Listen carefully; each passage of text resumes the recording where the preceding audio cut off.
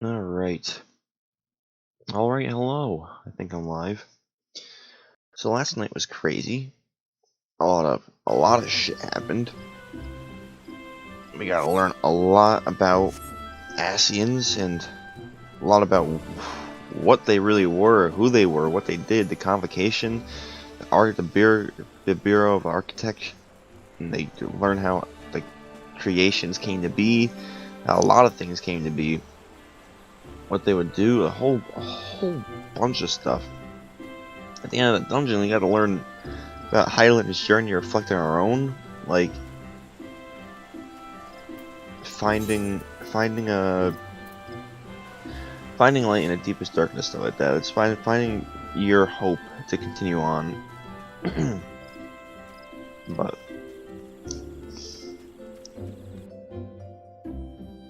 yeah, that was very little bit. That was pretty emotional last night.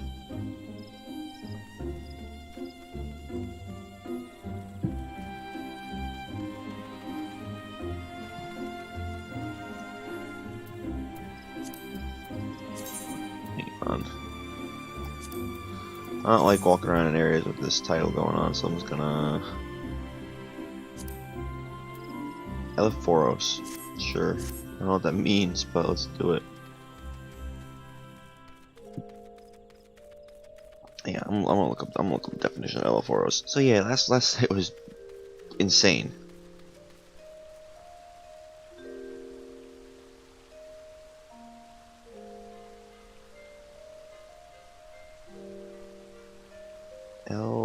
Yeah, I need a L pit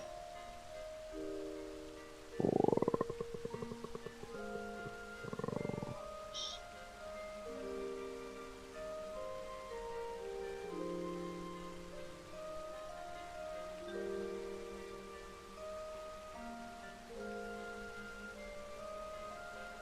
I'll never know what it means.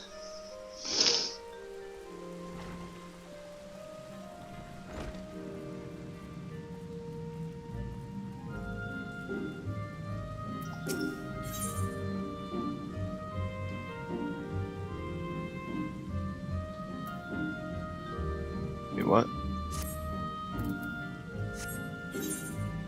Oh goddamn! I passed right by where I need to do. It's like, what the hell? What is a level 50 quest? I don't want to do that one.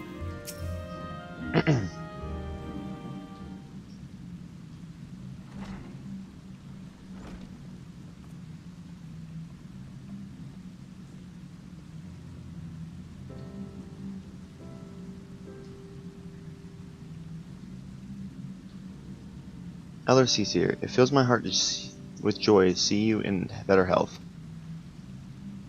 I am gladdened by your presence as well, my friend. Unless you wonder, know that conjurers found no trace of the poison of my humors. If you are ready, I will resume our search for Glepnir. They may be a task, but you are not.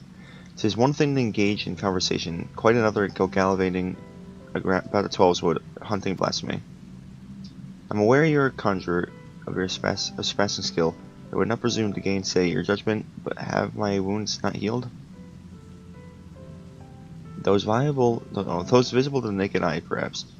I worry that the strain of your communion with the Great One has taken a toll on you in ways we may struggle to proceed. The Great One is a being of purest aether, and you are exposed to unbridled despair and zero terror. There may be consequences. I am aware of that, but Glepnir must be stopped. Till the blasphemy is laid low, people will continue to die. How am I to carry out my duty cloistered here? How am I to deliver the forest and its people from its despair? 'Tis your duties that demand you remain. I understand your frustration, but if you were to fall in the battle, if your guiding light you bear for to fade, all of Gridania would be lost. Rest, Connie. Rest and gather your strength so that when time comes, you are fit to do what must be done. In the meantime, trust in your allies. You are right. That said, I see no reason I cannot join in planning our next step. As you said before, conversation is quite unlike gallivanting without a hunt. Our encounter with Gleipnir has made it plain we cannot hope to triumph over it as we are. Only with Great One's powers can we achieve victory. When the seventh umbral calamity was nigh, the Great One committed a portion of its boundless strength to extend a barrier over heaven and earth, the Imran mid-hedge. Thus was the 12 Woods spared the worst. If we convinced it to lay it again, let us even a small measure of that power, we would not fear the poison. Therefore, I believe we should pour our efforts into placating the elementals that we might earn their favor.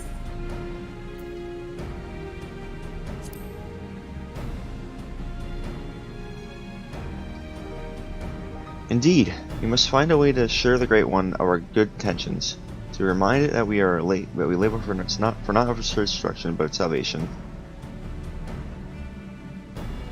I think too that we must gain a greater understanding of what drives Gleipnir. It seems to bear resentment towards elementals, the Great One in particular. Why? I pondered this question myself. Linger memories of the person Gleipnir once may be responsible. Reports from Mount Han suggest this is likely the case, in fact. If we could ascertain the original identity of blasphemy, but where are we going to begin our investigation? You were granted a vision of Gleipnir's past, and I was there? Then I may know who he is, or was. As do I, the boy who trained alongside Connie in her youth. Supan, for all these years, is this what became of him? Ah, you mentioned him briefly before. Were you close?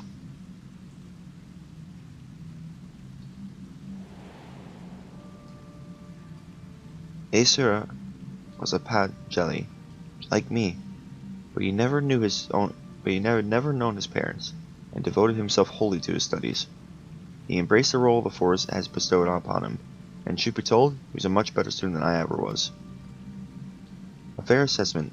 Despite your esteemed heritage, you never took my lessons as well as he did, ever dreaming of the outside world, stealing off into the woods more times than I count. I could not keep watch over you at all hours, not even if I tried. The elder Seatier was a rebellious spirit? I could scarce imagine it. I resented being a Pajal. It was inconceivable to me that I could not live among the others, and I did not scruple to express my misgivings to Sumiyan at every opportunity. Aesura was a pillar of constant support. It was thanks to his encouragement that I at last embraced my destiny and resolved to use my gifts for the greater good. We would become Seatiers together, I believed, until one fateful day when we were gathering herbs in the forest at Isumiyan's pass. We met a wanderer hailing from a distant land who told us his beloved was a child, that he had traveled to Gridania to beseech the Great One for a painless birth. He asked us to guide him to the guardian tree. However, entry into the sacred places was not ours to permit, and there was something odd about his demeanor. Besides, with regret, I refused him, but Aesura was loath to turn away a goodly stranger in need. He agreed to guide the man. Despite my protestations, I ran to Isumiyan as fast as I could. Together we made haste to the guardian tree. We found the man motionless on the ground, having succumbed to the Great One's rage, and next to him was Aesura, alive but unconscious. In time he recovered and related the whole story. In truth, the man had been an adventurer, a seeker of wealth and glory, and as he had knelt to make all supplications, he lunged forward to tear the branch from the guardian tree. He was yet a child, and Aesir had no inkling of darkness that could dwell within with men's hearts. He learned a lesson that day, but the price he paid for it was great indeed. The Great One stripped Aesir of his horns of shit, and with them to the right to call himself a Pajal. I was forced to expel him from the fane.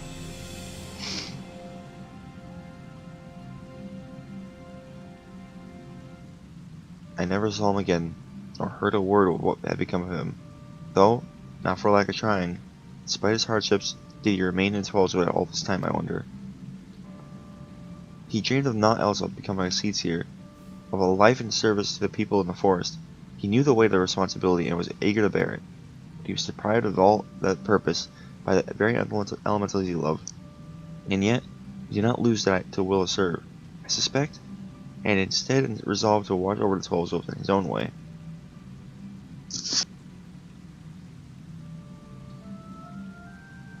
I shudder to think, what could have hastened his transformation to Gleipnir, all as his life was not harsh enough.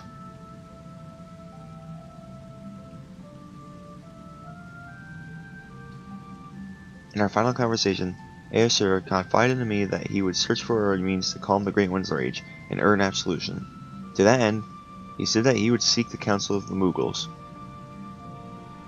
They have called the Twelve home for far longer than we have, and so, none are more like to have knowledge of its most hidden workings.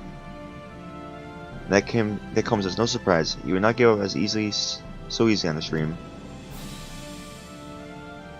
Even if the Mughals know naught of Aesir, they might be able to help us in other ways. Will you travel the Bramble Patch in my stead, Big? I have faith that they will accept you with your character as a plum.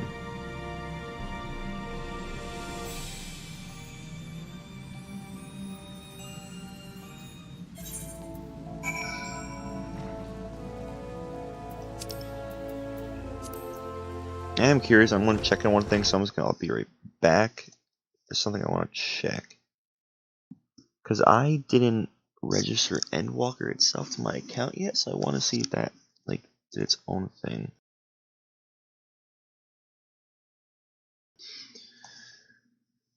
Alright. Oops.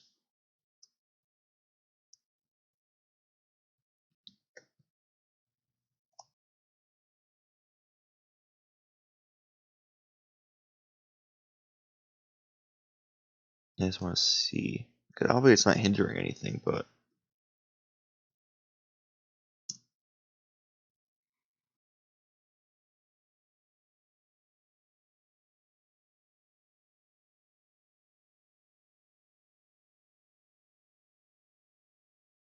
Oh wow, they changed fucking Mog Station overhaul. Holy shit. Yep, I set the register Endwalker.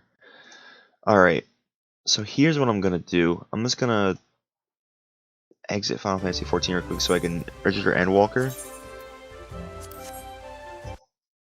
Thankfully queues aren't bad this morning. I just want to make sure Endwalker is registered to my account. Because I don't know if that'll do anything weird or wacky to my account if I don't have it registered. Alright.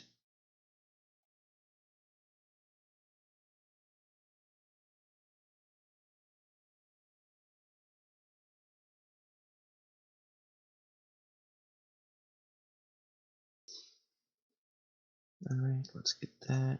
Walker.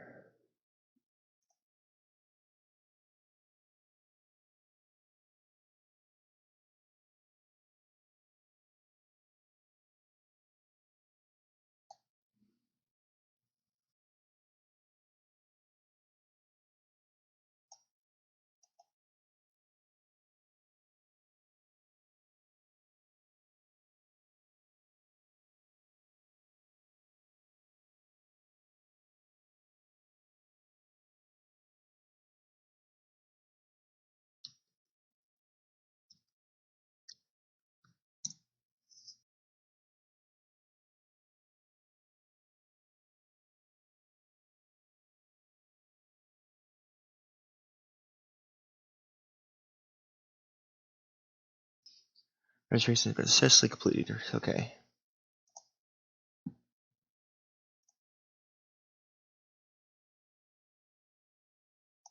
Let me just make sure everything is on there. And Walker is on there. Let's go, baby. Alright, let's get back on Final Fantasy. I just want to make sure I registered everything, make sure I didn't get out on all that type of stuff, because I don't want anything bad happening to the game.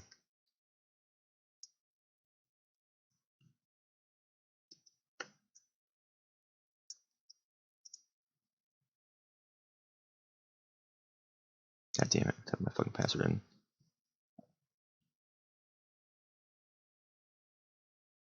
Wrongly, I might add.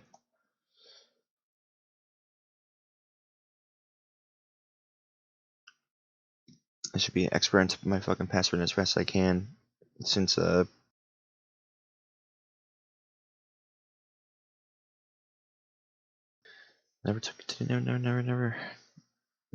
should have doubted my typing skills at that moment in time in the morning, because I've fucking put a bajillion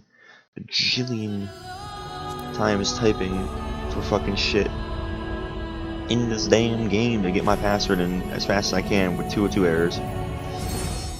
Thankfully this morning I did not have to worry about that. 34Q, no! No, 34Q, no! However, how long will my wait have to be? How long is my wait now? It's gonna be an hour wait! No! I'm joking, of course. This is fucking godsend. These 34 people refuse to log off.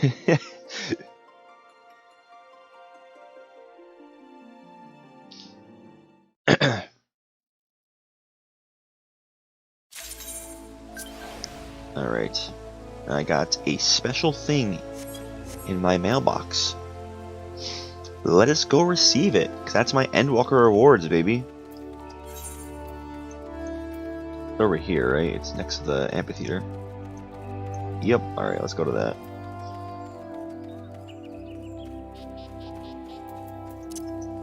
Let's get to the amphitheater so I can get my rewards. I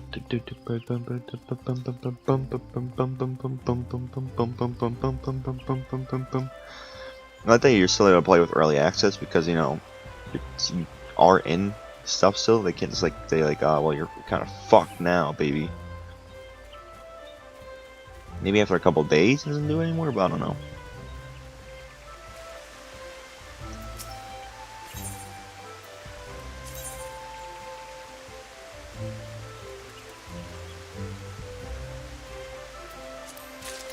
So now I get another half of dipping shit. Nice.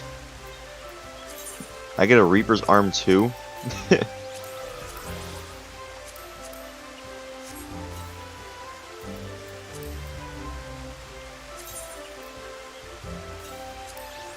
Well, that looks fucking cool as shit. Hang on, what am I getting rid of for that?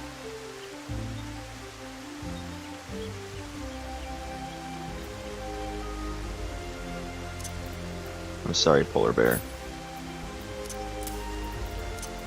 Ariana's cool as shit.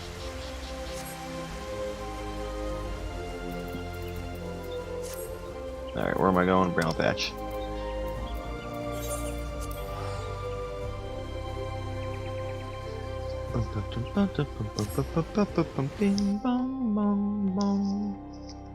So now I have my Poromon and I have the other one.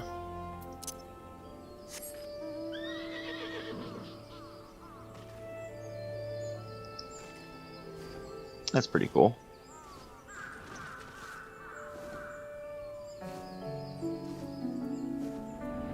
It reminds me of Emmett Selk's thing that he rode.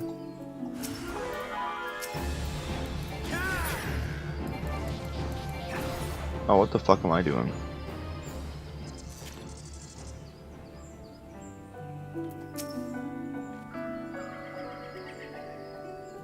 Hang on, I don't know if that might be like a quest for a thing I don't want to mess up right now. I'll save that for later. I killed the things at least. Alright, you're safe. Have fun.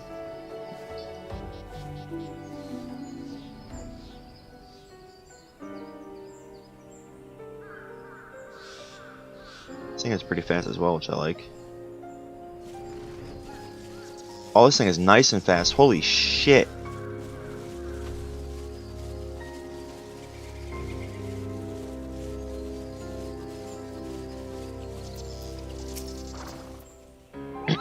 Huh? Quite a peculiar face you have, Kupo. Familiar too? You wouldn't be the self-same warrior who gave the legendary Mughals a guard what for, would you? Big, was it? Aha! It's an honor to meet you. Let me to thank you for personally bringing that silliness to an end. Fuqua Pika's the name. What brings you to our neck of the Swellswood? Why? What a pleasant coincidence. We were discussing how we ought to go about calming the elements, Kupo. The blast meeting with the dreadful horns has gotten them on the edge. And for good reason. I've had to ask my personal guard here to sleep with one eye open. In case you haven't noticed, the beast corruption has been spreading all throughout the woods. Needless to say, we've all got to stand up to put the 12's wood to rights. Ryo suggested that the Moogles contributed by scouring the forest for even the smallest signs of taint. Gotta cleanse it before it gets out of hand. You know? Difficult and time-consuming work, but if it's in service of the forest, well then we'll gladly do it, Kupo. Hey, I know you. You're the adventurer who gave me for some of my finest scars, Coop-de-Coop of Moogle's No hard feelings though about the whole Hail King Koopo bit, I hope. Not going to call for a rematch either, in case you're worried about that. Ryo and the others cured us of our tempering, and afterwards sat us down for a stern lecture. No more calling upon good King Moogle 12th for us. May he ever remain unsummoned in his royal grace and splendor. Indeed, and what better way to make up for the past indiscretions than to serve the realm? Even now, our kin scour every ilm of the 12's wood, and we would be remiss not to do our part. We would be overjoyed to have the heroes such as you helping us as well, if you're willing. Something tells me you have a sharp eye for the taint we seek to cleanse. Well, taint, huh? Can we count on you, Koopa? Yeah, you got me. Your reputation for your magnanimity is well deserved. Let's begin by moving to higher ground, that we may survey the area and locate any particular nasty spots of plague.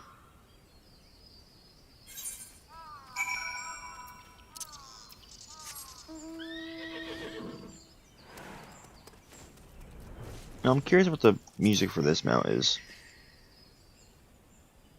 Let's say it is.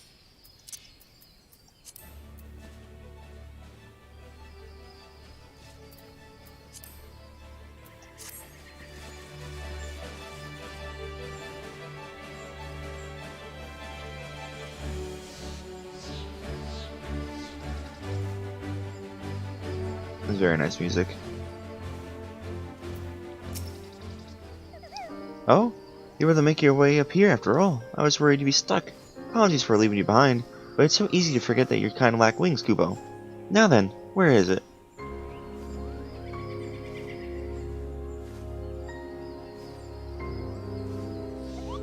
There, to the south. Let us cleanse that festering taint at once.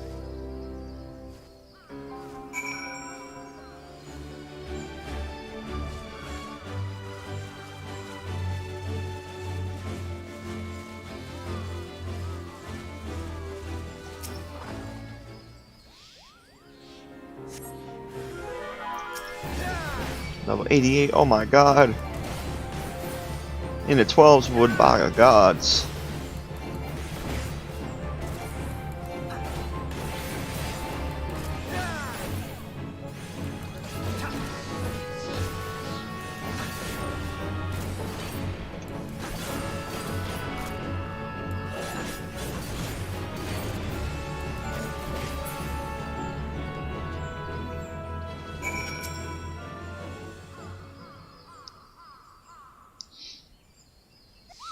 That was some fine work, Kupo. I dare say it's even better in shape than I was before. The others are doubtless fluttering about, stamping out corruption wheresoever it rears its hideous head. If I were the Great One, I would be applauding with our efforts. Well, insofar as not such as being without hands can clap, I suppose. How goes the taint cleansing, Coop-de-Coop? I did what I could, but I swear, as soon as I finished with one area, two more started manifesting a fresh taint. The forest's ability to heal itself is waning, and if this sickness is spreading too fast for even a legion of Moogles to manage, if we don't come up with a better solution soon. The situation is more grave than we imagined, Kupo. Oh, what do we do? We should maintain our efforts to purify the forest regardless, but since there are only so many of us, we must also help the forest remember how to help itself. Brilliant idea, I think. How do we go about doing that? Well, I was just about to get in that part, Kupo. We, was asked to pick the Sprixies. I've got it. We perform the friending. Friending? What in the good name of good King Moogle 12th, may he shower us with his love and compassion of Koopa nuts, is that? Truth be told, I couldn't remember the ancient rite's name, so I made something up on the spot, Kupo. But let's forget about that for now, and move on to the stuff I do remember. It's an old ceremony, first performed when the nation of Gridania was but a spark in the idea of the random thought in its founders' heads. They knew that if we were to establish a home within its walls, that they would first have to entreat the elementals for the permission. So a mage and their company found and cleansed a few sources of foul aether, planting saplings in their place, and concentrated a soil with a prayer to show the forest the purity of its intentions. The elementals were so taken by this display that not only did they permit his people to settle within the forest, they also bestowed upon him their blessing and proof of their new covenant Kupo. I remember now, the Gridians still honor this agreement to this day. For every tree that is cut down, a sapling is planted. So if we follow history's example, we can soothe the forest pain and also nourish it with new life. That's right, Kupo. Oh, but I wasn't finished with the story. Remember the mage who planted those sacred saplings? He was none other than Joran, sire of the very first Paljal. From that day forward, the elementals would bless a select few heroes with horns, favoring them with the favor of fellowship. The Paljal were exalted by the peoples of the Twelvewood. Even we Moogles look upon them with awe, and that's how it all began. Something wrong, Kupo? You have a strange look on your face.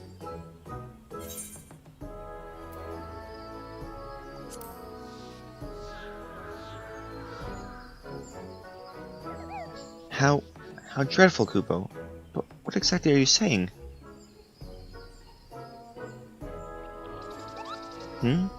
So the man you think to become the Gleipnir was a Paljal stripped of his blessing, and a blasphemy kills with a poison that manifests symptoms that resemble those of the creeping death.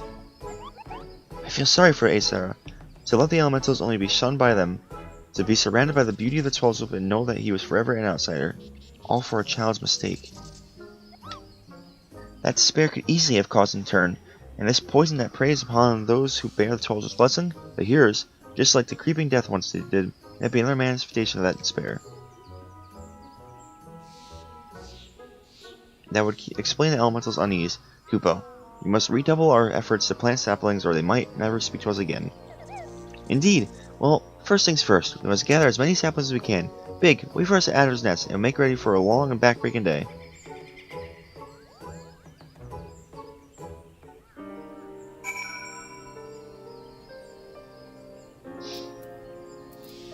Alright. Head back to Ukraine, turn this quest in, and then I'll probably go back to MSQ for a little bit. I'll kind of like mix in between the two every now and a while. I'm just also very curious to see what the fuck's going on with the party back at the Bedessian Annex.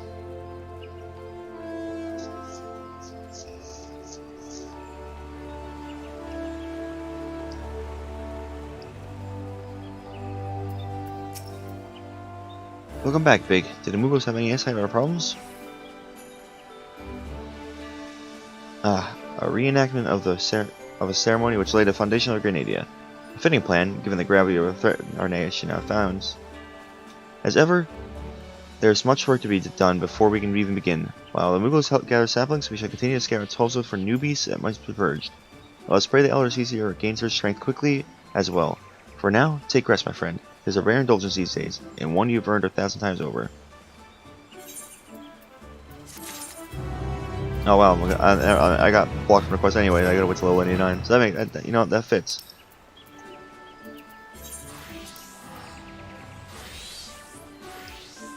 I was gonna take a break from these role quests after that anyway, so but this, you know what, that works. That works out for me.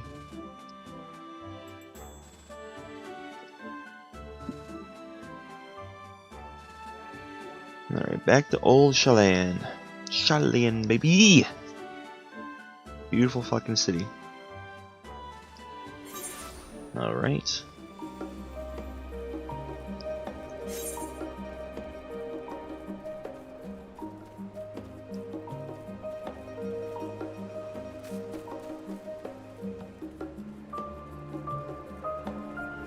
Helps that official launch is on a Tuesday as well, so if any new people are probably coming in, they probably either didn't have work off for this day, or I don't know.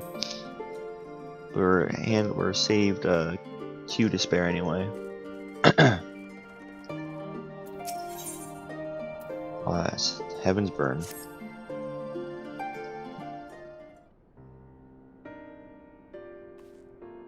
So, have you learned more of the final days?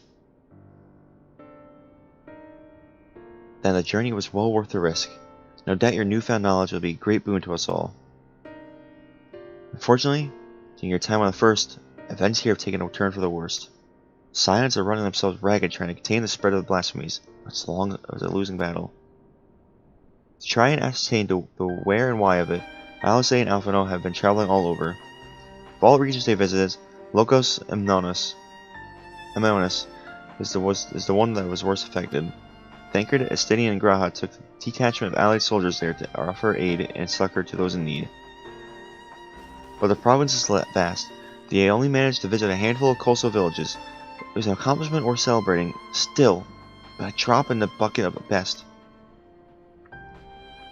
In the meantime, Istola and Master Matoya have been making a concentrated effort to establish a contact with Heidelin and Aetherial Sea, but to no avail. As Tataru and I, we've been keeping a close eye on the forum. From what we gather, they've been discussing a vessel to ferry people to the moon, an ambitious project that has likely been years, if not decades in the making. However, since we've seen no sign of it thus far, I suspect it's still incomplete. You also recall the proposal issued by Master Forshno to the people of Ratahan.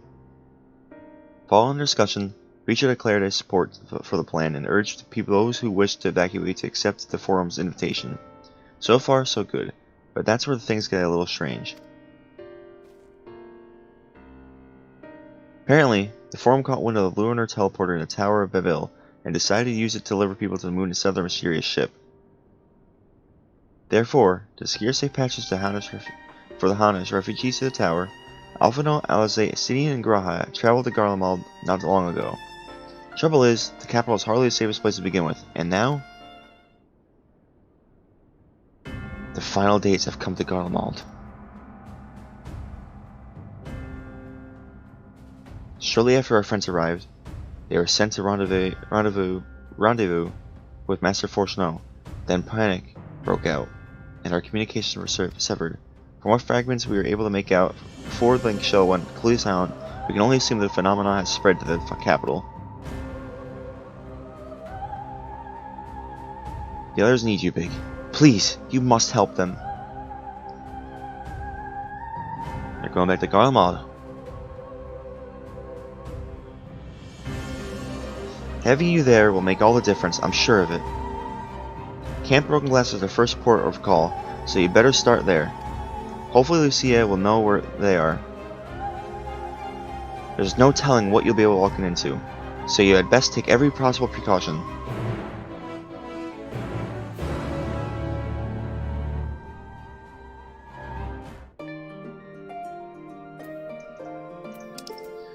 Well,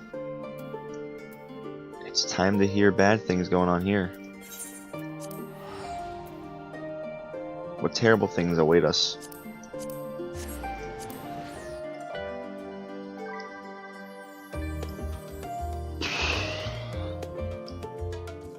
If Garlemald wasn't already bad enough with how depressing it was,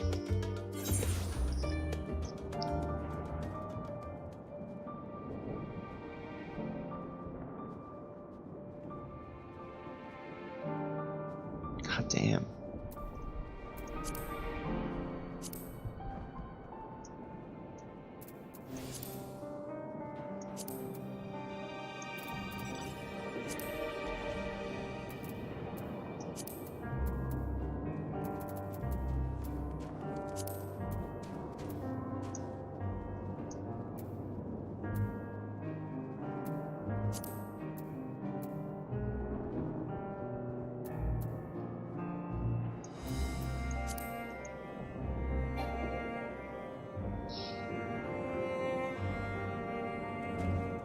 Yeah, we've been fucking everywhere. This whole continent is so like, well, not this whole continent. We've been around here, then there.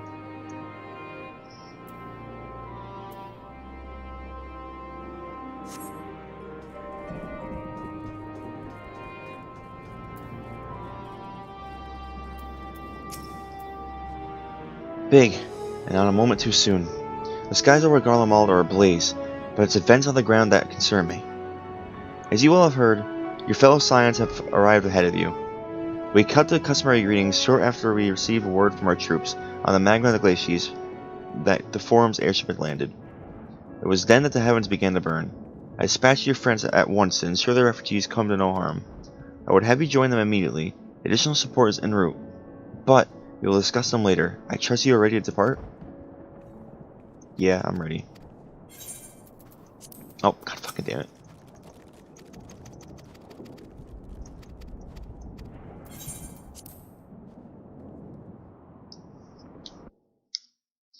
Sorry, Lucy, I don't want to help after all. Goodbye. Good luck. That's what happened when I press leave. Earlier on the Magna Glacies.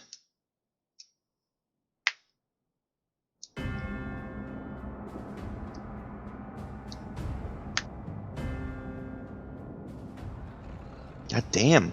Already so many. Holy shit.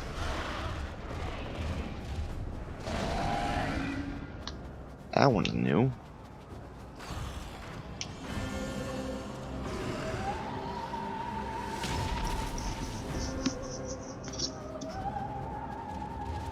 No. He's gonna turn to one too, isn't he? No.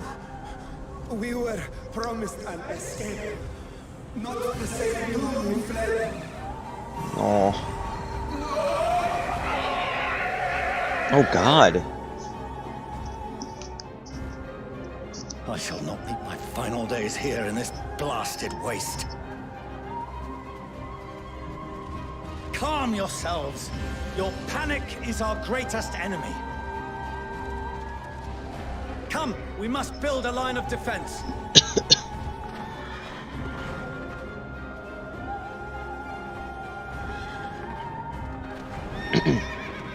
Alphanor Alice, who's gonna stop in? Alphino, baby. And Estidian. How? Let's fucking go. Leave the fighting to us, Father. You must lead the people to safety. Am I gonna play as Alphino?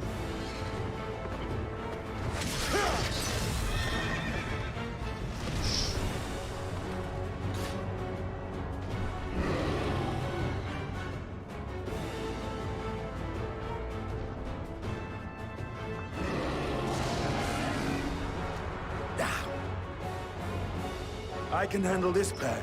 You shall tend to the refugees. Let us be about it.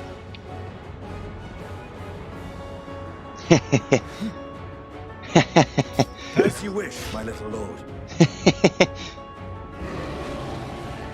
He's proud of him. Ah, fuck yeah, let's go, Alphino. Show us your strength of your resolve, how much you've grown after all this time. Let's fucking go, boy.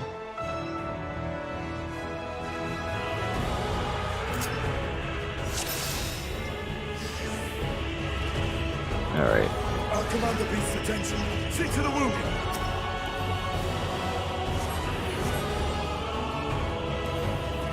Help is at hand. Alright.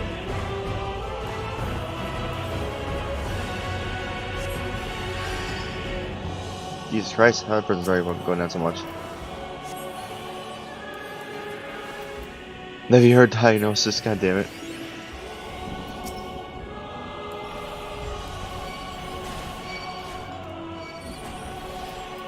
Leave it For all to me. these.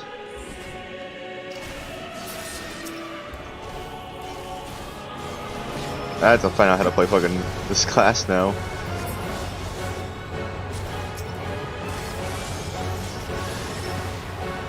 Okay, so maybe some of these are not. Okay. What was 4? Source targets HP, okay. Oh god, it's turning. God damn it. Come on, people. I didn't mean to heal it.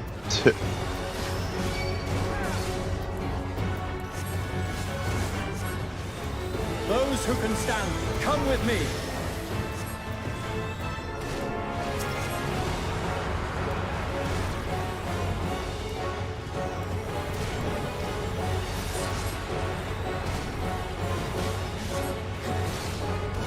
Sage does seem pretty cool. I do like it. Oh shit. Easy now. Deep breaths. Come on, come on, come on. Oh god. You're safe now.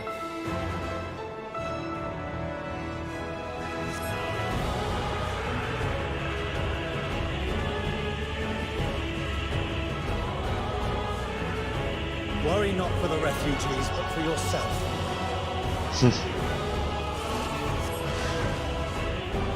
Let's go, Estinian.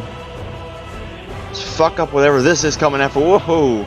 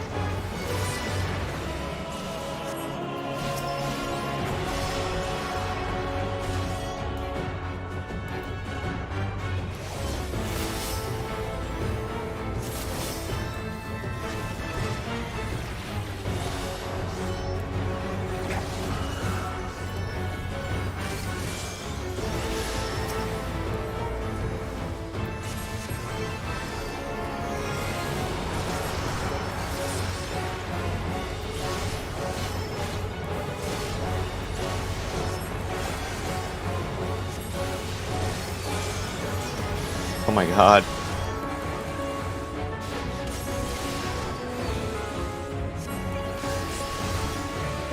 It's gonna fucking heal us like crazy, Jesus Christ.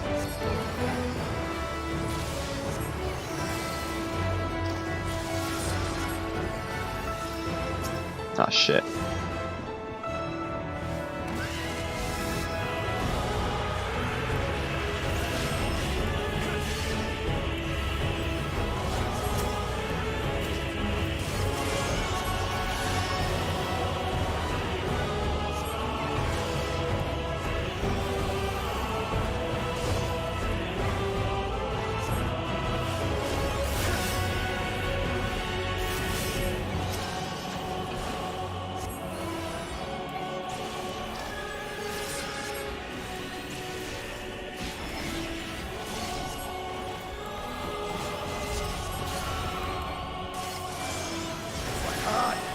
But not hard enough!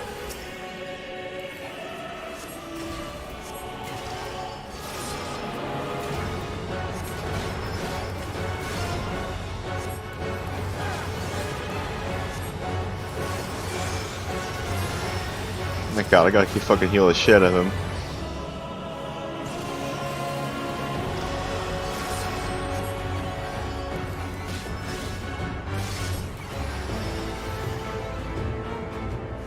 Oh, we did it. We're good. Snee's alive. Sage is pretty cool though. Not gonna lie. Something that I might, you know, check out after I'm done with Endwalker. Maybe Big will become a healer.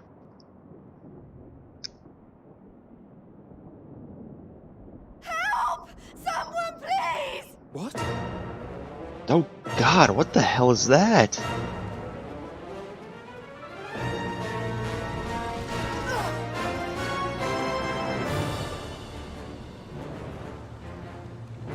No. Don't. I don't want to die. Oh shit. Forward! Let not a single Yo, fiend escape! Euless! Let's fucking go, Euless. Wait, that's... Euless and the army. So, you've recovered then? In time enough to be of aid. For once.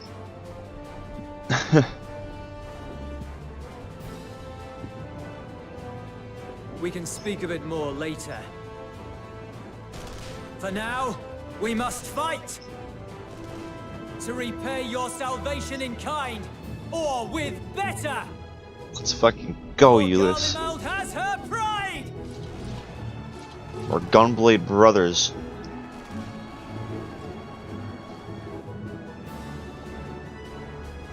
Brothers in arms, That as I've they say. no doubt.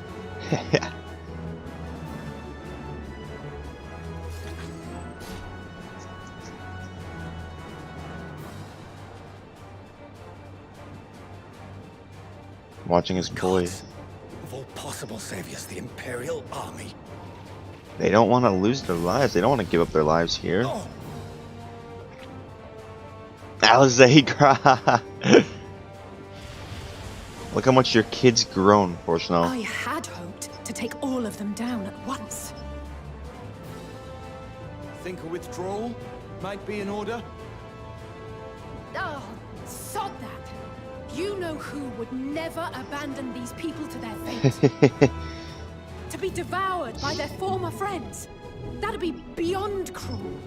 These beasts must fall here and now. Let's fucking go, Alze. Well then, I'd say it's high time we threw caution to the winds. So long as you spare me the heroic sacrifices. Now, let's go! Alright, Alze, let's do this. These kids have grown so much, man.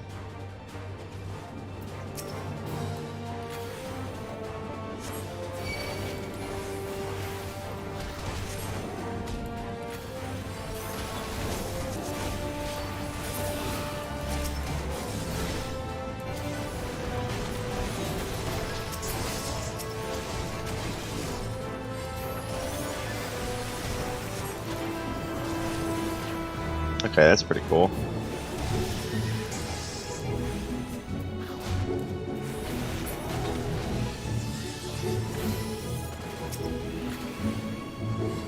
I'm gonna break the transformations.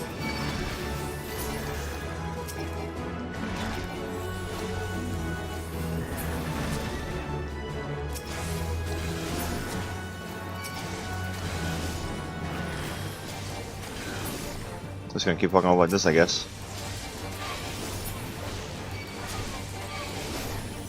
I guess this attack's the only one I need.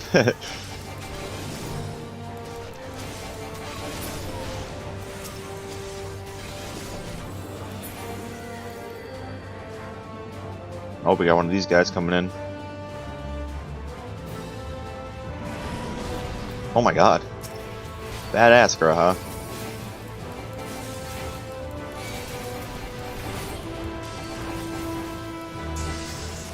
I'm fine.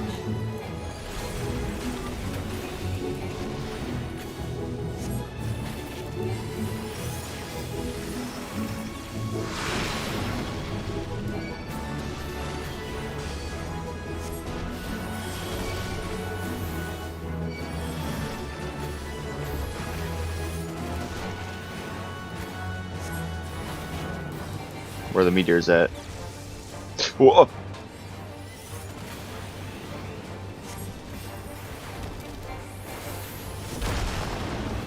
Not today.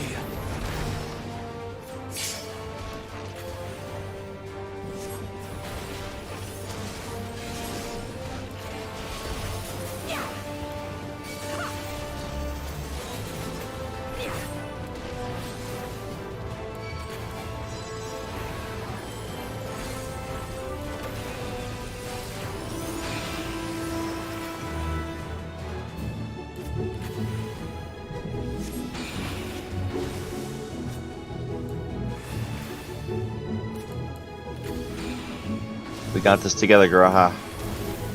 Shit, shit, shit, shit, shit, shit, shit.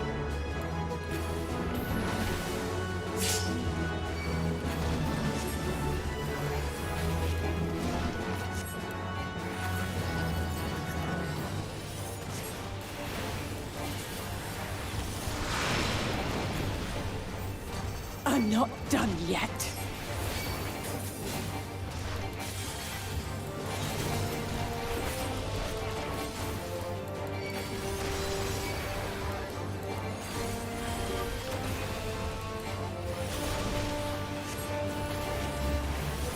None to worry about. Red Mage is something I want to try out too, I think, at some point.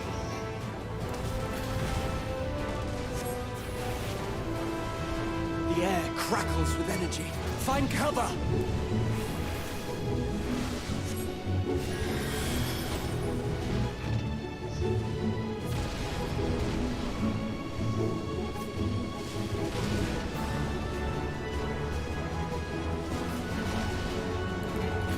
Ah!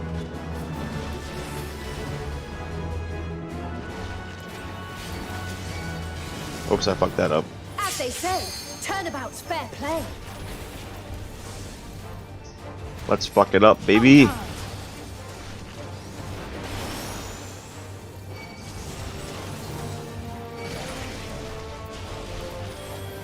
That's the first time I ever limit break in a game. In this game, I don't play as anything worth limit breaking as.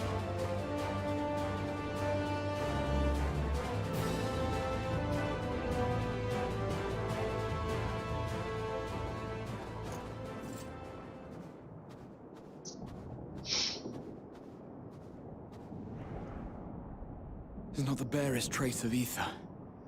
Maybe there really is no way to bring them back. But if we can find Median, maybe we could find a way. Thank you for saving our lives once again. I remember you, from Purusha. You helped us there too, didn't you? Ah, you're from Palaka's stand. I'm glad you're still in one piece.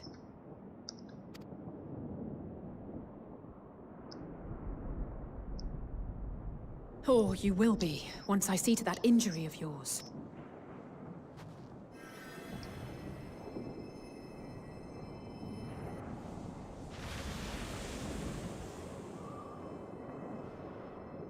Look out!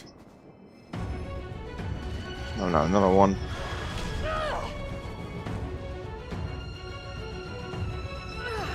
It's the trailer.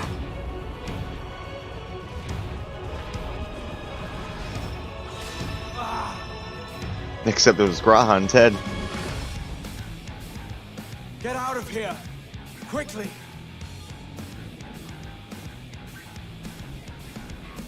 I won't lose them.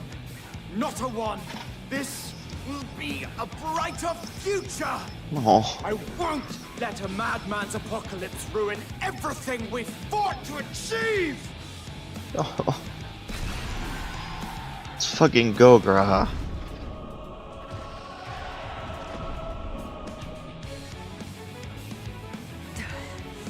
Get it together, Alize. You're embarrassing yourself. And in front of Father, no less. You might never measure up to our champion.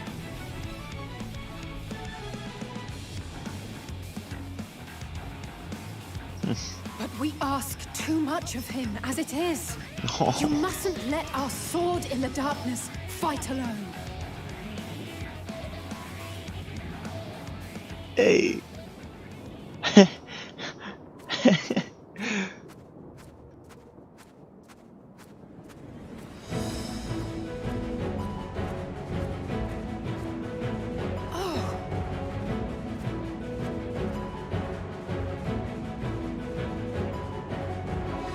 Am I late?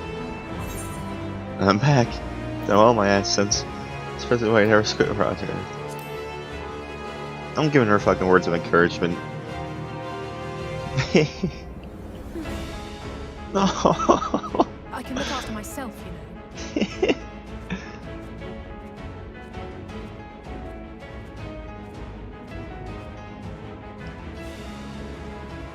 Everything's in order, I trust.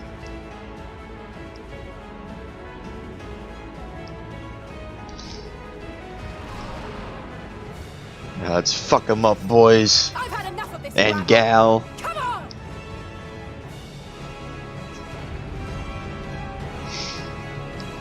Let's do this together. Oh, trio for the ages. Let's go. Trio for the ages, damn straight, baby. Let's do this.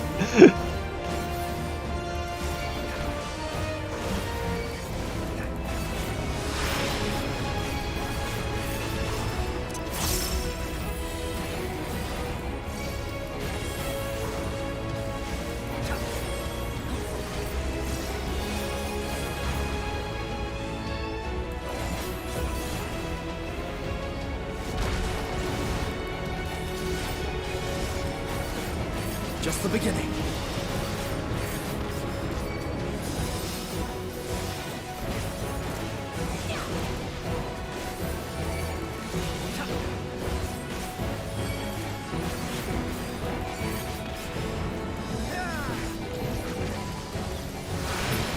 Nice shot, everybody. Oh shit, oh shit, oh shit. It's gonna fucking blow up. Are we staying this close? True that. I have an I Austinian! had a feeling I'd find you. This should be the last of the worst troublemakers. With me!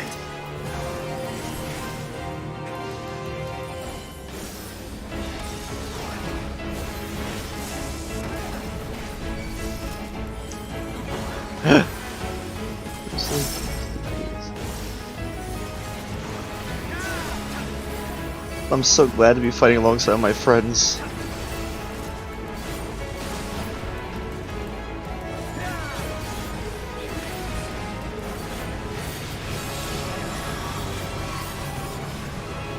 Where the fuck are we going?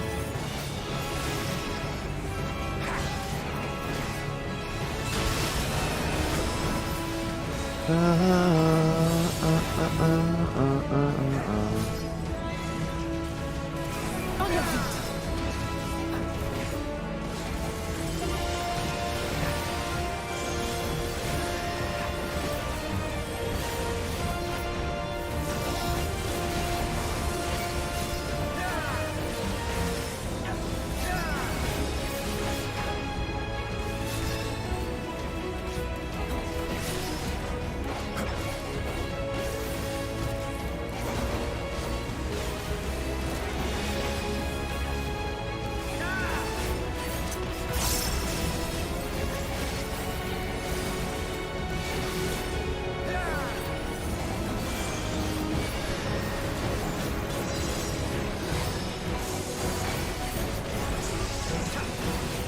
Leave the healing to me.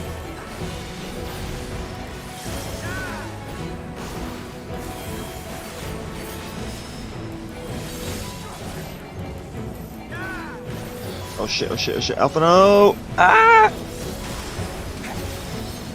I'm in your debt.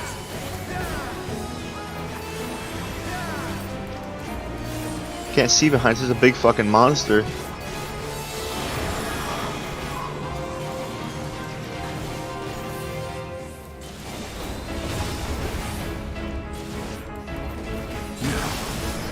Where were we?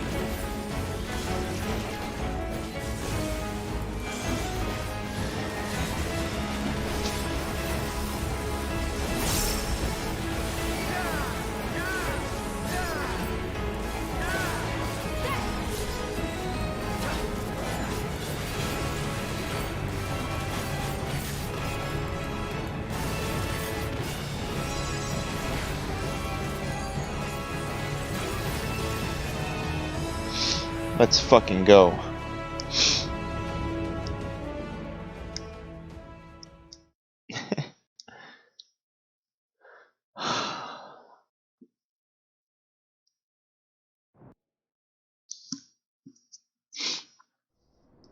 I'm happy. Well, sad. I'm happy I gotta fight along with my friends. But, like, this is also a bad situation.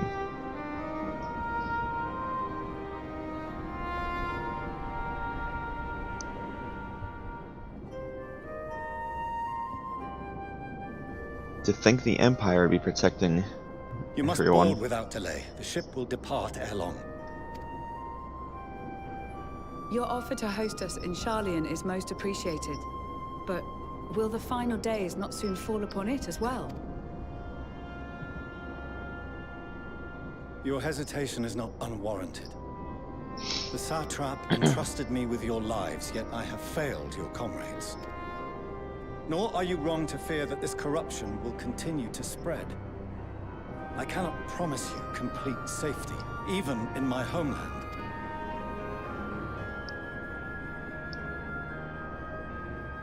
What I can promise is that I will do all in my power to protect you.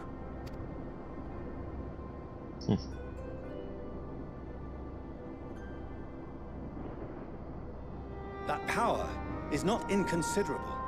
Even now, my countrymen are preparing the vessel that will deliver us to a sanctuary on the moon. Join us on our journey there, and beyond, to new horizons. Come to old Sharlayan. Please.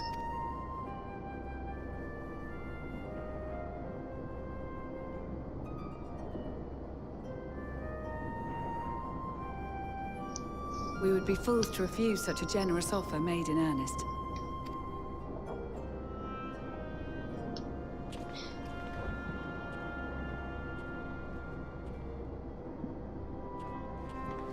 It seems they've a new destination.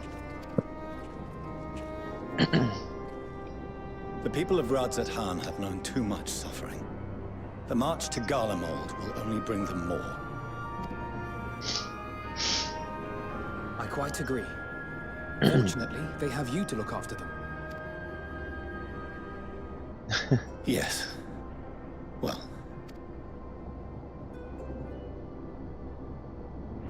Behind you! Just there!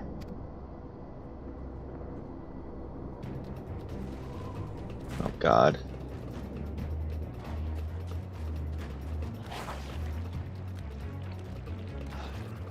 I love mouths and orifices on creatures that shouldn't have more than one. And big flopping tongues.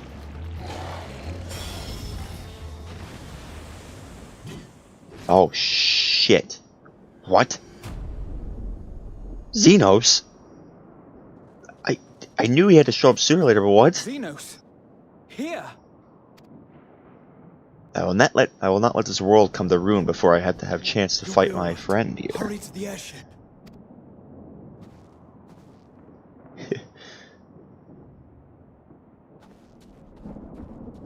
What are you doing, Xenos?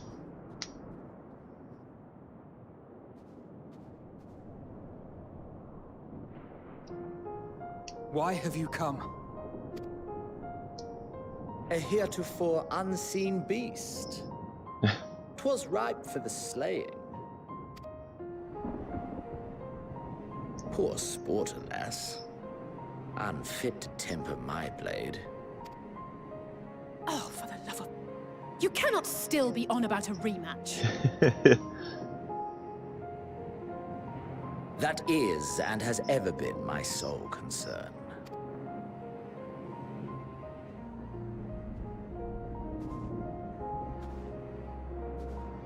You, on the other hand, are fixated on a different quarry.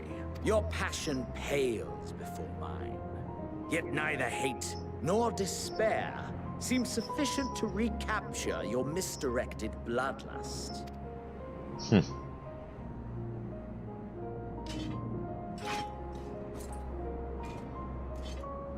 So, I hone my blade, and I wait.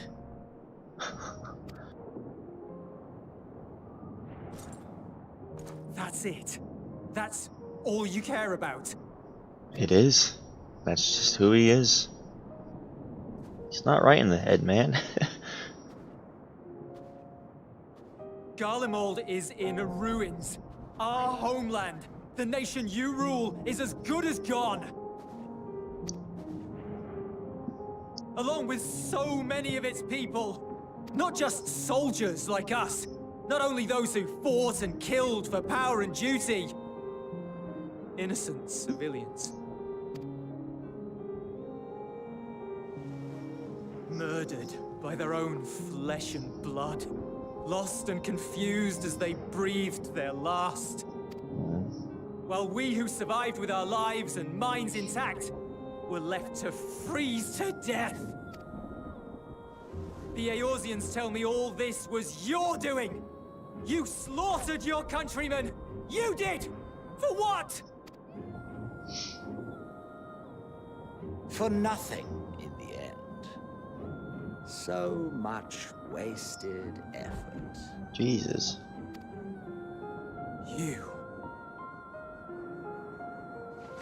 You bastard!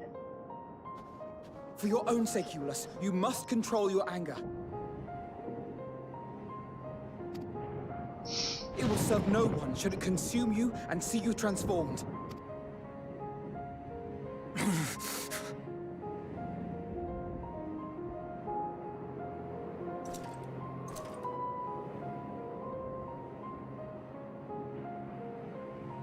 Would you be happier had I a good reason? What?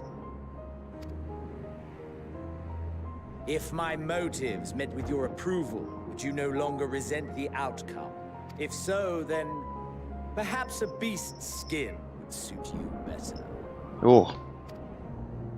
Jeez. Duty, honor, morality. All constructs of convenience when put to proof. Surely the war taught you how easily power becomes the tool of the self-righteous. How the people's justice was merely a means to their ends? Yet you would ask me why. Ask any creature of this star and those above for answers, and they will tell you what suits their fancy. And they would be right to do so. What meaning there is to be found in the petty vicissitudes of your existence must be gleaned by you and you alone.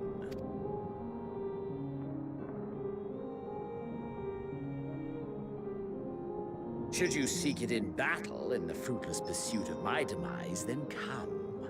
Assume your rightful place as a notch on my blade.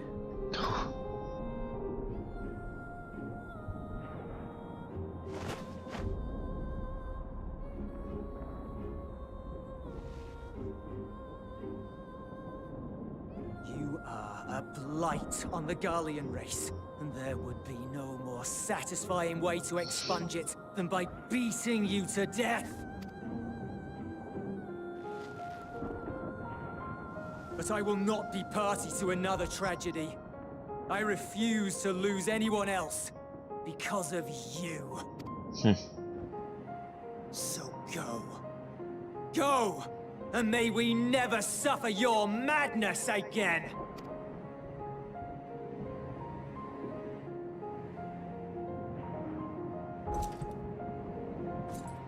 Xenos!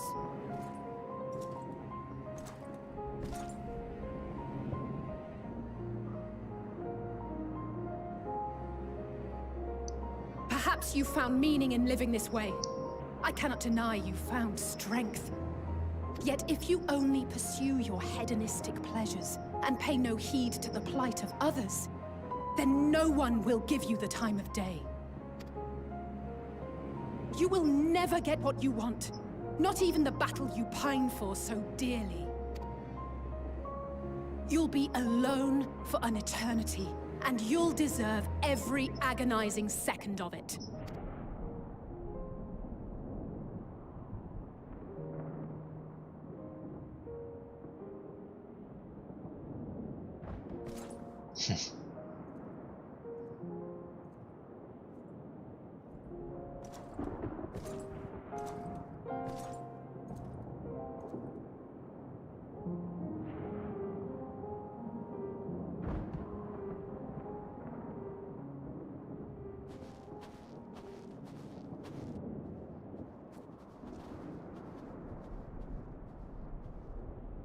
We're ready to depart.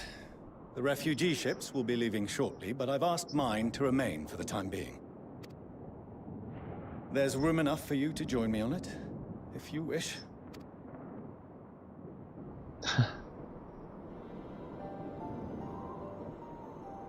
Do contain your surprise. I needn't agree with the Scion's methods or intentions to acknowledge that their deeds are deserving of gratitude. We appreciate the offer. But might I ask why you are delaying your departure? I presume it is not solely for our benefit. I must visit Garlemald ere we return to Sharlayan. Having caused such an uproar, 'tis only meet that I explain myself to the Ilzabard contingent.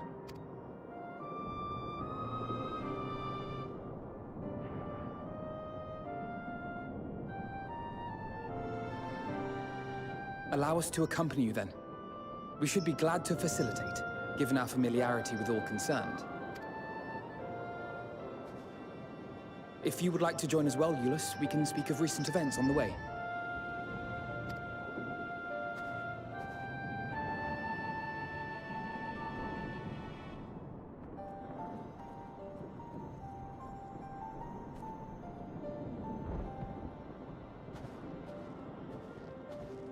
He'll be after your seat on the forum next.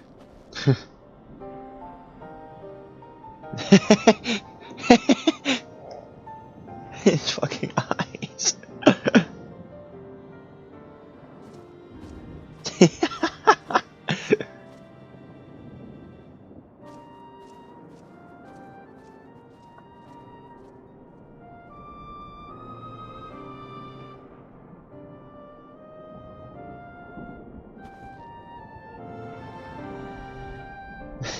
I like that exchange.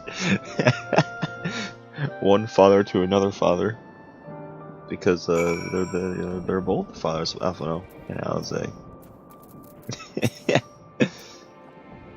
To see Zeno standing there, so uncaring and unrepentant. Gods, I don't know why it came over me. I just blurted out the first thing that came to mind, but looking back on it, I stand by those words. I would say I hope I won't incite them to further villainy, but to be honest, I doubt he even remembers what I said. I went anyway, enough of all about that. It's good to see you again.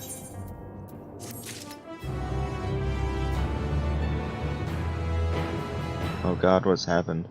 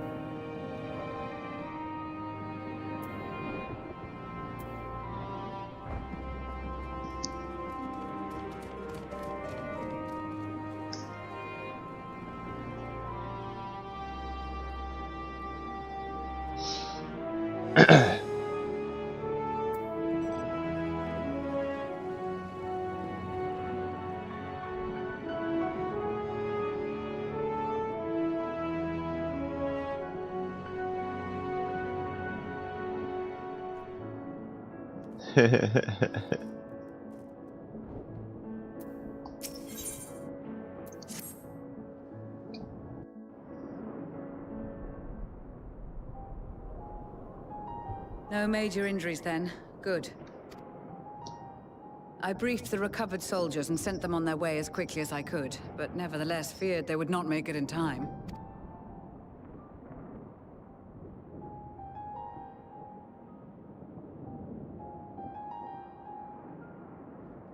The additional support was invaluable. Your men saved more than a few lives.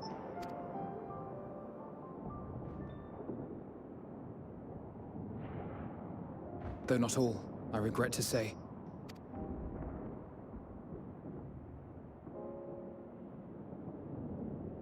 I take it that I'm addressing Lucia Junius. I'm the Forum's envoy, Fortuneau Leveilleur. And you are owed an explanation for these most dire developments.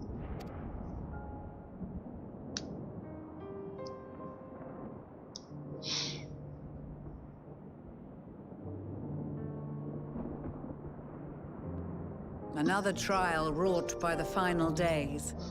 I was beginning to suspect as much. You doubtless feel some consternation having been forced to abandon your original plan. But trust me when I say you were right to send the refugees elsewhere. Beasts have been sighted within the capital. Perhaps it was a stroke of grim fortune that the population was decimated beforehand, as they've yet to appear in any great number, but in time.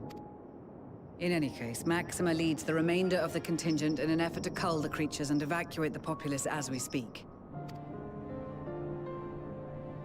Once the airships have taken to the skies, I pray your men can be persuaded to join him.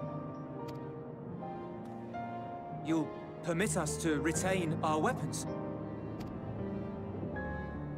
I wouldn't have sent you after the Scions were I expecting you to stab them in the back.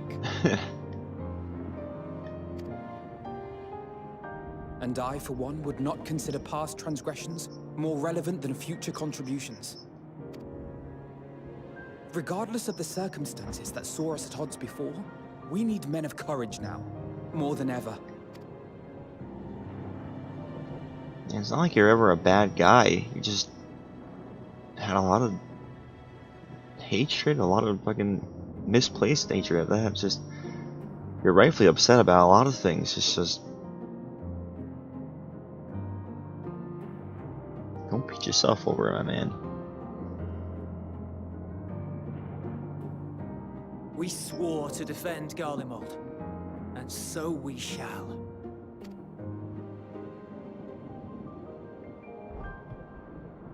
It seems you have everything under control. You will excuse me then, for mine own duties await. A moment, Master Fortuno. You did desire to express your appreciation for services rendered, did you not? I did. Though if you intend to again ask that Charlian alter its course, you will find my gratitude insufficient. 'Tis nothing so onerous. I wish to hear the details of this grand endeavor of yours.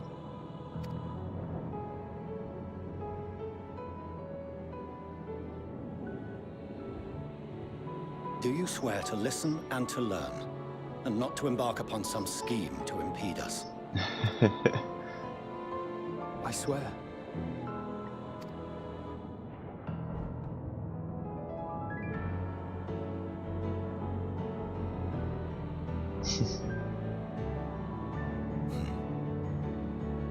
Any other, I would doubt. You, I trust to keep you. Oh, For not once have you broken it. no. Very well. I will request that the Forum make you privy to our plans. You may await our summons at the Baldessian Annex, assuming the decision is in your favor. Does that suffice? It does. You have my thanks. Excellent. You can regale us with tales of your most recent sojourn to the First while we wait.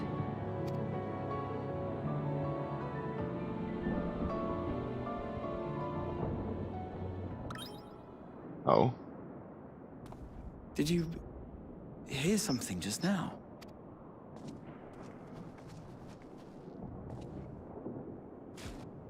Oh no.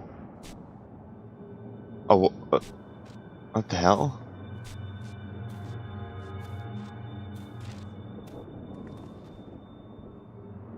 What happened to the love writ? Oh, it's just...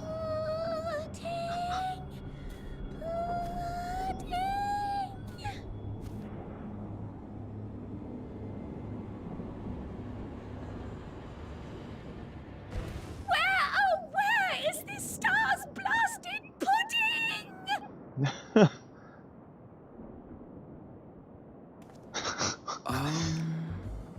God damn it, they had to fucking really make that scary for a moment, huh? I mean, obviously the rabbits wouldn't be that hard to control, just punt them away, but like... Either so, knowing that the moon would be unsafe now would be fucked up.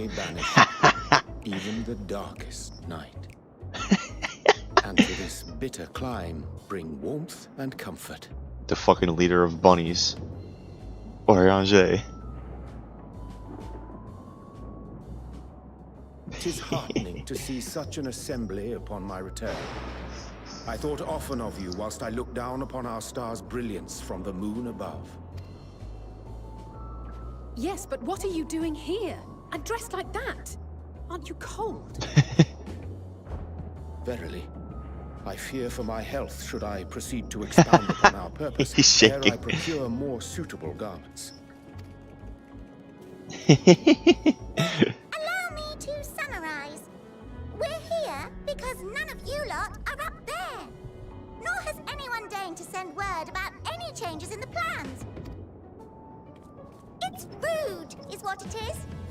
At least that's what I thought at first, but then folks got to wondering if you weren't in a spot of bother, so we decided to take matters into our own hands. Come down here and help, if our help be needed. So she says, but it's also something of a convenient excuse to visit Aetheris. Oriange made it sound absolutely marvelous. More so before the impending doom, but still. And it's not like there will ever be a better time. What with the aforementioned doom? Marvellous, they say, yet not an ounce of pudding to be found. I must suffer Oriange's inferior works no more. Hey! Maybe consider the plight of present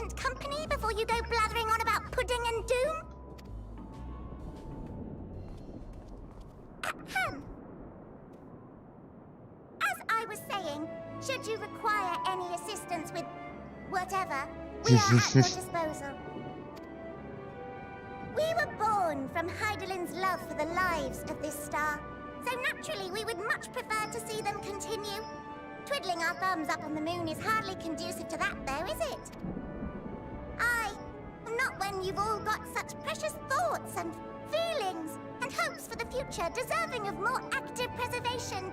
Speaking to Orianger made us realize that while we've carried out our duties to the letter, we've failed to fulfill them in spirit. From there, it was just a hop, skip, and a jump towards resolving to do better. So please, show us how. Help us help you. And putting away Stillpack, they're just... Forgive me, but are they... They're inhabitants of the moon. Thy distant collaborators, indeed. Hail, fellow, well met. You'd be a member of the Forum, would you? It's an honor and a pleasure to meet you at last.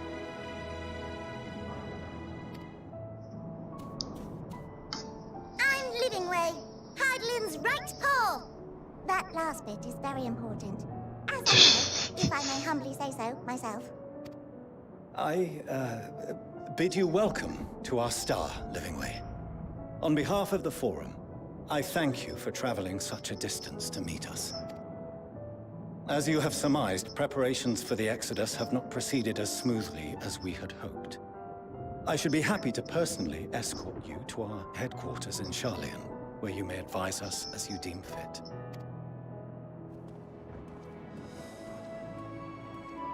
'Twas with reluctance that I set aside the great work of readying the moon for habitation.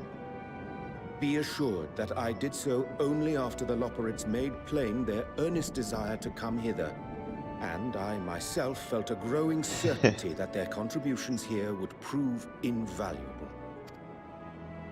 'Tis trite, perhaps, but I followed my heart. I'm glad you're doing that. Good to have with you, Pack. May thy disciple banish dark as the night.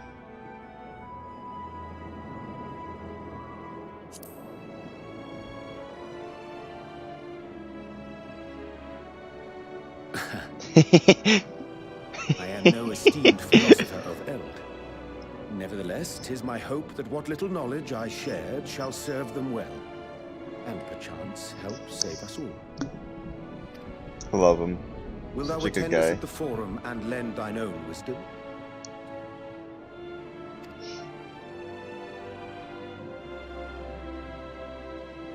If that's all quite settled, can we start moving before Urianger catches his death? Even I'm freezing up here. Oh, I dare say you'll warm up quickly once you report the airship. Sat shoulder to shoulder with our fur-covered friends.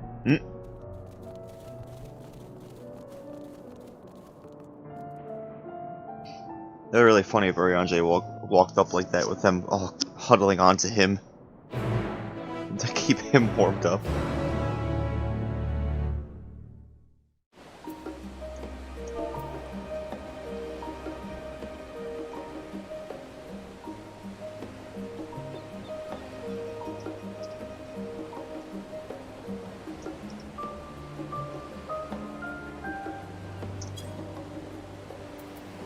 Oh shit.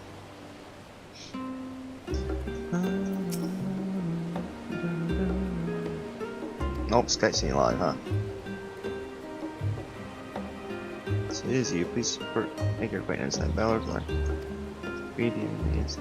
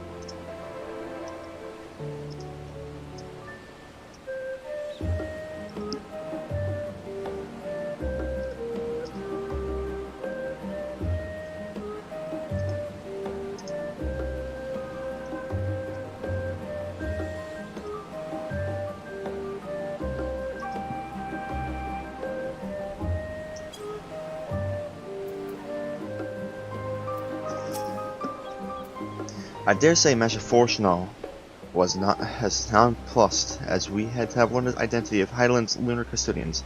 As he will soon discover, they have much and more to offer the Forum. Might I suggest we return to the Annex forthwith?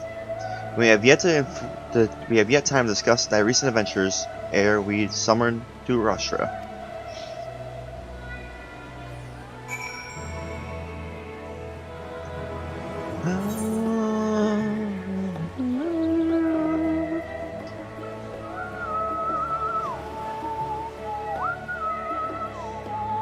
For the love of pudding, oh no, pudding away. What are you doing here?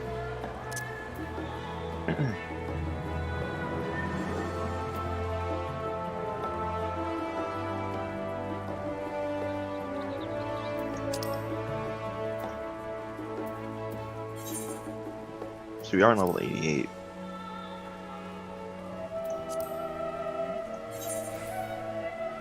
Really funny if Pudding Way was over here now.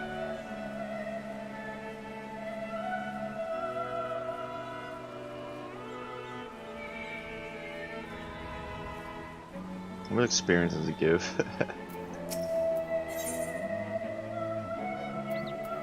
I want to save it. I want to save quests for when I have to level up, like Reaper and Sage and all that shit, because that's gonna be a long journey with that. With the both of them.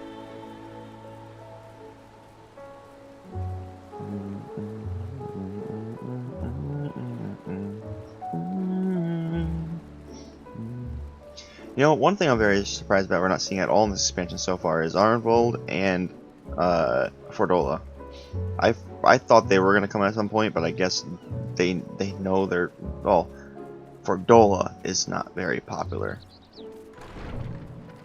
They really brought her at all into the mix.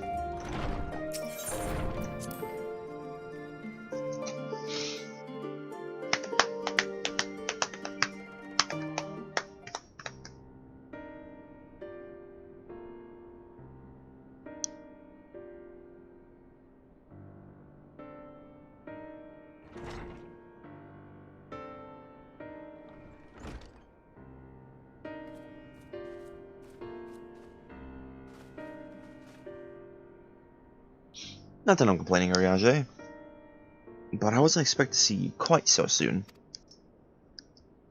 Nor thee. In extolling the virtues of Arthurius, I did inadvertently awaken the Loporit's desire to avert our beloved star's demise. Kyle tells us you've obtained new knowledge that may aid us in our ongoing efforts. I have news to share regarding our study of the Ethereal Sea, but your findings are certain to be great interest, and so I'd rather hear them from you first. To what revelations did Hydaelyn's Elpis flower lead? To a place actually called Elpis. A big facility where, you know, Assassins did their creation stuff, and you know, yeah. There all this other stuff. I met Elk again, and I also met my good friend Hythlodaeus, and also Vana, before she turned to Hydaelyn. Then this Dynamis is what drives the final days? If it and Akasha are one and the same, this all but proves Nidhana's theory. We're an entity through sheer force of emotion, channel this vast, dormant reservoir into a raging river. Its power might surpass even that of Aether. But if our star is so replete of Aether, said entity would need to be outside of its influence to effectively manipulate the dynamis of a great expanse. Medion. Or rather, the sorrow and suffering from the following civilizations that she has been hoarding for millennia. Untold anguish and fear and hatred drawn from every corner of the universe, all for a single purpose, the destruction of Aetheris. Then our foe is no longer some unknowable calamity. We have but one aim, to defeat Medion. You make it sound so simple, but you're not wrong. Vanquish Medion, and we deliver the world from the final days, but to even attempt it, there are two conditions. First, we must determine her location. Before Medion escaped, an enchantment was placed upon her by Venat. The woman would become Hydaelyn. The implications of Templar magics are not entirely understood, and so we cannot assume that our Hyland and the Venat you met in Elpis are one and the same. Nevertheless, due to her instinct qualities and as an all-powerful being, I'd wish that Hyland possesses the knowledge we seek. Whether she would share that knowledge with us, however, remains to be seen. After all, she intends for us to flee Aetheris, not to stay. Do you suppose she has abandoned her pursuit of Midian? Venat, I know, they'll never give up. She's very determined. That's my impression too. Otherwise, she wouldn't have used me as a conduit for her will, or provide clues such as the Elpis flower. I believe she has been waiting for mankind's answer to answer Hermes. For mankind's answer to Hermes' question. So, what's the second condition? We must find a means to reach Midian.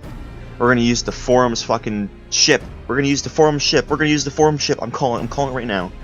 Naturally, our chosen method will depend entirely upon wheresoever she has made her nest.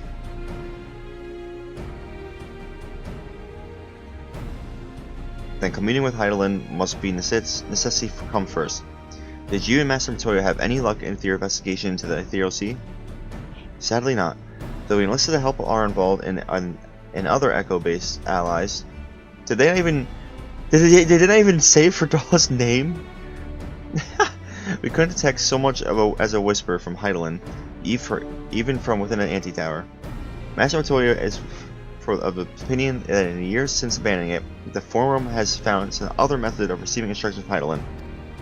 If so, it would be most likely to be some form of apparatus for observing the Ethereal Sea built closer to home.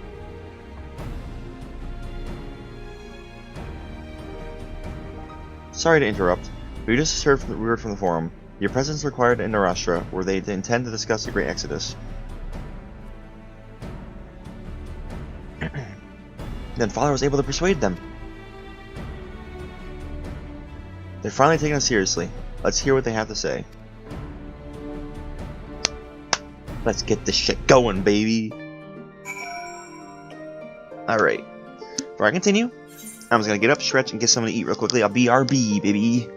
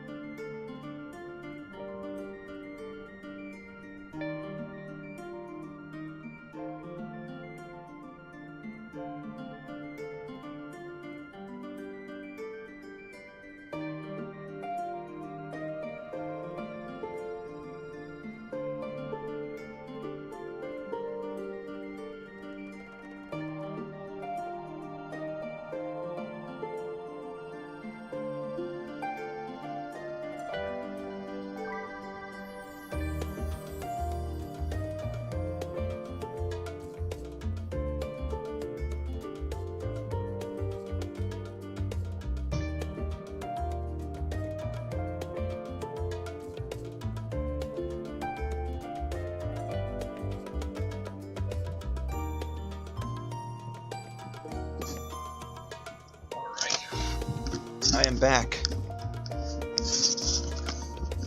But as always, when I eat, I am going to be muting my mic and only speaking at moments when I feel like I should speak. So, until I am done eating, I'm going silent. Until then.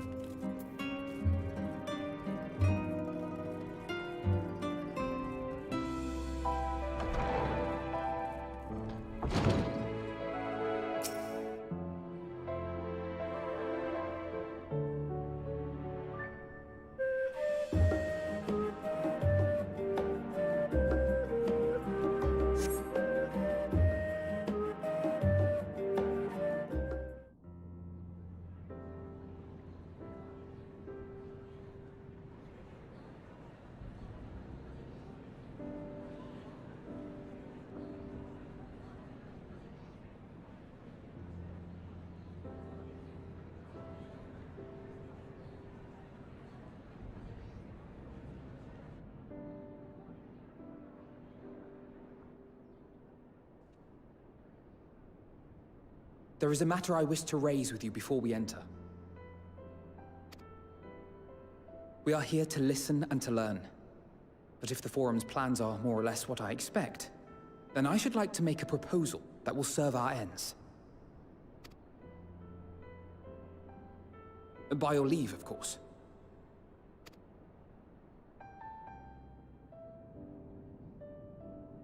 I don't see why not. Your words and wits have gotten us this far. Agreed. I will present our queries so that you may consider the most advantageous way to advance your proposal without distraction. Thank you, everyone. If I may have your attention, the ad hoc session will now commence.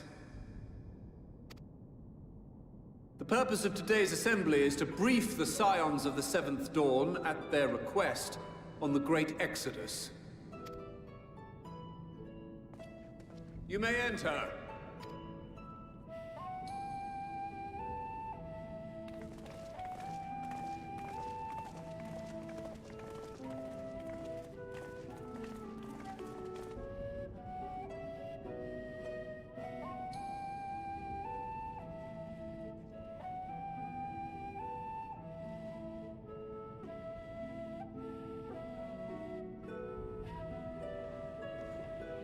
On behalf of the Forum, I commend your heroic actions on the Magna Glacies.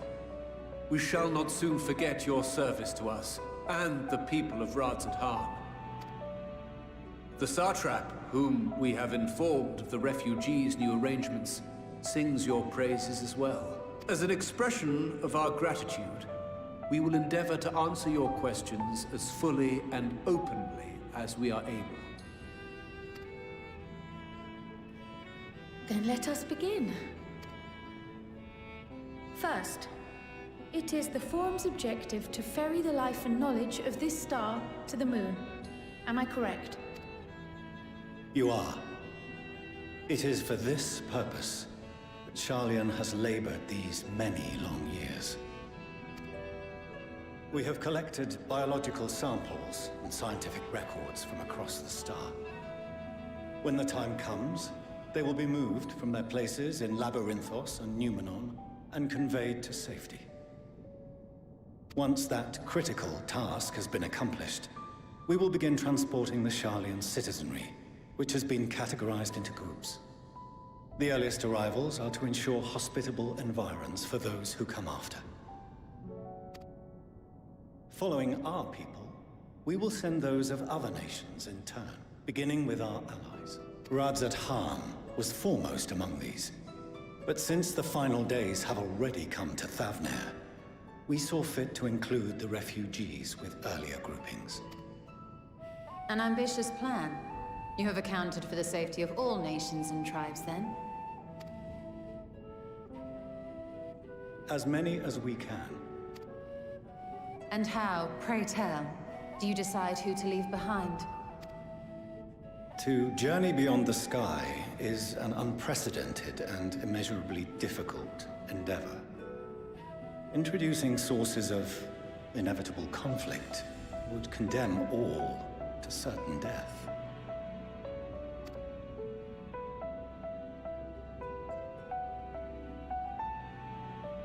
Questions as to the validity of that approach aside, are your plans proceeding apace? We're under the impression that your primary means of celestial transportation is incomplete.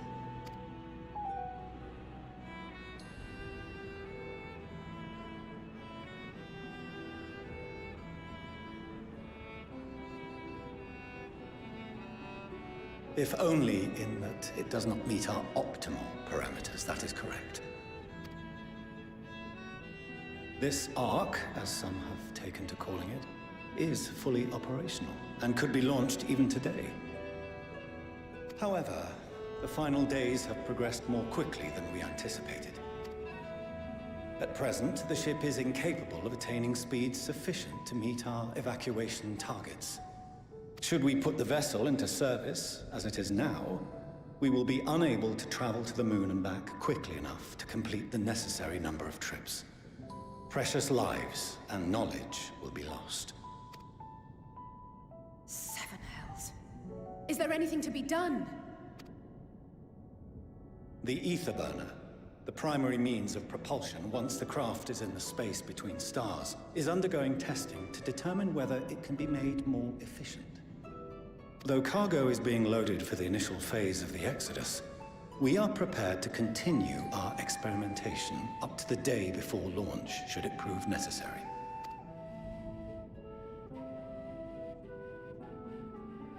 What if the Scions were to solve your problem?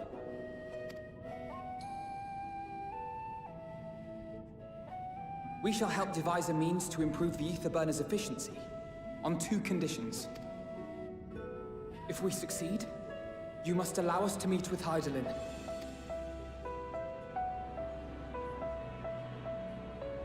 "'Twas simple enough to deduce. You have a Concord, and so you would never have abandoned the Anti-Tower had you no other means of communication. One far more convenient, I suspect.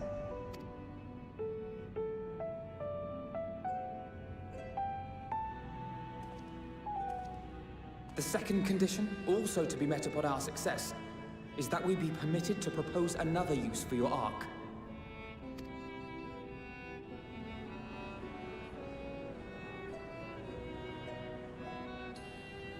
We would be at liberty to refuse this proposal. Of course. If we cannot prove its merit to the 99 here, who are we to stake on it the lives of all peoples of this star?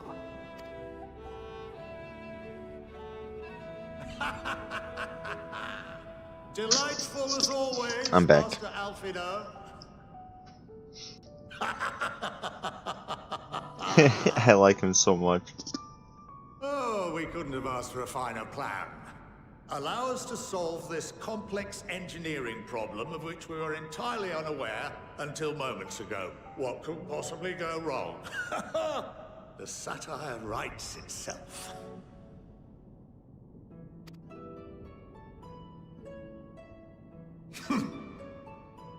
Yet, what field has not benefited from a change in perspective? When we are at wit's end, what we need is not the same dry theories recited ad nauseam, but fresh inspiration.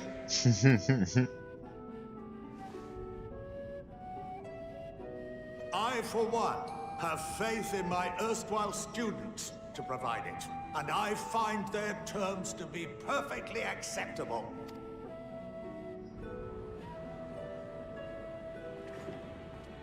Order! Order! We have no time to waste on debate. I call a vote. All in favor of agreeing to the Scion's terms?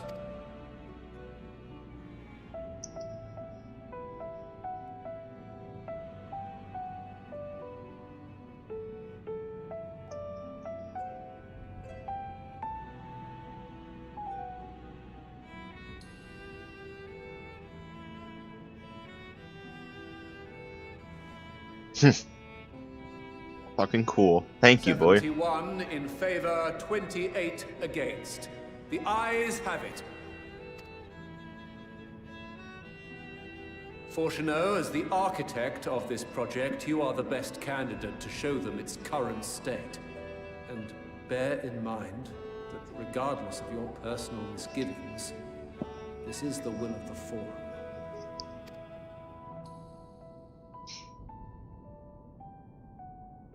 Very well.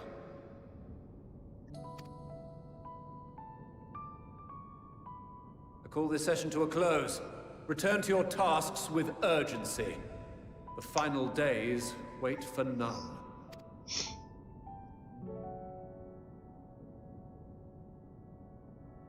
So we gotta help their ship, and then we're gonna take their fucking ship to the edge of the universe to find Medion and stop her.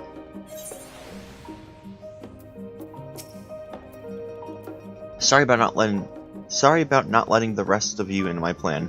I was immediately thinking on my feet for most part. But we require both a means of communicating with Hydaelyn and of reaching Medion. In a spur of the moment, I saw involving ourselves with the completion of the Ark as a way to work towards both objectives simultaneously. However, we must keep our end of the bargain by solving the problem of the Aether Burner. I like to think of it not as a challenge beyond our combined expertise, or at least expertise of our extended circle of associates. It might behoove us to learn how the Aether Burner actually works before we attempt to improve it.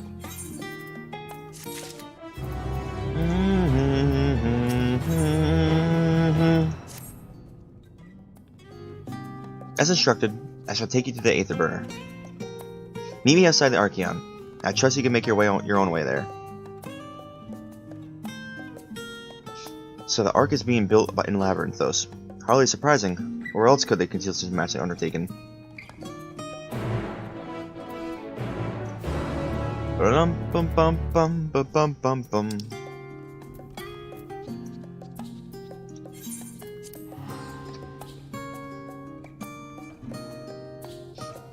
Back to Labyrinthos we go. Back to Labyrinthos we go.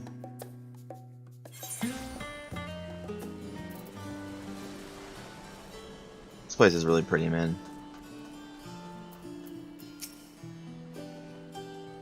Our destination lies in the lower levels. The Forum in its wisdom has granted you access to Archeon's lift. Step inside, and the Offendane will take you to the medical circuit.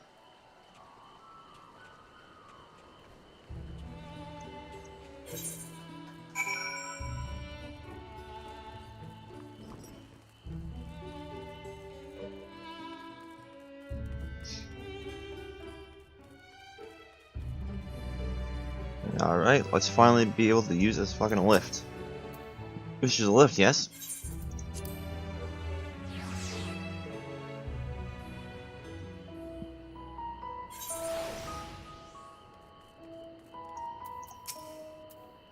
I have sent your associates to head to the Logiston Alpha, on the other side of Mariel Agronomics. Actually, there is something I have been meaning to... No, never mind. It can wait. Let us attend to the matter at hand.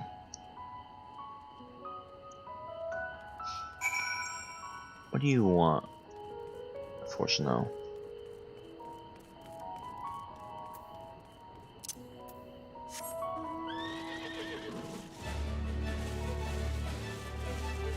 Bum bum bum bum bum bum bum bum. Dun dun dun dun dun dun dun dun.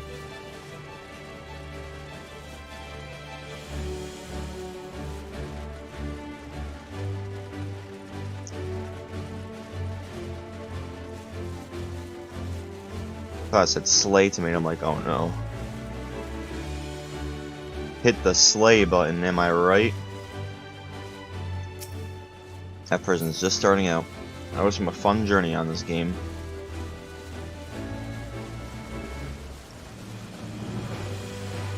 Oh no, not the matchas.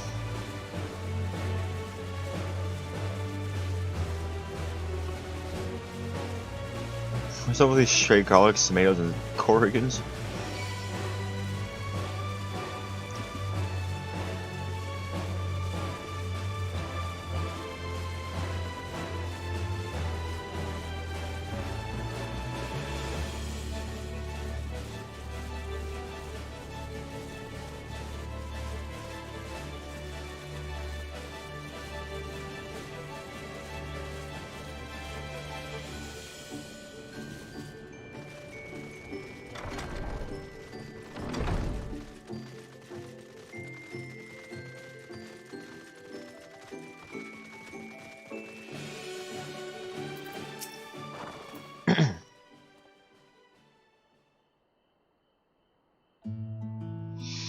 We are to wait here while our father arranges it for us to use the next lift. Here, being Lagosian Alpha, or the atmospheric atmospheric conditions of Labyrinthos are regulated. Water is drawn from underground and dispersed as vapor, stimulating a formulation of artificial clouds and rain. By manipulating the temperature and air circulation, they are to be able to create the ideal environment for the growth and preservation of biological samples kept here. So in a way, they're kind of like Asians in Elpis. They're testing a lot of stuff and just they're not really as much testing, but oh no, they still kind of are. They're preserving stuff more than testing, I say. My father brought me here as a child. What? And left me behind? Actually, you're the one who left me behind when you went off somewhere with grandfather. The night before, I'd been asking father how clouds are made, so he decided to show me. It was fascinating. I peppered him with questions the entire time. 'Tis all too easy to take for granted the many interweaving aspects of the natural world, to grow inured and wondrous. But having gained an understanding of the complex mechanisms employed by Loporrits in creating a similar environment, I have come to view such a process in a new light. The subterranean gardens of Labyrinthos, the lunar prison forged to contain the ancient Zodiarch, the habitations built for all mankind beneath the moon's surface, each unique, yet undeniably similar. 'Tis no mere coincidence.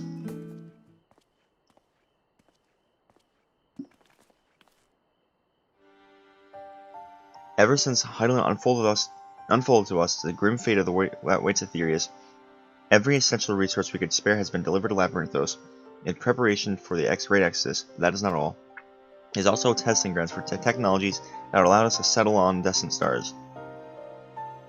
Though Loporrits have endeavored to make the moon inhabitable, that is not our final destination. Mankind must learn to propagate life where there is none, to thrive where all is barren. Alas, time is not on our side. I've arranged for you all to enter the central circuit. It is there that most of the preparations for the Great Exodus are carried out, and the construction of the Ark among them. Though our plans have been made public, access remains highly restricted. You, however, will not be subject to said restrictions. You will all have free reign to come and go as you please. Such is the will of the Forum, after all. We will prove ourselves worthy of your trust. Your trust.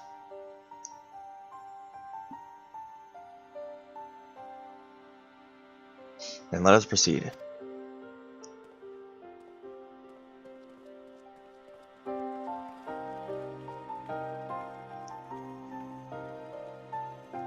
I think we all know the reason why he got so involved with his work after Alphinaud and Alisaie were born. So we could bring them so he can make sure that his children survive, his family survives, to make sure that they're able to go into another star and live together. As we conform, the Saiyans of Seventh Dawn are permitted to enter the Central Circuit. I mean, like, there's a reason why he's so strict with them. And you can see it now more than ever, even though at first when we met him he was a dick. Still kinda is a dick. But he's a caring dick. The Aether Burner is being constructed not far from here. Overseeing the work is Koko Danko, after whom the forge is named. Once necessary instructions have been made, I shall leave you with him to discuss particulars. This way.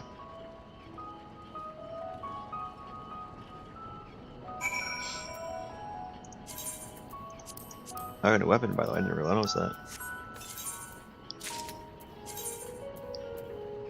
I don't want the coat of fending. I like this too much. But let's get this one in here. Oh, so it's not like another chainsaw type thing. I like the folding one much more, but I'll take this right now. I can always glamour that shit out of everything. I'm gonna glamour everything before like the final quest, so I make myself look fucking cool for the final stuff. I have a ways off for that, I'm pretty sure though. Like, we're still a ways off.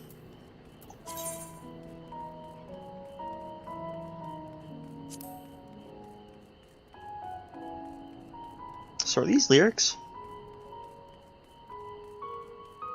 Father mode on wings of hope, rise through the night, higher, oh higher, carrying our side. Our song.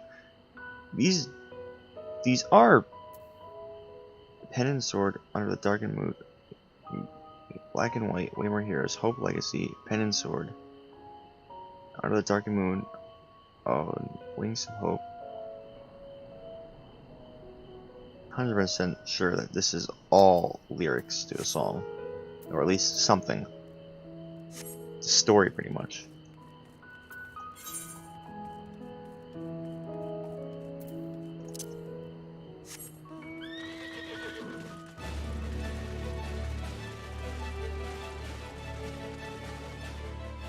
Before I go that way, let's go attune.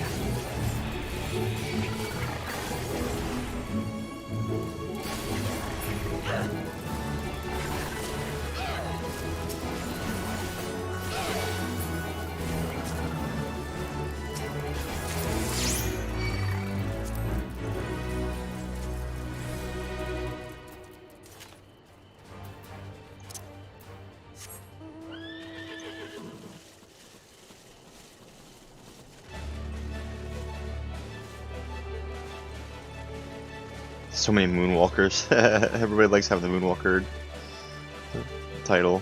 I don't blame him. Moonwalker's a fucking good ass title.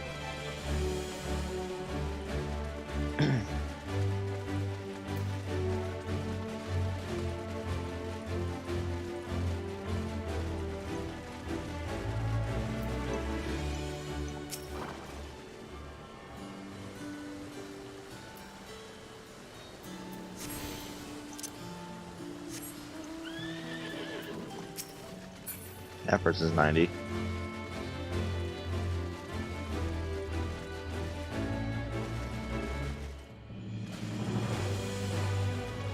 Alright.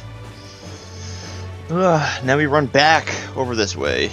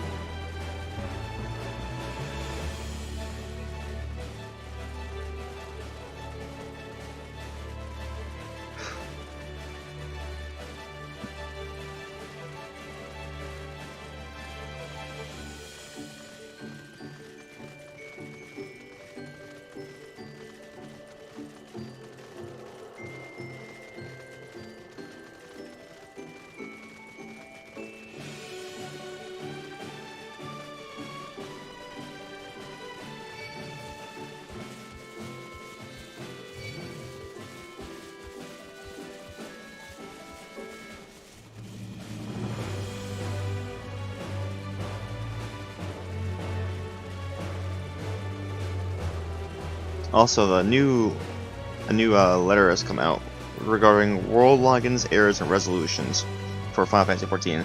So I'm curious. I'm gonna read through it real quickly, see what happens. See if I read anything important out. Thank you all for participating in the early access of the official launch of Endwalker. So at the start of early access, we have been seeing an unprecedented high number of high active players, the highest ever seen since the launch of Final Fantasy 14, as well as record numbers of simultaneous logins. But along this, the number of connections has far surpassed the scale of our services, which has resulted in a long wait in times with the attempt to log in. Even during the congestion, we receive words of support and encouragement, for which we are truly grateful. Thank you very much. Thank you very much. On the other hand, we sincerely apologize for the long wait times, for the resulting frustration and experience. I'd like to share some regard for education. I'll hear this. Early morning shit. December 8th there's going to be maintenance. Okay. There's a lot there, so I'm not going to read it all right now. But they're addressing issues.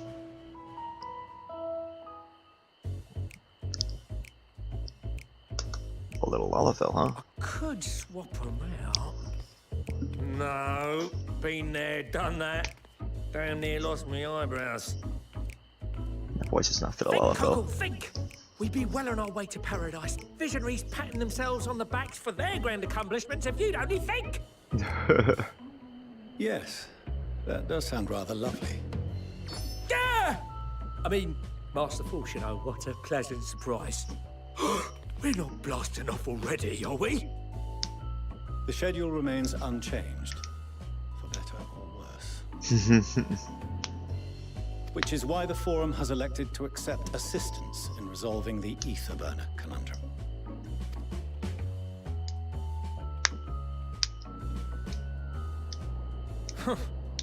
Not seen you lot down here before. There are Archons among their number, but engineering is not their expertise. Nevertheless, the Forum concedes the slim possibility that they may have insights to offer. If not, you are at liberty to return them to the surface, by whatever means you see fit. How about we invite Sid and Nero? I bet they would figure it out in no time fucking flat at all. I assure you that won't be necessary. Now, about your troubles with the ether burner. Aye, aye, I'll walk you through it. Suppose I could do with a change of pace. As the name ought to tell you, the ether burner burns ether, ambient or otherwise, and transforms it into motive force. Think of it like a giant bomb that never stops exploding. Even out in that black void where the ether's right sparse, it's strong enough to move our arc. And it probably won't kill you like an actual bomb. But it ain't perfect. According to my calculations, to travel to the moon and back fast enough for the Forum's liking, the conversion rate needs to be 6% more efficient. A measly 6%, you say? But if I could have squeezed even another 0.6 out of it, don't you think I'd have built it that way in the first place? Hast thou consulted with the Loperids? Yes, they too are conducting their own research, for lack of a ready answer. The moon's propulsion systems are considerable, naturally, yet they are commensurately massive. It is no easy feat to convert their technology into an efficient means of propulsion for a teeny tiny toy boat, as they say, and as I most certainly do not. Yes, exactly! Damn it all, I asked for refined adamantite and they send me uppity rabbits with inscrutable, ancient, incompatible technology! You're trying to drive me mad! Do you speak of Allegan refined adamantite, perchance? You know of it? Only in the most general terms, I'm afraid. 'Twas an alloy of Allegan make, but the secrets of its production were closely guarded. As I recall, the record stated it was vital to Dalamud's construction and launch. Aye, that's the stuff. No material more conductive far as I know. Slotting some ends like blowing up a dam and watching the river of ether come rushing through. Ain't a living soul that knows how to make it, though. We were fortunate enough to salvage some for the ether burner, just a wee bit, mind, from a chunk of Dalamud that came hurtling into the Northern Empty during the calamity. With more, well, that extra 6% efficiency would be child's play. It's a crying shame that we've no other sources. Surely the many shards of Dalamud scattered throughout Eorzea would suffice. Why not get the refined adamantite from them? Oh, we tried, believe you me. But only a few specialized pieces would have had any in them to begin with. Drive calls from Ragnarok-class internment hulks. Those are the prize bits we really need. According to the Gleaners, getting to them means delving deep into the shards. And the defenses are still very operational and very eager to blow them up. It's rough going in there, even for the cream. Not sure they'd make it out alive. Weren't we near that part of the Ragnarok when we went to destroy Bahamut? Yes, we were.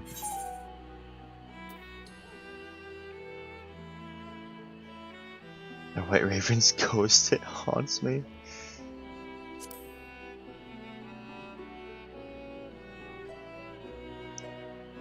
That may be for the best, though you doubtless find the task too dull for your liking. There are multiple internment hulks in Eorzea alone, so handling this ourselves may not be the most efficient option. Rather, if we could salvage adamantite from the shards simultaneously... Thancred, is the link shell we established before you went to Garlemald still active? Of course. The floor is yours.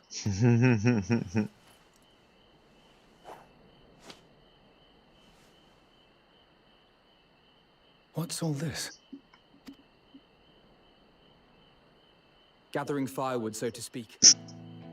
We alone can accomplish little, but joined by others, we may yet build a bonfire to carry us heavensward. This is Alphino. The Scions have need of you.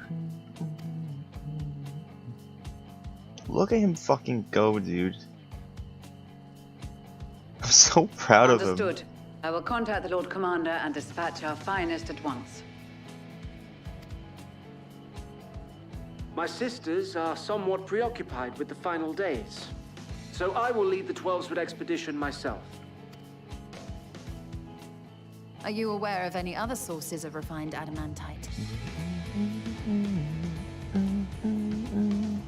Logically, such an invaluable alloy would have been utilized solely where absolutely necessary, in components intended to conduct or collect surpassing amounts of ether.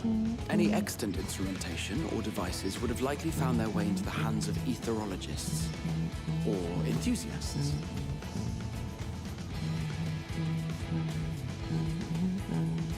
Magical artifacts of Allegan design? The Eastern Alliance will send word to one and all. Are there other ways we may offer aid? No shards of the Lesser Moon scar our soil, but our stake in this cause is no less for it. Is there anything in Othard that might be of use to you? What did you say? Oh, you got friends in far places, lad. Anyway, if you're offering, I wouldn't say no to one of those Far Eastern sacred relics. Some of them could hold enough ether to summon a whole damn primal. Combine a source like that with the ether burner, and 3, 2, 1, kaboom! I gather you heard his explosive enthusiasm.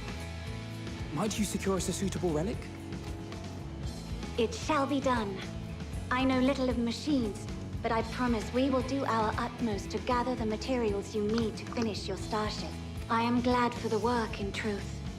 Better to busy oneself than wait and fret over disasters foretold. Then why are we all still standing about yapping this plunder for the taking? And I'm a born plunderer. I'll be an old Charlie before you know it. Start mixing the grog. I'm certain that can be arranged. Thank you all, and do be careful. Just like that. Just like that. Aye, just like that. Our refined adamantite is on its way. Now let us consider our next steps, shall we? There's yet much to be done.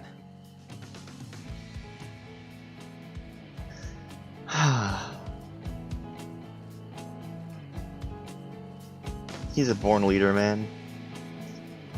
Fucking Alpha, no. He's proud of him.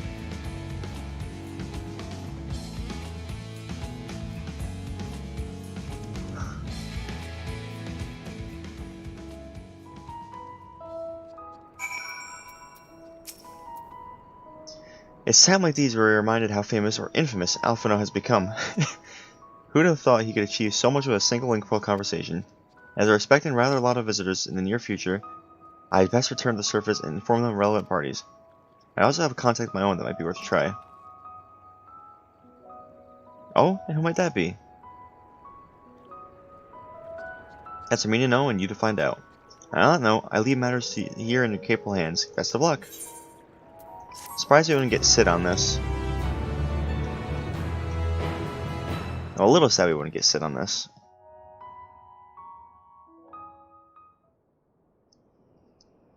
Meanwhile, in Ul'dah. Uh-oh. Good things or bad things? Nanamon, everybody? Yep. And Pippin. And that one guy. Our course of action is clear. We must harvest refined adamantite from the shards of Dalamud and procure arcane relics of Allagan make. Summon the best and brightest of our immortal flames and form an expeditionary party at once. Call upon the Sultan Sworn and Brass Blades for support as you must. Papashan, send word to the guilds. We will require the expertise of master artisans if we are to have any hope of identifying and recovering these elusive materials. Thea-guys, we have need of your stone torches. They are to assist the immortal flames in scouring the ruins and to help secure the surrounding areas. I trust I can count on your support. As commander of the Stone Torches, my son Zimberk will personally see it done. Pippin, I would have you lead the raiding party. Assemble your finest, and with Tizona's blade, clear the way.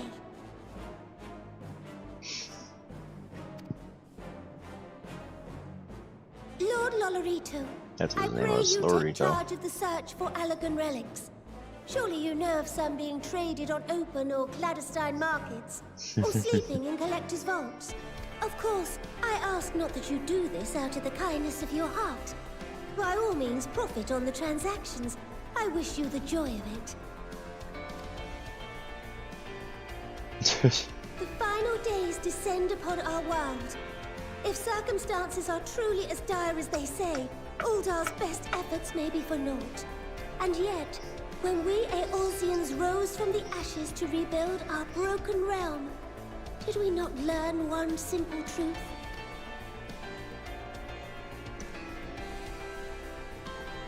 which seems all but impossible to overcome alone may yet be possible if we stand together. It was the Scions who united us then, and it is the Scions who call upon us now. Uldar will answer that call. We will summon our courage and join the fight for our world's future. You know your duties. I, Nanamo Ul Namo, 17th in the line of Ul, bid you good luck and Godspeed.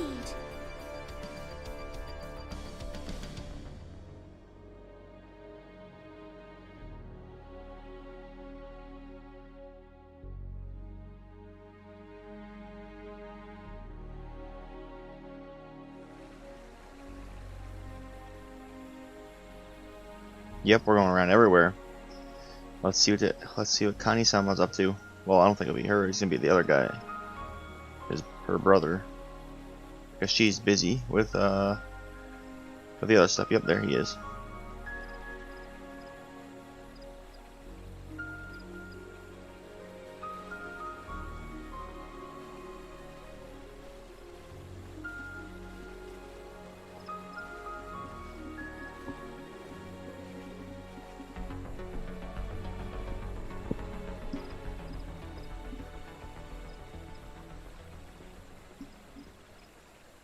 We fielded a goodly number, but our ranks are heavy with healers, and an abundance of restorative magics will be of little help in destroying Dalamud's defenses. Still, it has ever been thus with Gridania. We must steel ourselves for a protracted engagement. Oh, it's Lise. In that case, might I suggest taking us along?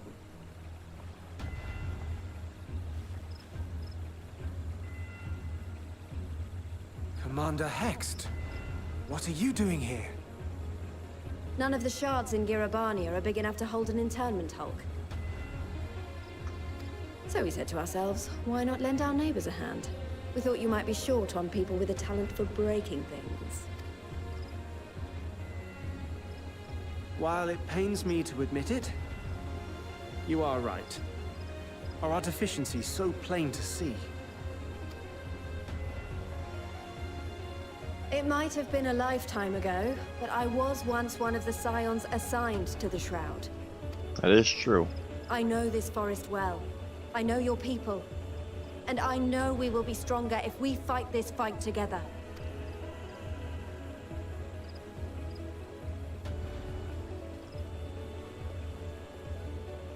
Then I will impose upon you with a clear conscience. Come, let us speak of how to integrate our forces.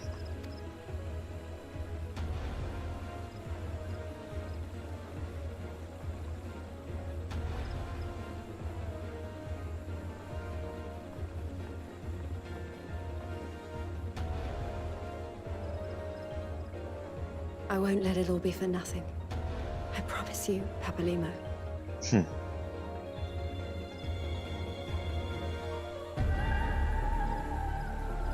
God, it's been a while since he's been gone, huh? Before Stormblood.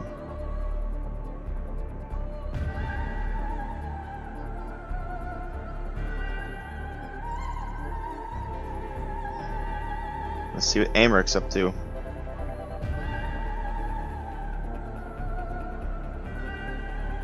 Oh, I know where that is. There's Emmeline. There you are. We've no time to waste, brother. Everyone has already...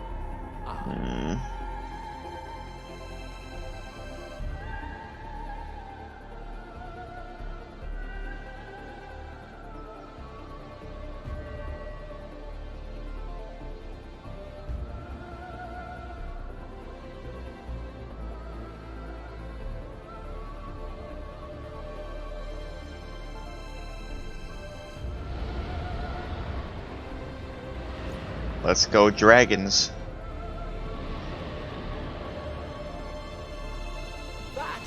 That was a roar. A dragon's roar. They're gonna come to help us.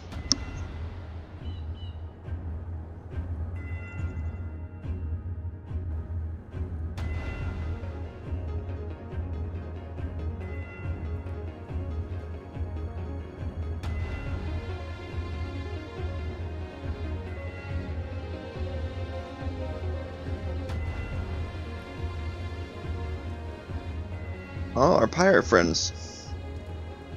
And And our other so, in friend. summation, Hen. the Eastern Alliance, as well as the Honourable Lord Lolorito himself, reached out to me for assistance in procuring these treasures of the divine, and I, in turn, do beseech the Confederacy for aid.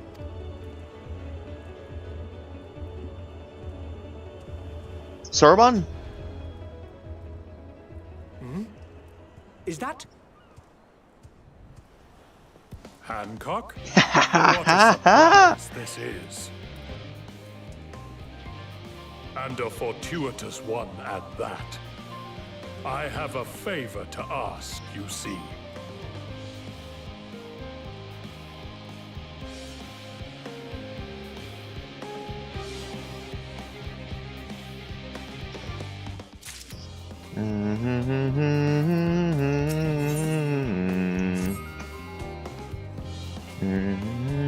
Though our friends are searching for refined adamantite and sacred relics, we will only know if they meet the requirements once they have arrived. God fucking it. In the meantime, you already done more than enough. If I had to say that, I could use someone who knows a thing or two about Algon technology.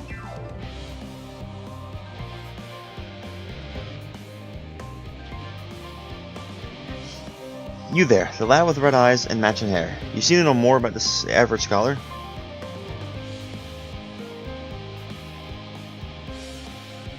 Ha! If only Master Coco knew how right he was. While he and Graha established a report, why don't we help with the preparations with the great exodus? Indeed, this would mean going above and beyond terms of our arrangement. I propose this is not to curry favor.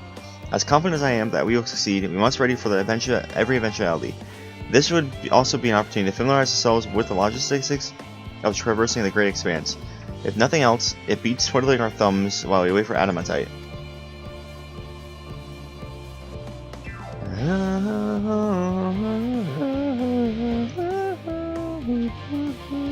I'll let you a bunch of helpful buggers. If you have a mind to lend a hand, I know where you ought to go. Shelly and Hamlet is lousy with researchers and scholarly types, busying themselves preparing for the exodus. Pah! That lot need all the help they can get. Well then, off we go.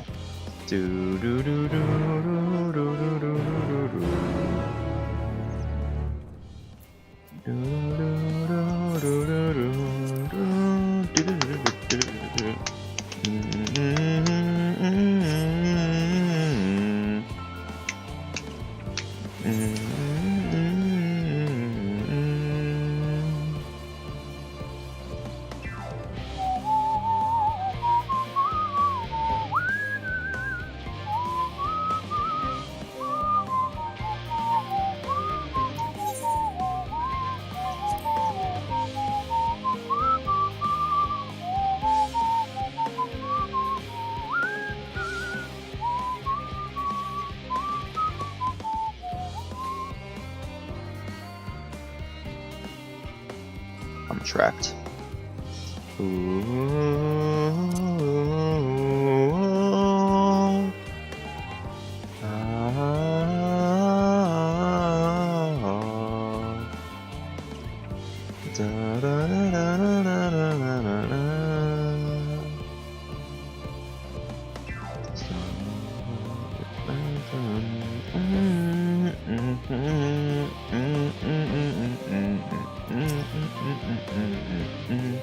From what I can tell, a lot of the people actually live down here.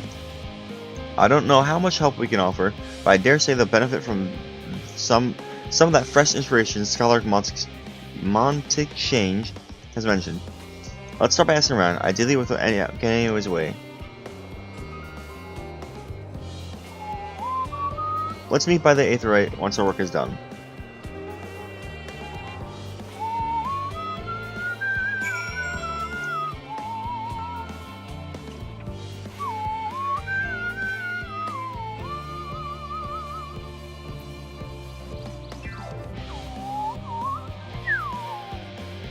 I like that chocobo.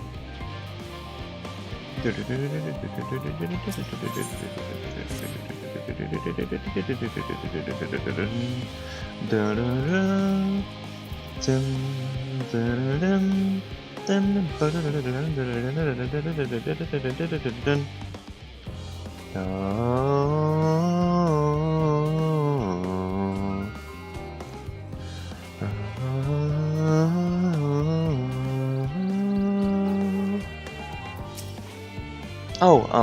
hello?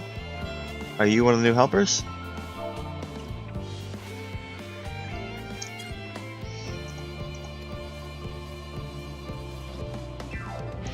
Working on an Aetherburner. Oh dear, I hear things have come standstill on that front.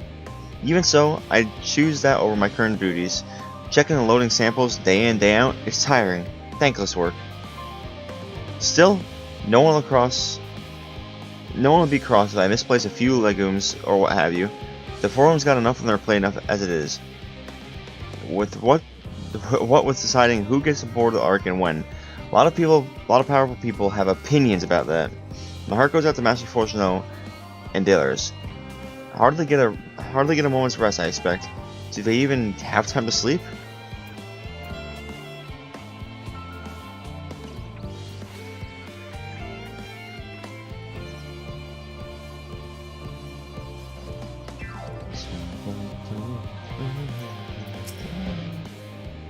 Helping with the Ark, even with all the power of Master Kokos managed to squeeze out the Aetherburner, it's still not enough apparently.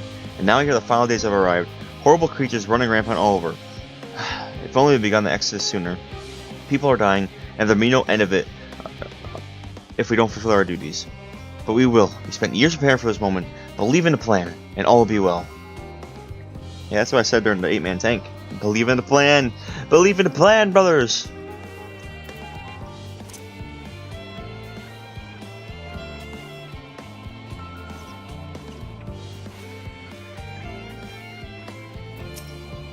Offering to help. That's very kind, but I should be able to organize the rest of my documents myself.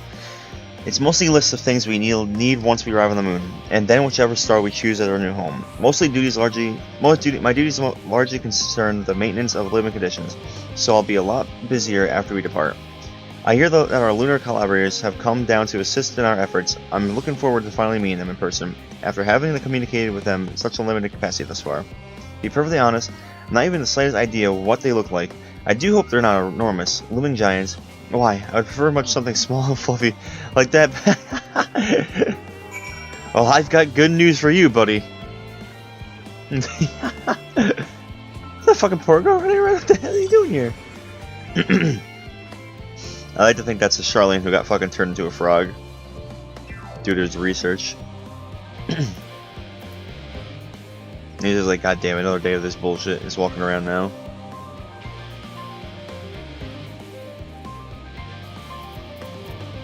Oh, living way. Fancy meeting you here, Big. How fancy the fun about us to see that teeny tiny boat. I'm not gonna do that. Which is quite impressive, considering they didn't use any creation magics. What we really were interested in is the theories itself, that we now find ourselves in a sort of funny underground miniaturized version of it. We were hoping the forum would give us a guided tour, but it appears they are rather preoccupied. Honestly, all that time to prepare, and are still not ready. I suppose we'll have to show ourselves around, or at least that's what we're planning to do until we get a chance upon Urianger and your good self. So you're both dawdling about, engaging in idle chit-chat. Perhaps you could show us a few points of interest. Wouldn't it be fun? I'm level 89, baby. Tries my Urianger cannot free himself of the labyrinths. So our labyrinthos. An unexpected yet prudent suggestion. Given the similarities between this artificial environment and Bestway's burrow, it would be in our best interest that the labyrinths have acquainted themselves with those conditions deemed optimal by the Charlene's collaborators. I fear, however, that continued reliance upon my limited knowledge would risk narrowing. Rather than broadening their perspectives, mayhap they are better suited for this adventure.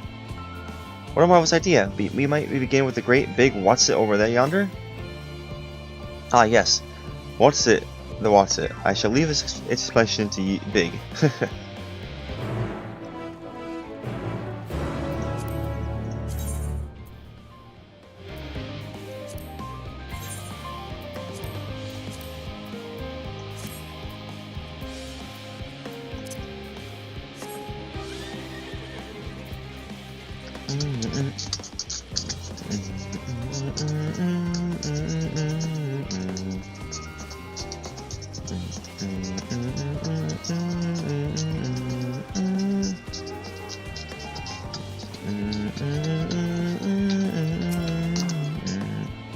Goodness me!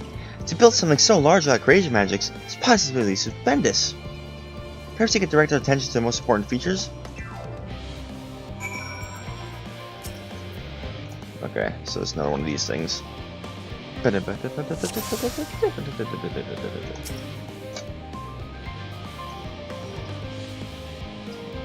looks like the trees in Greatest Endsville. Hold on, that's a bit strange shape. It's thin at the bottom, but big and round at the top. Quite tall for something so unbalanced too. So now it makes sense. That's where they store the water.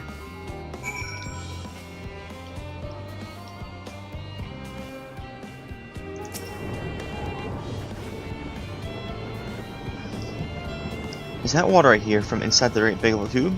It must be because of those cogs and gigantic wheel at the top. Oh, I see. That's how they draw water up. That's probably some sort of spiral-shaped mechanism inside it too.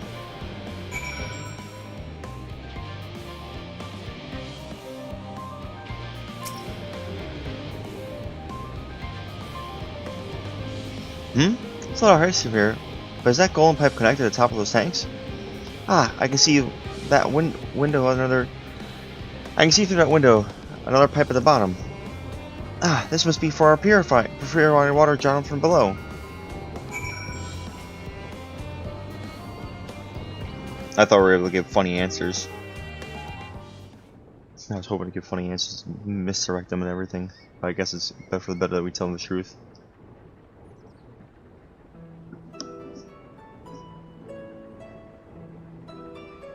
Well, if I were to hazard a guess, water is drawn from underground, presumably with some other mechanism.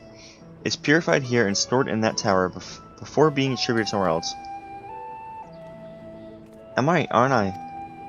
I knew it! A design brilliant in its simplicity. I dare say it would only take a moment to install even the harshest of environments, for most Loporrits, that is. Indeed, securing a reliable source of water is of utmost importance for any fledgling settlement. We have read, however, that people on Aetherius sometimes make their homes in arid deserts and such. How are they able to survive?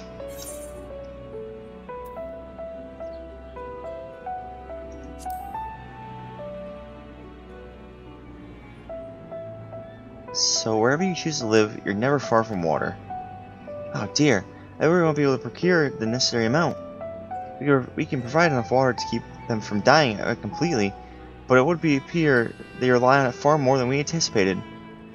A few adjustments may be in order once we calculated the average rate of consumption per individual. It may also be worth learning more about how exactly they obtain water in the first place. Master Alphino spoke of the machinery responsible for that feat during our journey, and though Augustin Alpha, did he not? May I have the Loporrits will share his appreciation for engineer marvel. Ah, yes, that sounds absolutely splendid. You must journey beyond the sanctuary of Charlene Hamlet. I shall lead on the way.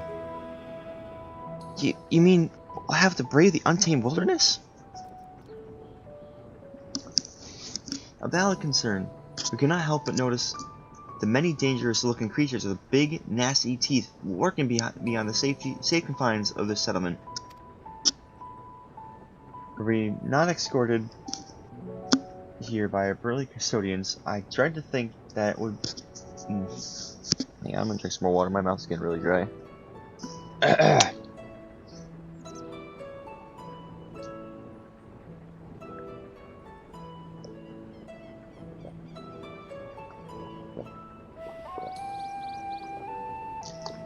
I think after talking all these days, I'd be finally used to it, but it's so hard. Were we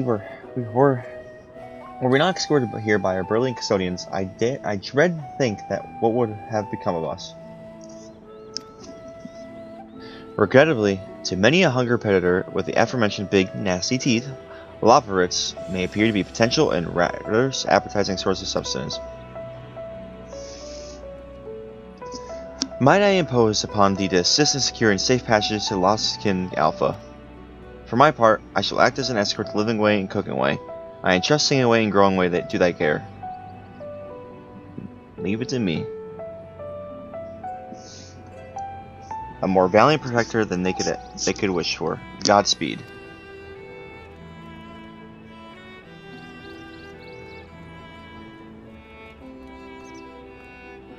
If it's all the same to you, I'd rather not be eaten by some horrid beast. Come along, growing way. To the water extraction, what's it?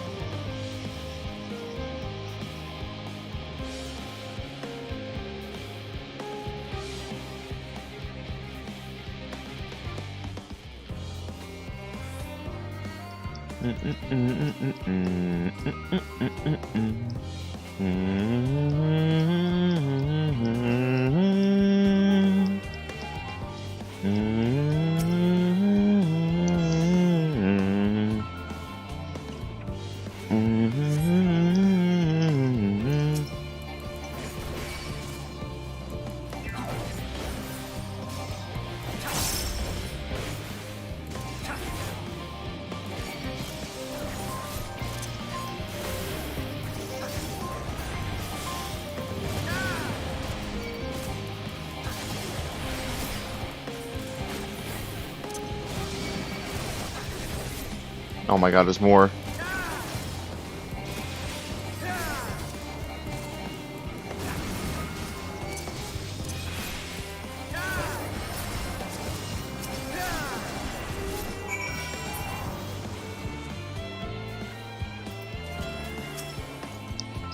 Thank you so much. I really hope the water extraction wants it is worth these harrowing experiences. All part of the fun, as some might say, but I'd rather not be hurt to Chris if that's all the same to you.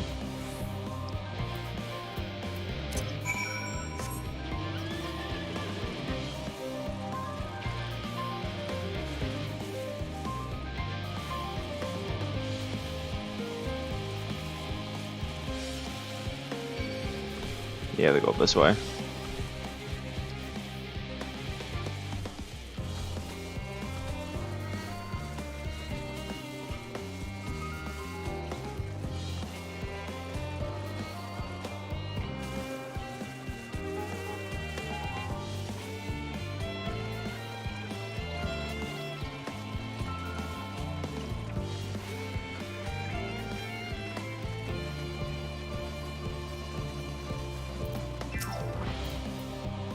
My friends, I bid you welcome to Logs in Alpha. Our destination doth lie at the lift stop. Pray follow me.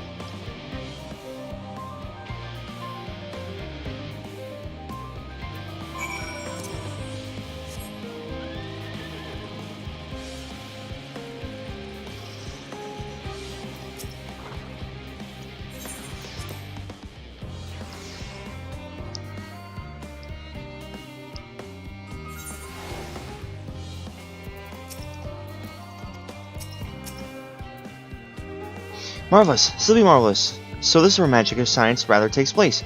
The perfect environment to sustain life, artificially created. The knowledge we'll gain here is essential to be when we start looking for new stars that kind to inhabit it. And apparently most of them do not even have the air for you to breathe. You're very lucky that all Aetherius just so happens to provide everything you need to survive. Or did Tyrankind turn out the way they are because of the available resources, I wonder. Either way, it's nothing short of miraculous, and I can't wait to see more of it.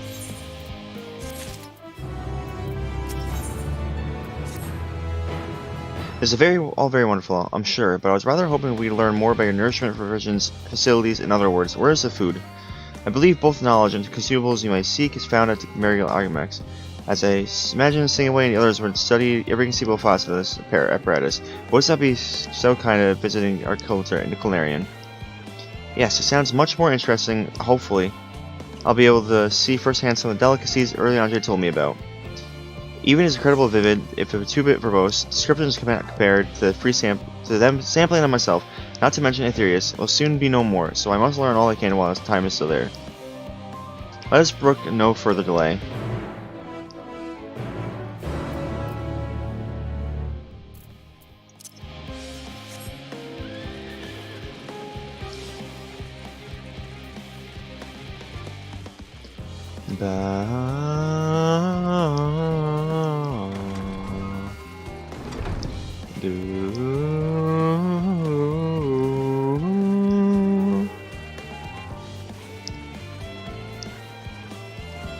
I had this music play throughout this whole area now. I wish it was a little bit longer. This is because it's a constant loop.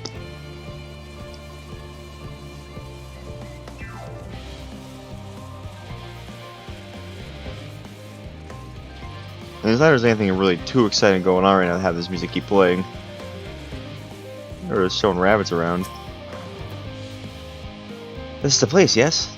The heady aroma was enough to guide me here, and I spotted several of the fruit vegetables featured in our compendium. I'll dearly love to try some, but I read that those who help themselves to farmers' crops without permission are often caught and put into pies. Perhaps you would ask whoever's in charge if they are willing to part a few samples?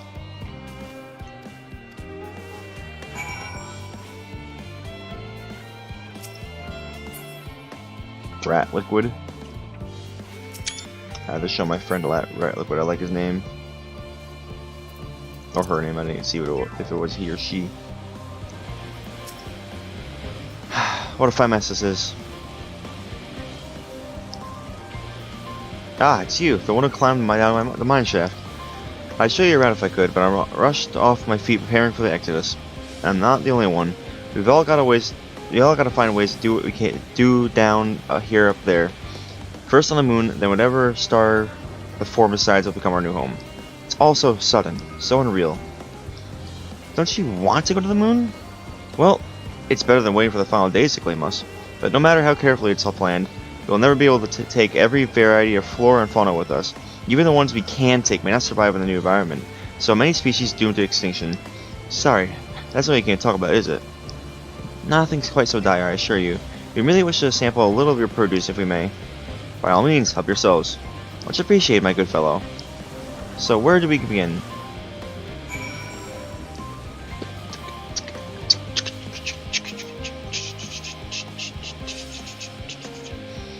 Yo, we got the grapes. The grapes, baby. I love these grapes. Oh, I know what these are. Grapes, yes? Let's see if they're delicious as they look.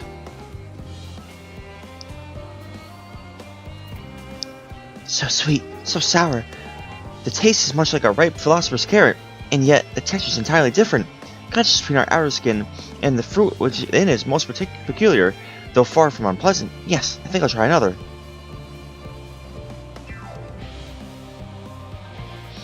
Well, that's certainly given me food for thought, though in a less far visceral manner than any philosopher's carrot. But tell me, what is your opinion on grapes? I'd brave a harping volcano for a choice of a bunch. Grassy things get rancid. Yes, they're rather Moorish, aren't they? And from what I've read, quite versatile too. Something that people stepping on them and to make intoxicating beverages, I recall. Anyway, that's enough of rat grapes for the time being. On to the next street.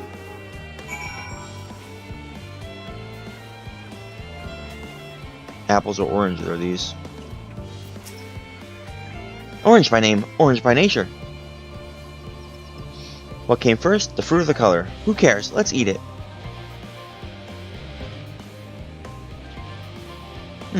Yes, that's equal parts sweet and sour. As with the grapes, you get nothing alike. I may have to consult Ariange about expanding my vocabulary. I simply cannot find the words to describe it. Perhaps what I'm looking for is bitter. It's all very complicated, you know. So many flavors, so many choices, and each individual with their own personal preferences. Now I see why you're all turning up your noses up at the idea of eating nothing but carrots. Marvelous though they still are, in my estimation, let no one say otherwise. Ah, but speaking of carrots, I've yet to sample any vegetables.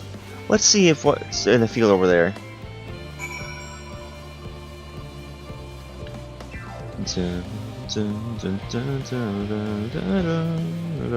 That fucking Frosty the Snowman, holy shit. Pumpkins. That color, that texture. Are they some sort of enormous ground carrots? No, in any case, proper nomenclature is less concerned than taste.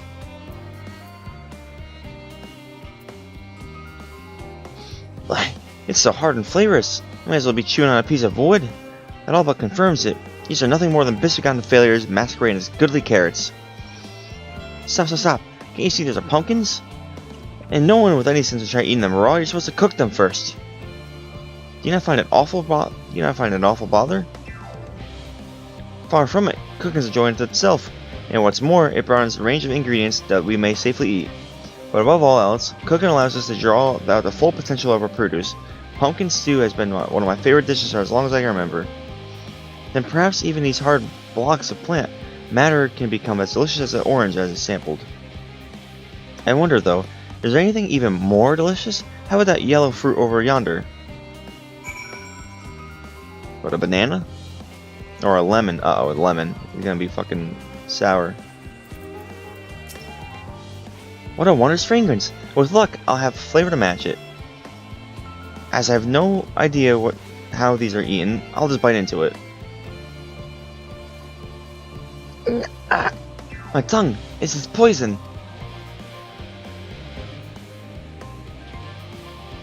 A lemon? You mean it's supposed to taste like this?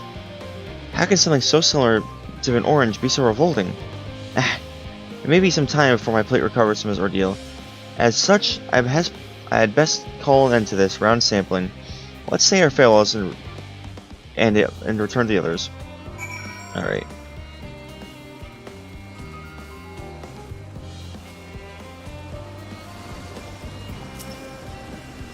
Finished, have you? I trust you found something to your liking? I rather enamored the grapes and oranges, less of the pumpkin though. I have learned the hard way about the way they're not eaten raw. Then there was that lemon, that deceiver. I still feel so violated. Haha, first time was it? I'd hate for you to leave with a bad taste in your mouth. In more ways than one, so I'll give you this lemon muffin I baked. If it doesn't change your mind or your opinion, nothing will. More lemon? Have I not suffered enough? Nevertheless, I would be remiss on spurring this opportunity to do. Oof. Bit of a sick came up there. Learn more of your inscrutable ways. Very well, lemon muffin, do your worst.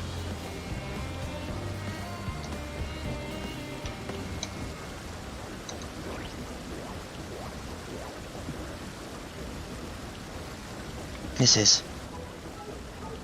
delicious!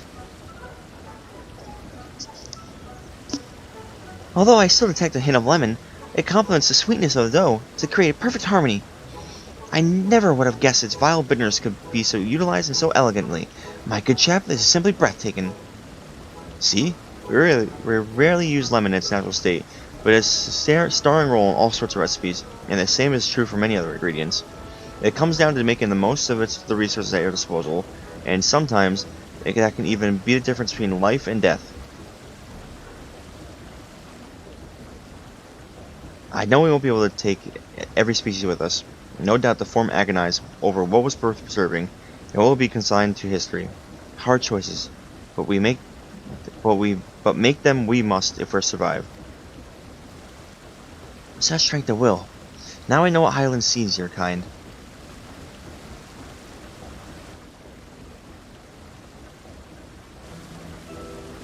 Mankind, the Lopperites. We were both born from the accumulated knowledge of the ancients. They learned all there is to learn about the nature of sentient life, and the fates that the stars out of themselves.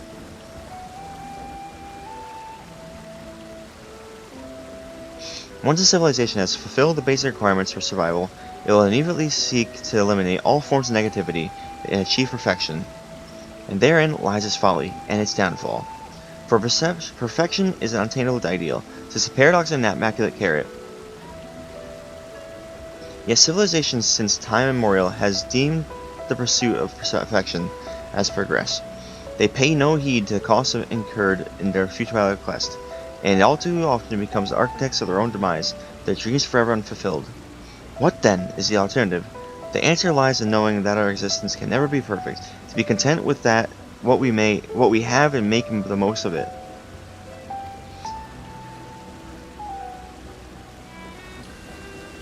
When life gives lemons, make lemon muffins.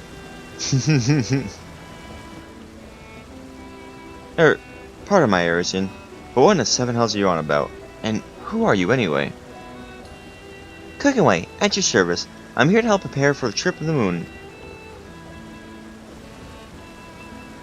And once you get there, you'll be able to try out my carrots. I've been growing all different kinds. But don't worry, There'll be room for your crops too. We'll work together to preserve as many Aetheris species as possible, if you're up to the challenge. Yes, of course. I look forward to it. Well, this has all been highly productive. Probably. Let's go see if Urianger and the others have run out of machinery to expect, shall we?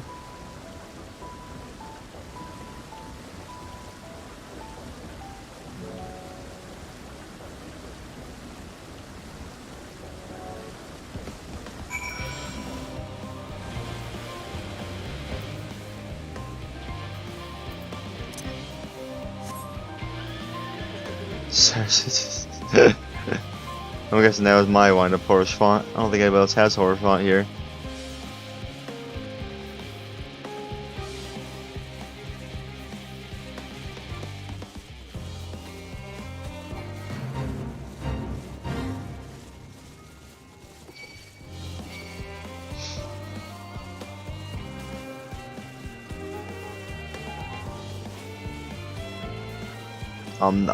My horse font is to always be remembered. Even my buddy traveling with me to the end.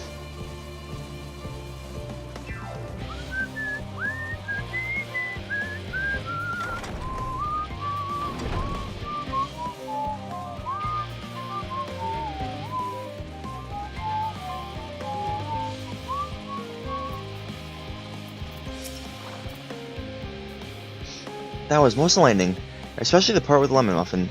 Actually, I was wondering, do you know of any other places formed for their cuisine?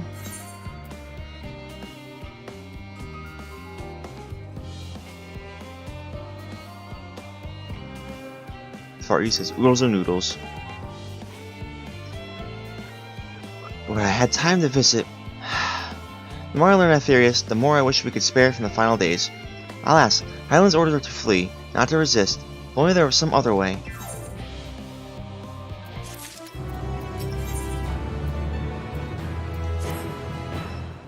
Big, I just had time at Mary Lagnaromics did bear fruit.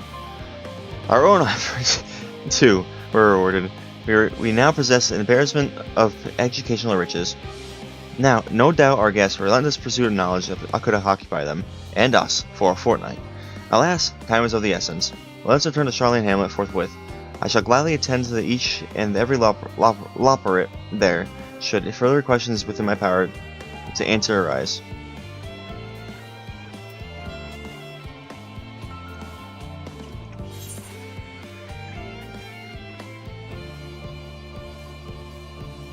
Where am I going now? Oh, I didn't realize. I thought that quest already got accepted. It's like, where the hell am I going? There's nothing left to see. Boom, boom, boom, boom.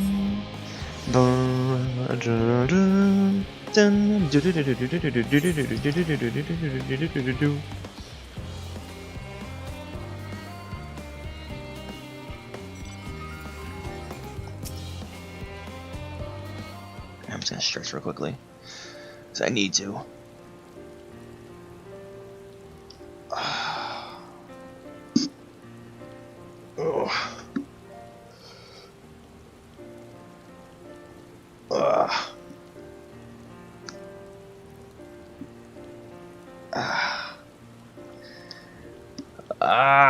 Stretching feels nice, but it's also a little bit painful.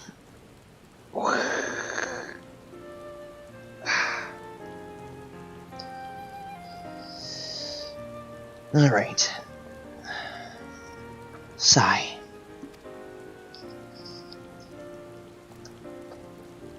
Yes, Big. That was indeed me vibrating a sigh to express my emotional state. Do you want to know why? Because I saw the reconstructed environmental data for the Aetherius at Logicson Alpha. That's why. A forest so lovely and so leafy. Are your forests like this, and why? There's a very endless series of ideas. You see forest first. One was purple.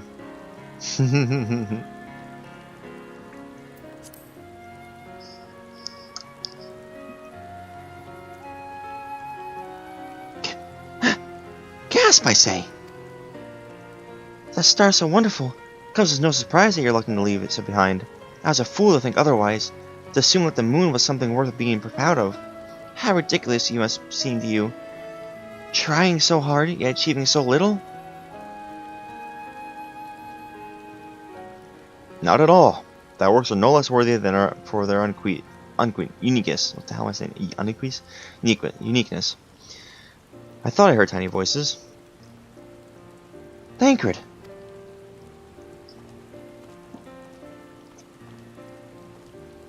How didst thou fare? Oh, I was able to glean a fair bit from the researchers while helping to move their cargo. Preparations have proceeded without interruption here. Despite news of the coming end, we have the forum's leadership to thank for that. That doesn't mean people aren't worried, though. Quite the opposite.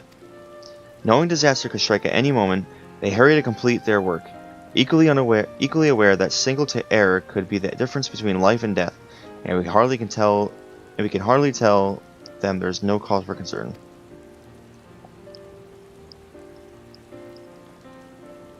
Perhaps not. Though aided by our goodly growing way, we may yet find other ways to lighten their burden. Me? Be of use to people? I'm honored that you would think me to do so capable, but I'm not sure that I'm up to the challenge.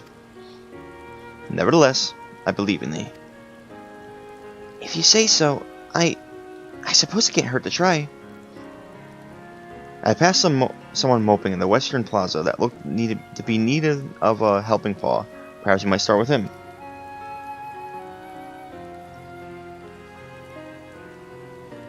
This is a good place as any. Come.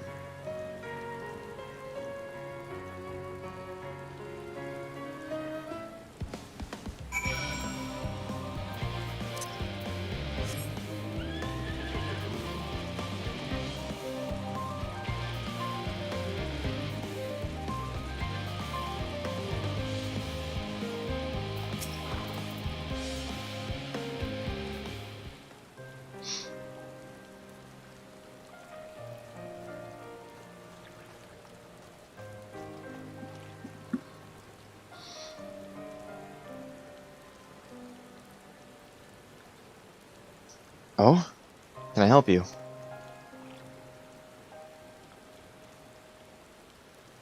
It was you who would help me. Is my anxiety truly so obviously? A burden shared is a burden eased. Pray tell us of thy others. Those little fellows do look like good listeners. I'm an engineer, you see. And what they say of the ship, that is some of decades of Charlene's ingenuity, that it's built with peerless like Alagon technology, it's all true, but I know that none of that's guaranteed. We've never before launched a star-bearing vessel, let alone flown it into great expanse. All the tests we run has been on the ground. Only operational personnel and cargo aboard for the first voyage, but even so, if it fails us then, what can we do? If it doesn't, could fall apart on the next flight, or the one after that. We've done everything we can to prevent that from happening, but it hardly matters. We thought of the Aether Burner's design was flawless too, and look at how it turned out. Thou art familiar with these most daunting technologies, and thus dost thou hold the power to allay his fears. Oh, I'm not sure about that, but, well... Maybe you could tell me if there are any aspects of the ship's design that you're especially worried about. Our ability to walk and perform our task, for one. I devised a means by which to employ gravity, a spatio-temporal spell to regulate the environment. But what if it's not strong enough? What if everyone floats away and it begins crashing into things as soon as we've left the star? Ah, gravitation. Maybe I can help after all.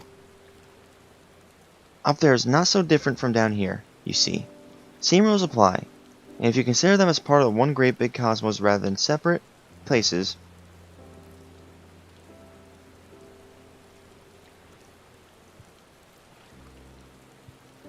I suspect both parties shall find comfort in this conversation.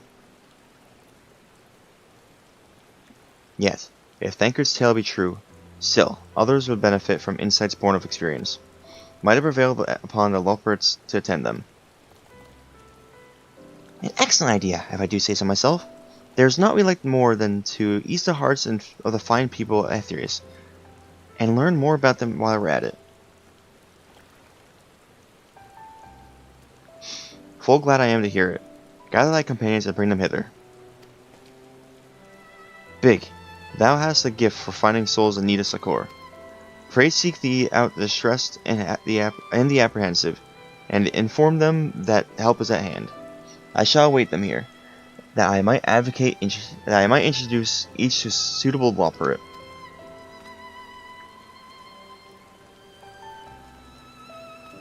Oh, I too look forward to that. A place for every Loporit, and every Loporit in their place.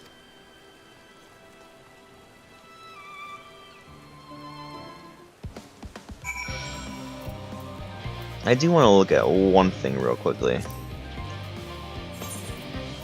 So, I'm curious. Trials and Shadowbringers. 1, 2, 3. So there was 3 trials throughout the main story. 173, 179, then 80.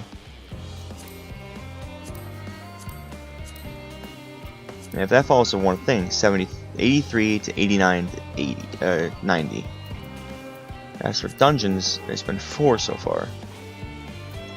In Shadowbringers, there was 1, 2, 3, 4, 5, 6.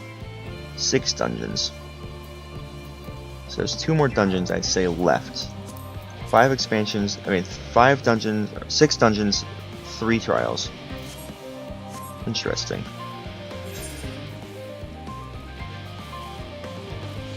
I was thinking about trials and stuff like that. I was like, it's been a long while since we had a trial. We're at 88 currently, quest level. I'm at 89 myself, though. Concerns? Nay, there's no point in worrying in this stage. It'll only make the work go that much slower. Oh, well.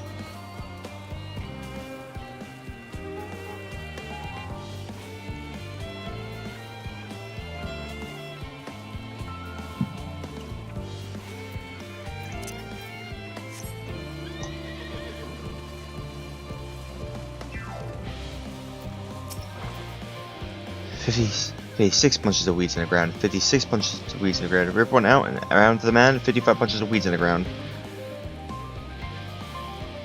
Hey, I'm not neglecting my duties, I swear. I was in need of a little break, you see, but then I found myself unable to relax at all, so I went on a walk, and then I noticed these weeds, and... pleasant conversation partners, and... oh, so fuzzy? Goodness me, that does sound like a much better way to relax.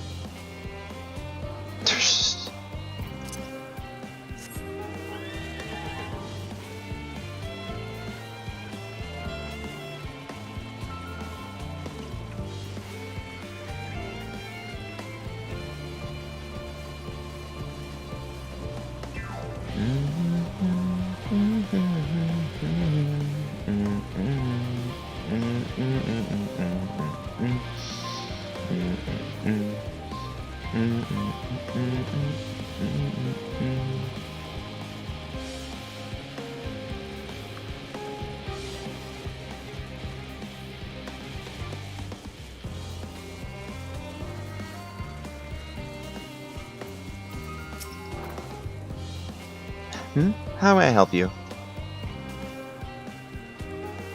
My, what a lovely idea! I too noticed people come rather tense, so I rushed out to pluck some fresh and fragrant tea leaves. Now I only need to track down 100 or so cups. But don't worry, I can manage. I hope your plan to cheer everyone else goes up well. This woman's doing better than I am. Jesus!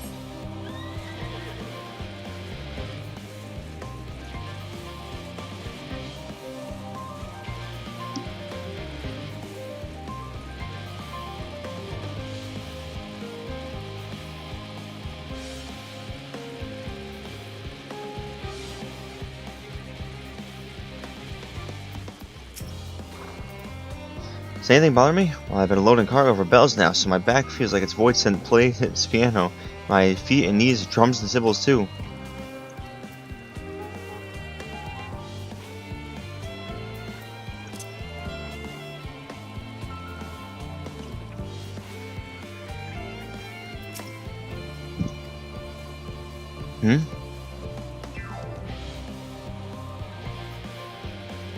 Solar collaborators. I suppose that would be more effective than sitting here and brooding. I'm attempting to calculate how much cargo we can consolidate into fewer trips, so that the Aether burner make our original estimates unfeasible. But there are simply too many variables. If I feel as if my brow will turn inside out. But perhaps our lunar associates will have more insight into how much weight constitutes too much weight for our purposes. Thank you for letting me know.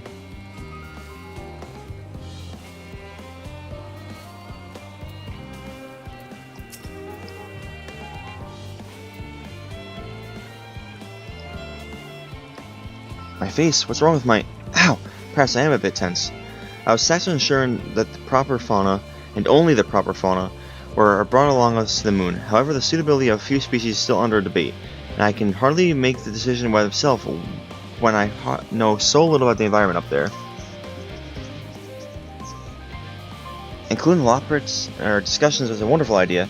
I absolutely will. Thank you. Perhaps their biology itself might offer some clue as well.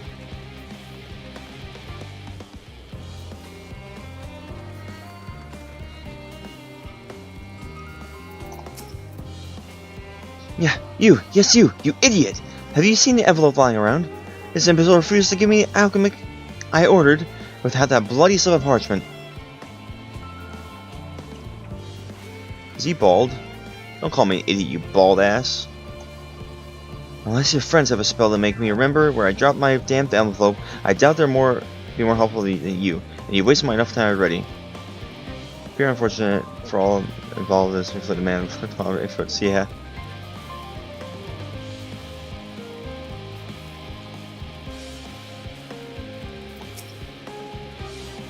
Aha! Haha!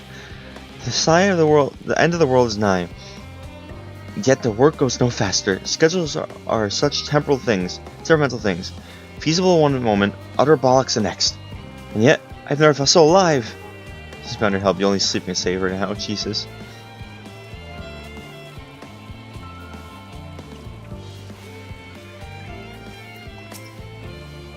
What am I thinking about? Medical facilities on the ship, of course.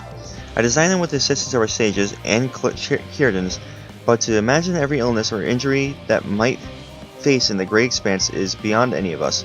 To say nothing of the effects that living out there definitely might have on the body. The crew from the moon. Why didn't I think of that?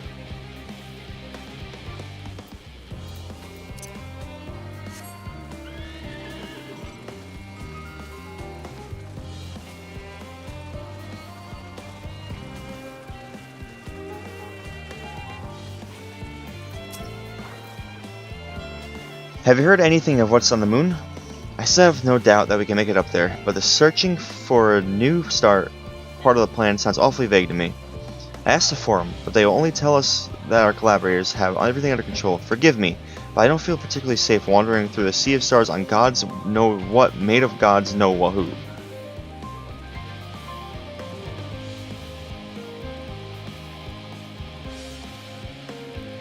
You mean to say that I can speak with them directly? Amazing! I hope they like my questions.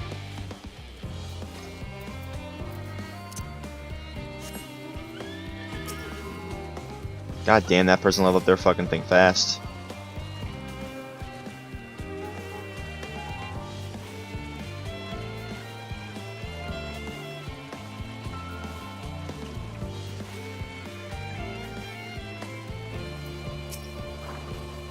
Apologies, but I'm waiting to a late delivery. Whatever it is, you have to wait.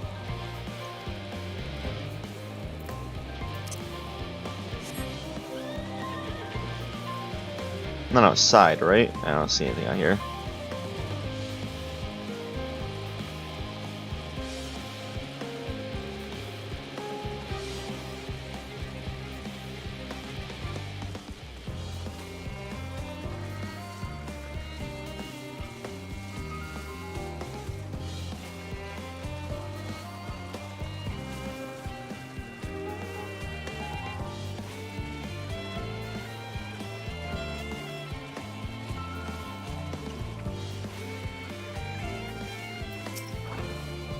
Just leave me to my misery. The forum can appoint someone else. I apologize. I simply don't know what to do. How am I supposed to pilot the Ark if I'm already falling under pressure? You know about Starship Pilot I might speak to with truly? Well then, there's no time to waste. They can help me prepare for this monumental task.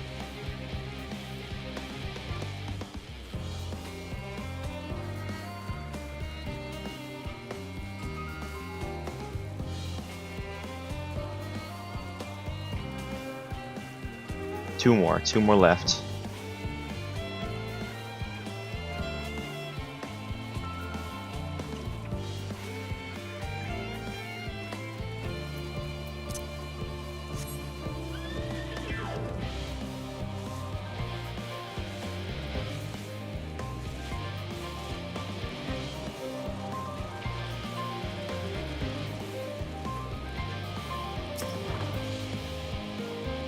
Worries. No, I believe I'm fine. Thank you. I've been confiding in my colleagues, and it's helped a lot. I can't recommend it enough.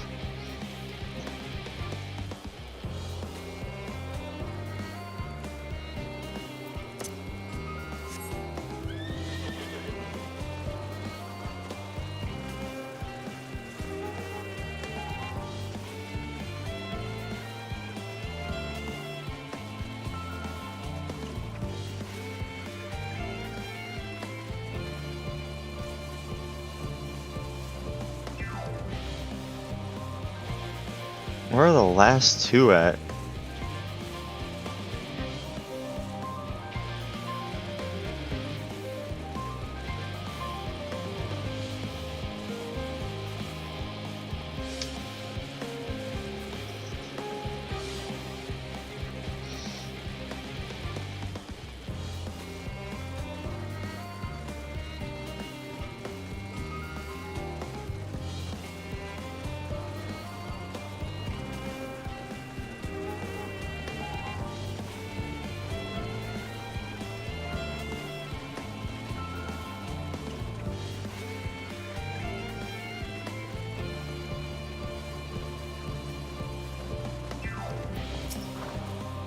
Blasted assistants, where are they going off to at a time like this?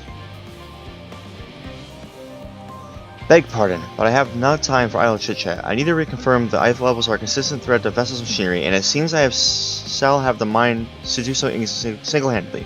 I swear, when I find the citizens of mine, the Loports are willing to help. Why didn't you say so? At least they won't moan about how they checked 24 times already and haven't slept in weeks, lazy sods. One more.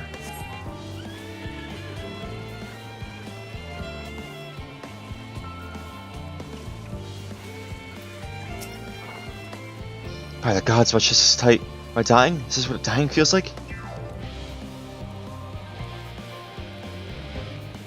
Oh, do pardon me, I didn't see you there. There's no cause for concern, I assure you. No cause for concern, even though we may need to depart at any moment, and if the hull I designed buckles under the strain, the entire vessel may explode at launch, claiming countless lives and dooming all mankind. But that's highly unlikely. Yes, highly unlikely. Highly.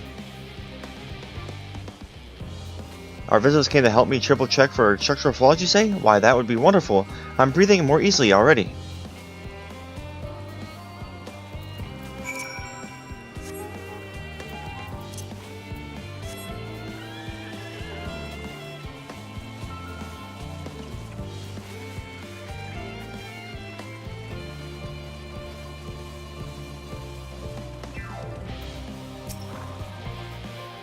Behold, Big. Through thine efforts, word hath spread throughout Labyrinthos. Verily, to a far greater number than we anticipated. The living way doth gather more Loports to speak. I shall assign each in accordance with their skills, that new bonds of friendship might be forged. Yeah, 1 second.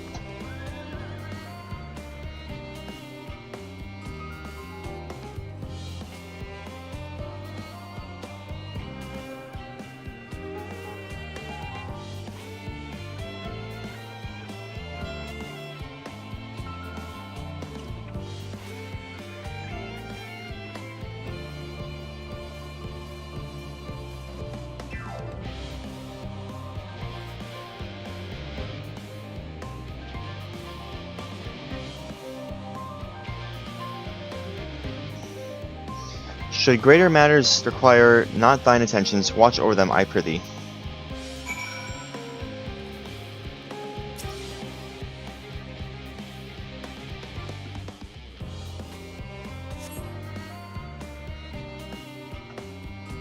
Alright, hang on, I'm gonna turn my fan on real quickly.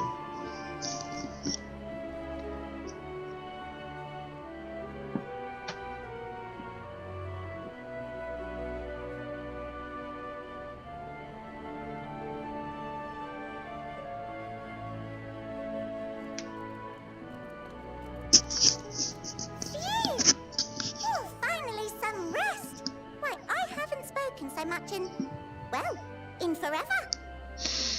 Alright, hang on, I'll be...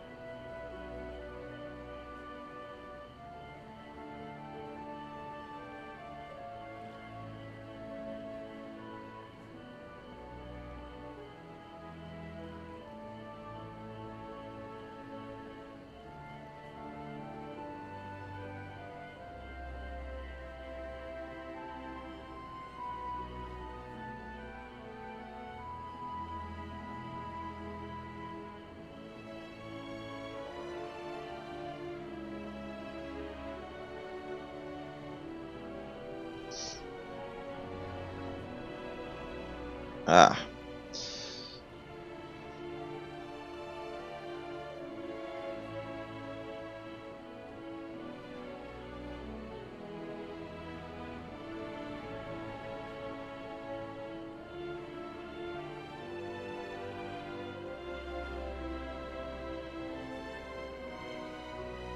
I'm just gonna give my hand a quick break because I feel like I'm getting like carpal tunnel. I don't think I am. It's just like a little bit of off feeling. I guess I've been playing a bit too much lately, but I'm just gonna give my hand a rest real quick. I'll be right back in a second. Just gonna take some stretches and everything like that. BRB.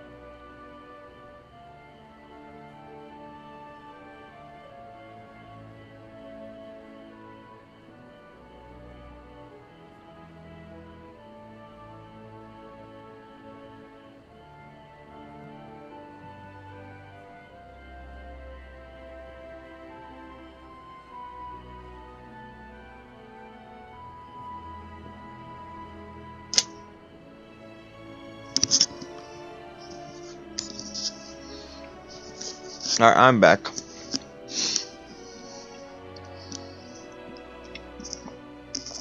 I'm eating, so once again I'm muting my mic to eat.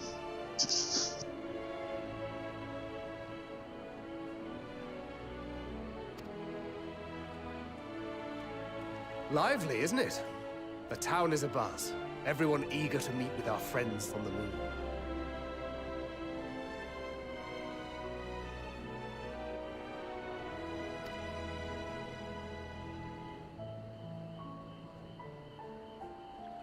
Twould behoove you to consult with Sleeping Way. As our moon's pilot, his advice should be most pertinent. I'm impressed. Truth be told, I struggle to tell one from another. No offense intended, of course. None taken. After you and your friends left Mare Elementorum, we spent no small amount of time with your Urianger. Oh, the conversations we had. He told us all about Atheris, answered our every question, no matter how trifling or trivial. Look! Every page filled to the margins with knowledge. When I first arrived, I was struck by how little I knew. It was daunting. But then I realized that, were it not for Urianger and his teachings, we'd still be stuck on the moon, gazing at your world and wondering what we've been missing.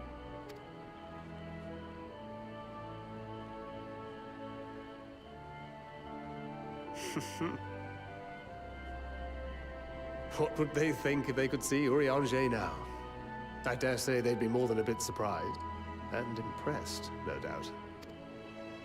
Master Louisoix, Minfilia, Papalimo, and not to forget.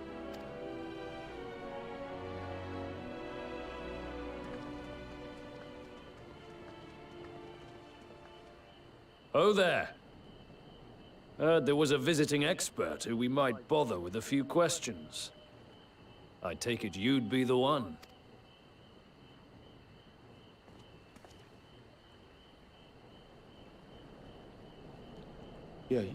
Yes, I am.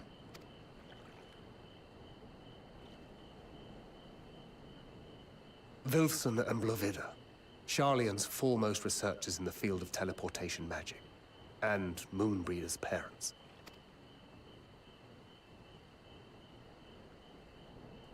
It hath been some time. Tis good to see you in good health. Likewise, old friend. Blovida and I were most honored to answer the call. Never expected this reunion, though, did we, dear?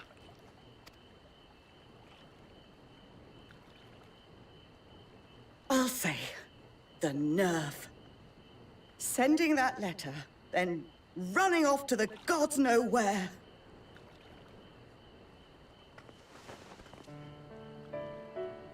No. No. No. Do you have any idea how worried we were?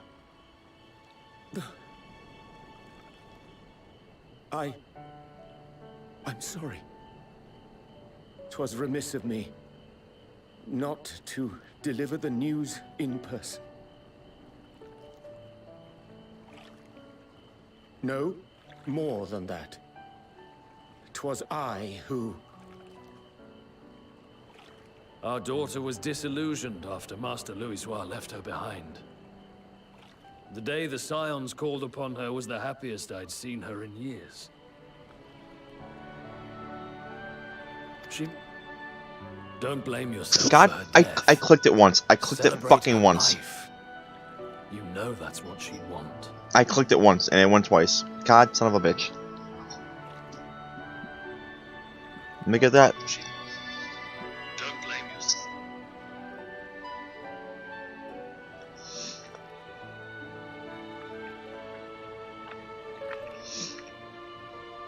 Alright.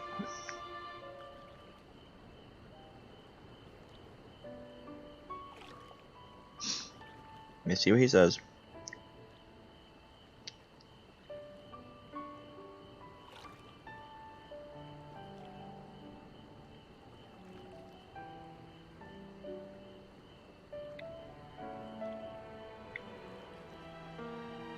She made her every choice of her own free will. I didn't get to see the I didn't get to see the final part of what he said. Well, welcome to you.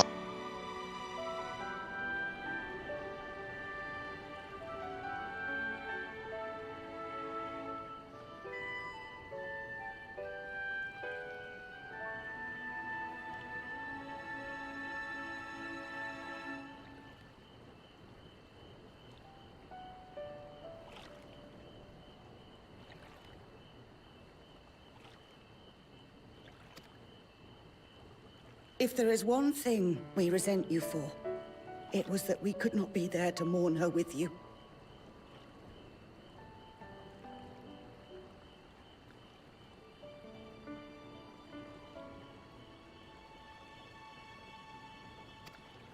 Reading the words you penned in that shaky hand, we must have cried as much for you as we did for her.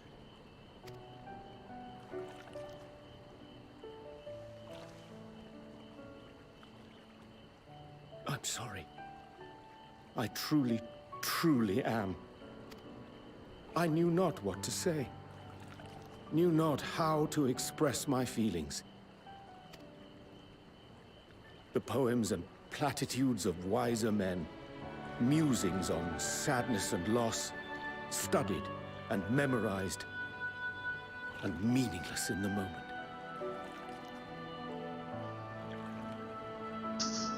He's shaking. Orion's Silly boy. We are all powerless before such grief.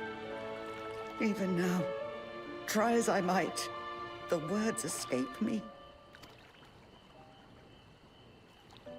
But in our hearts, we know, we always know.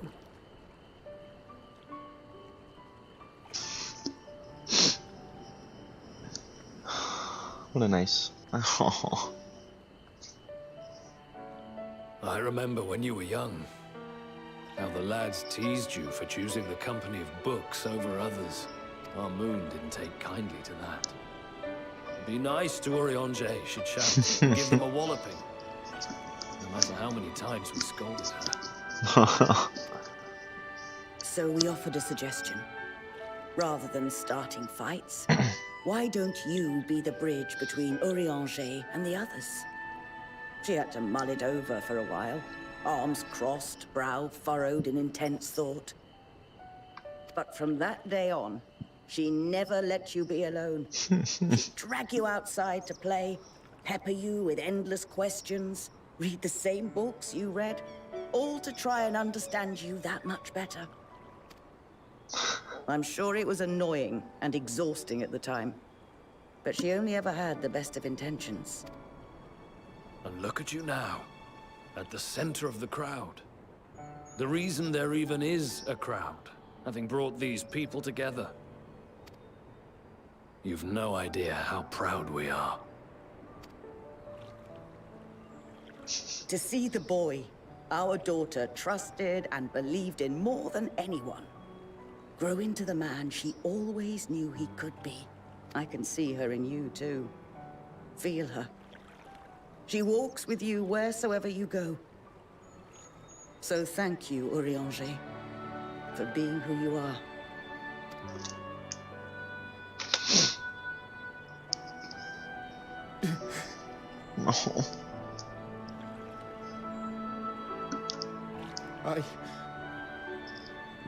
I think I can feel her too.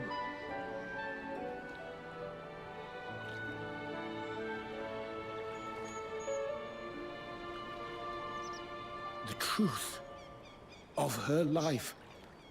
Not sorrow, but hope and love.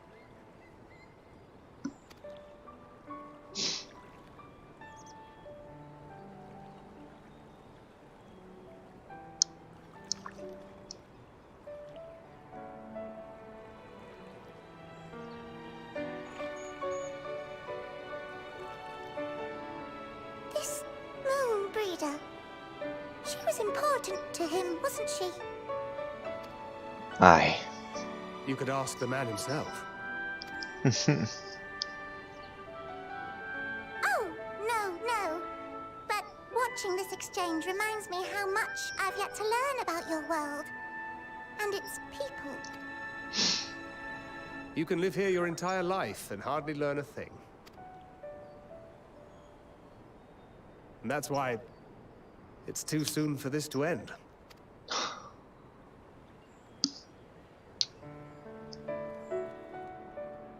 We have to find a way. We have to find a way to make this... to make the star survive. Oh, Big. Be assured I am fine. I am... full glad to see them too. After so very long. Gladder still that I was in your company. As difficult as it was to accept their kindness, it would have been far harder had I faced them alone.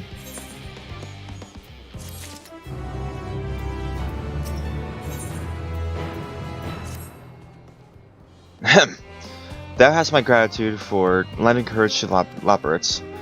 Not disposed to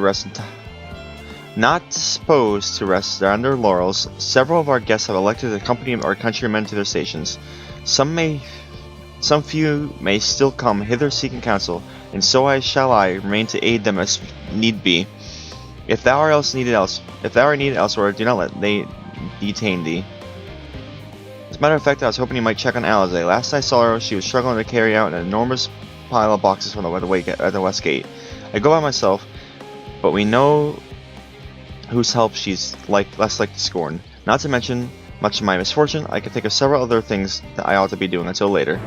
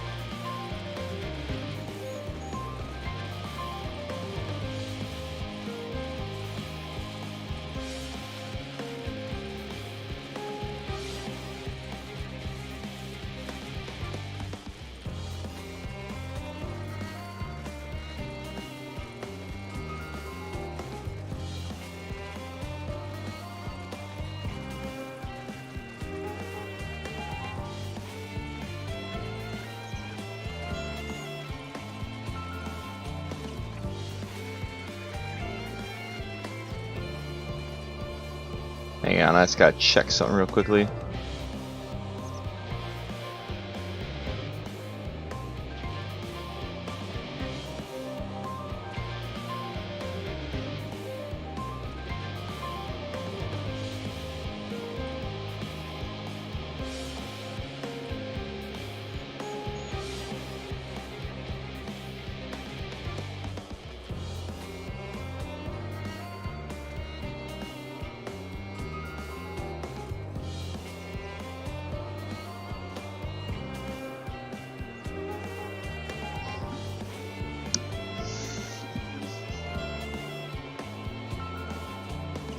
Alright. Pig, what are you doing here? No, I don't mind if you help with the boxes, but it's far from the most exciting of tasks, are you sure? Well, I appreciate the assistance. We need to get these to Apuria. Time is short, of course, but they're full of organic specimens and samples, so try not to be too rough with them. Alvin should be waiting for us when they arrive. I'll see you there. We have 3 minutes to complete tasks. If you fail to return to Stormpoint, what we're going to do. We have 3 minutes to look at this cargo. Let's go! Run!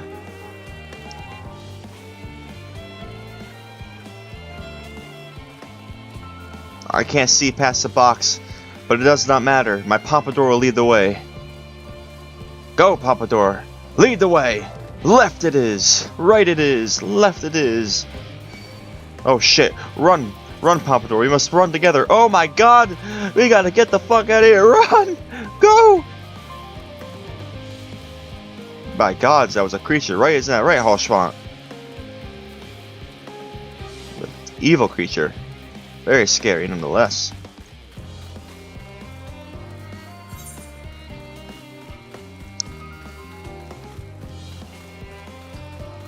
We have but 2 minutes remaining until our time is cut off. We must run.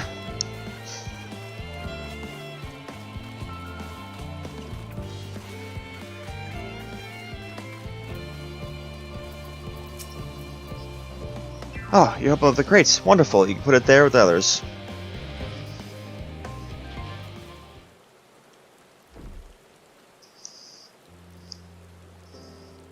You have my gratitude. But how did you come to be involved in this? Ha! Then I suppose I have Thanker to thank as well.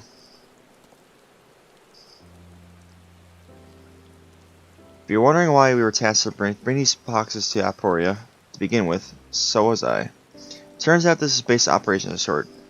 To those with the final say as to what includes in the ship manifest can be found right here. Father included, I suspect.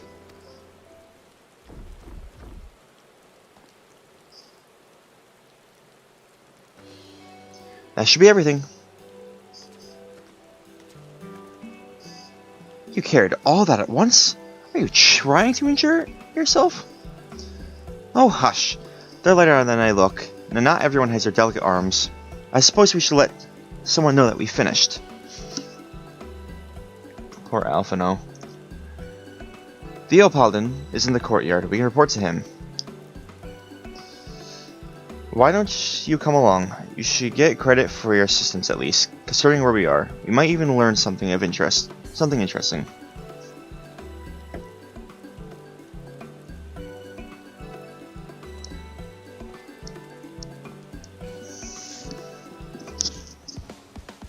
Alright, let's continue our adventure.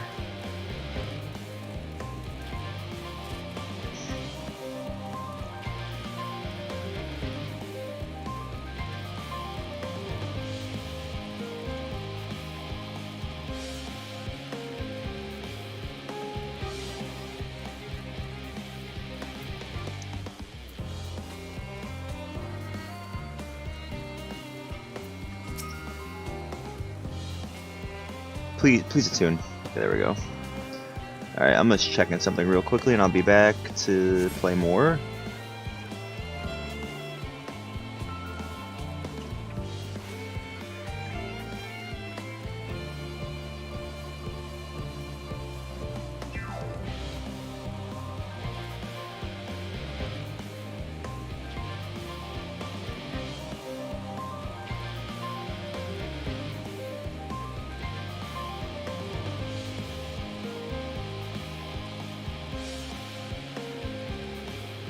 Alright. Let's get back to it, baby. Fuck's in there? We'll find out in a second, I guess. Wizard Man Science Wizard? What? Wizard Man Science Wiz. I like him. God, this never ends, does it? What can I do for you? We brought samples from Charlie and Hamlet. This is Series 1-10. This crates by the entrance. Ah, thank you. I expected one of my colleagues, but we are dreadfully short-handed. Just a moment. You're Force Nose children, aren't you? Alphino and Alze, at your service. You're well acquainted with our father, I take it? Quite. I've been friends with your parents since our days at the studium. I remember when you were yay high, waddling hither and thither. Clearly it's been some time since we've met. It is good to see you again, wielding your father's notice, no less. You knew our parents when they were young? What were they like, pray tell? Pray spare no detail. I should like nothing more than to regale you. Alas, I am meant to be in charge here, and reams of paperwork for submission. We can help with that in exchange for a sort of stories our parents would never unwillingly divulge, of course. Very well. There happen to be 3 sets of documents in need of delivery, so how about you each take one?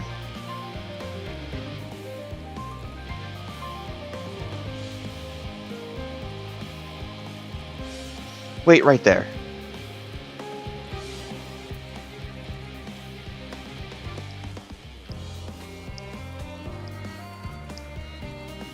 You'll find a forum representative waiting to collect these near the southernmost structure. I hope I haven't kept her waiting too long.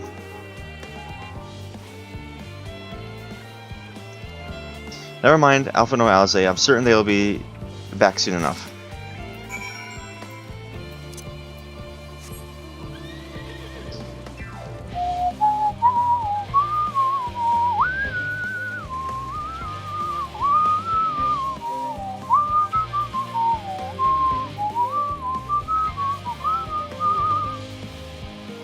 Catboy, please pass Catboy.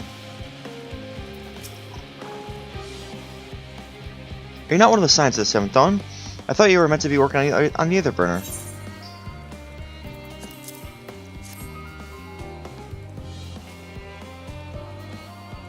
Theo Paulden's paperwork. I was beginning to worry he had misplaced his quill. I appreciate your help in seeing these documents to my hands, at least. At last. As for your other task, pray keep this between us, but I sincerely hope your science succeed. The Exodus is, without a doubt, the most monumental undertaking in the history of the Forum, and so we must be circumspect in all respects. This is a privilege we cannot afford ourselves. At its heart, however, Charlene has ever been a nation of the curious. 'Twould be tragedy indeed if we were the ones to stymie your pursuit of truth. Stymie your pursuit of truth.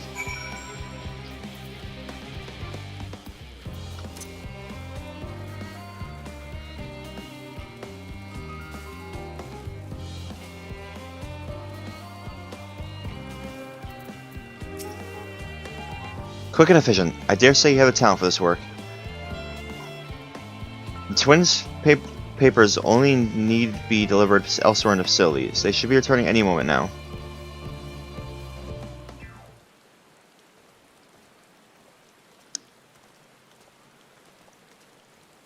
We return, with not a scrap of paperwork remaining on our persons. You will note. You both have my thanks, and my apologies for setting you on an errand far below your ambitions. Why, even as a babe, you struggled out of your swaddling clothes, and... That is quite enough of that. Thank you. It was compromising stories of our parents that we would ask to hear, to reiterate.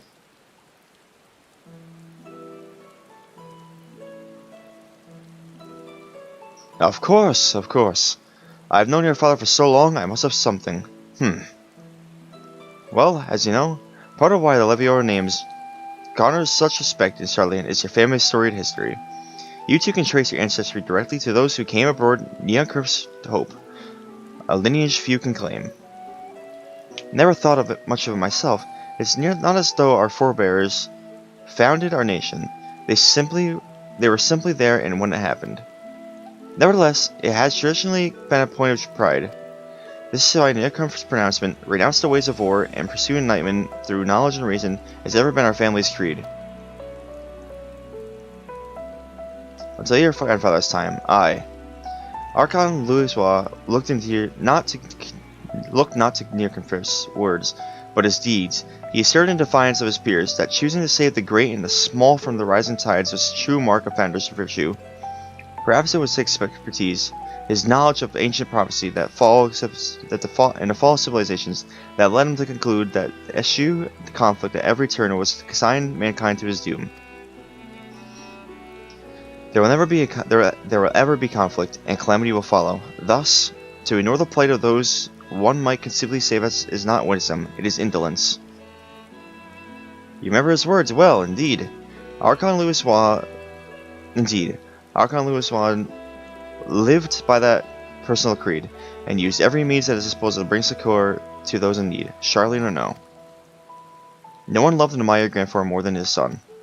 Yet, Fortunato could have not reconciled Louisois' deeds with the philosophy of their forebears and his peers. A philosophy in which he believed so fervently, yet made a pariah of his father. Fortunato agonized over this contradiction for much of his life. Gods, father. A son may carry his father's blood, but his choices are his own to bear. Is it not always true? Gods know Fortunate's a cranky old goat, so I'm sure you butt heads often enough. Yet even so, you must know that you are constantly in his thoughts, every moment of his every day, and that is not an exaggeration in the slightest. You should have seen him when you were born. Barely recognizable he was, with a kind of dumbfounded grin I had not seen since he first looked a fancy to your mother. He was practically skipping when he told me the news.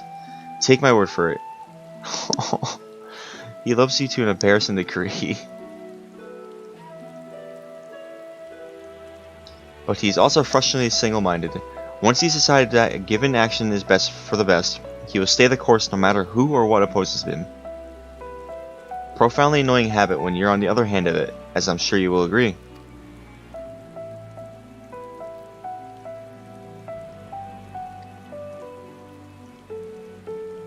I'll say, thank you for your insight. When next we meet our parents, I shall mention that we spoke. Try not to get me into too much trouble now. I need the forum on my side.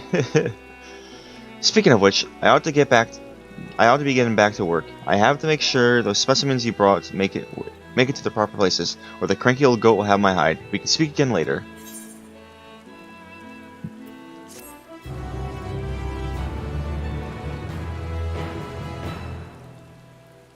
Hail, you three! Graha, surely Coco hasn't driven you out of the forge already. For better or worse, no. However, he has sent me a task that requires more than a single pair of hands, and here you are. I could use at least one of you, but I won't object to more. Unfortunately, Alice and I have prior commitments, and we have delayed too long as it is. How about you, Big? Can you spare the time? Perfect. It shouldn't take long.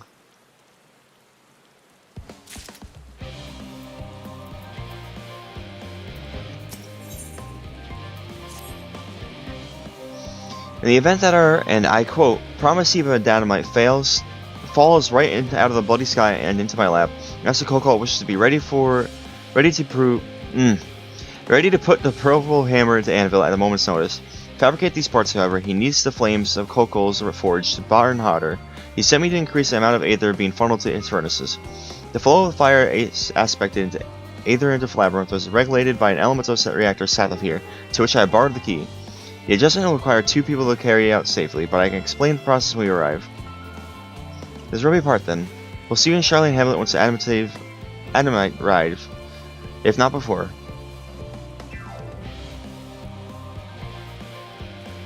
This way then.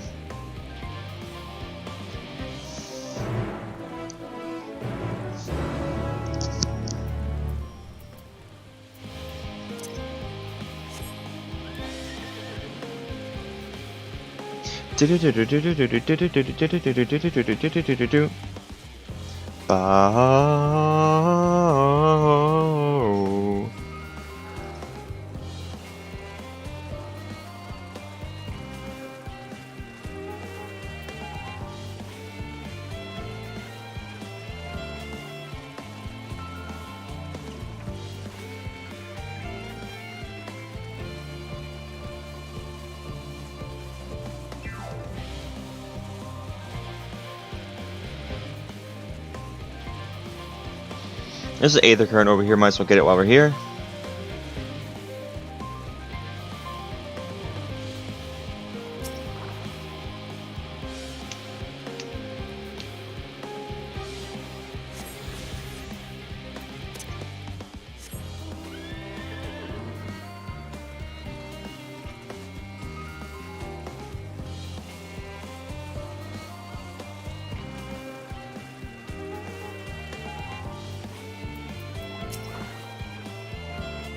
The reactor is housed within this facility.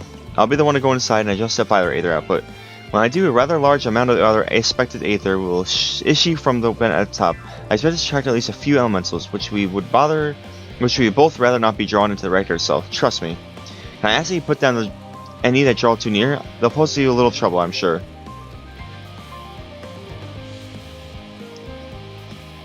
Wait here if you would.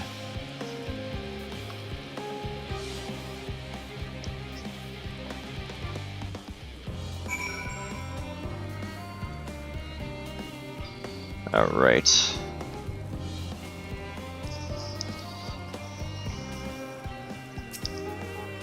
Surveying.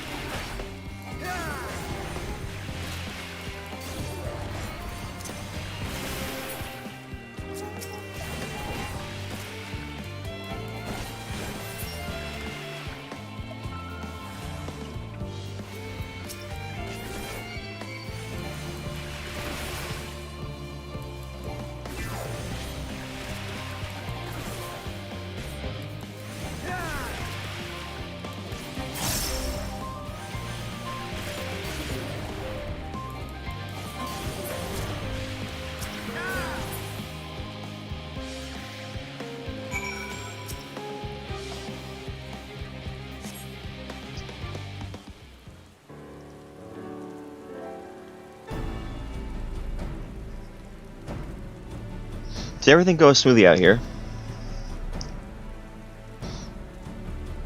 I thought as much. No major complications to speak on the other side either.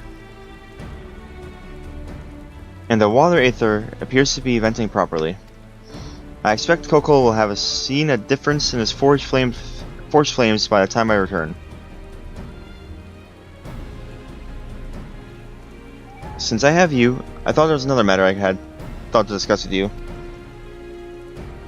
Nothing terribly important, merely as something I have been considering.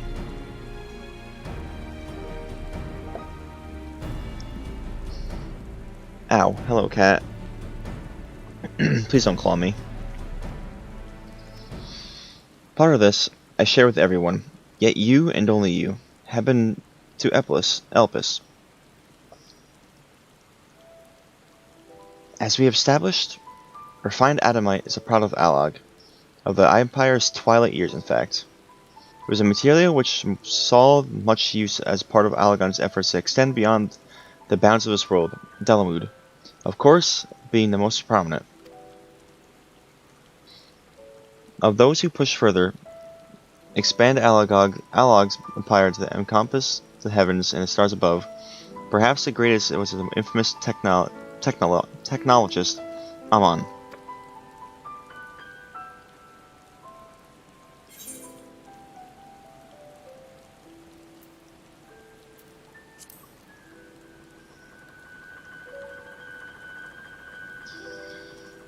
I believe he had his own reasons. There is no evidence to suggest that he retained his memories of his former life.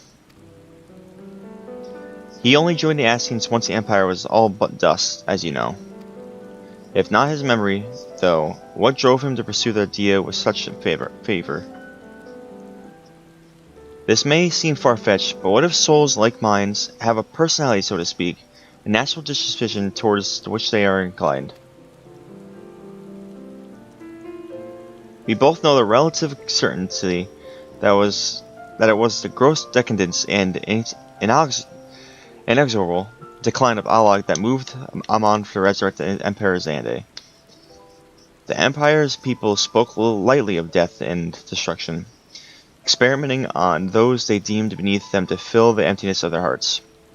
In facilitating Xande's return, Amon provided these languid souls with the means to free themselves of the mire of their own indolence. Or would have, had not Xande been convinced by his own death that life itself was meaningless. Amon's desire for his countrymen to conquer the heavens would only be a means to the same end, to instill the people with a new purpose. Like armies before, Amon was appalled by how those around him lived, but he could not bring himself to believe that those were devoid of meaning. And both of them sought that meaning, the hope in the distant stars. Such is my theory, anyway. Ultimately, it is the consequences of their actions which matter. Their motives are no moment, none yet. To reach those stars on the wings of Adamantite, to travel the creation of those beyond, the promise of hope everlasting, that would much I do understand. But enough musing for now. Why don't we see how Coco is getting on?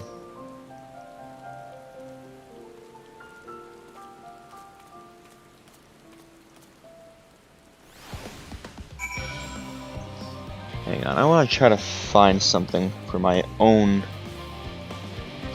benefit.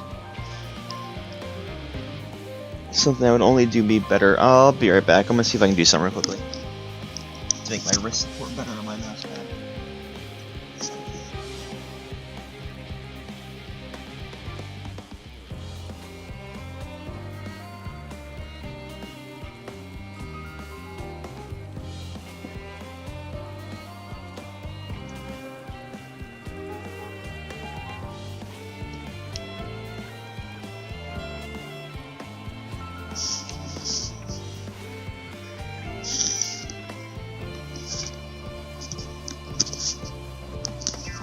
That might actually do better for me.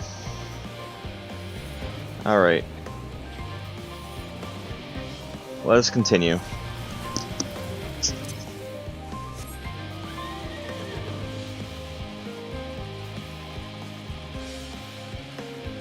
Wasted 14.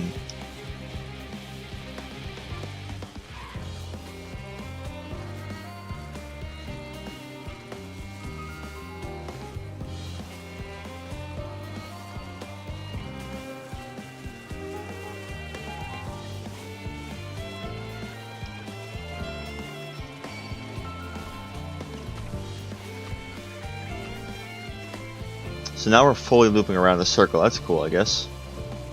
So, higher, oh higher.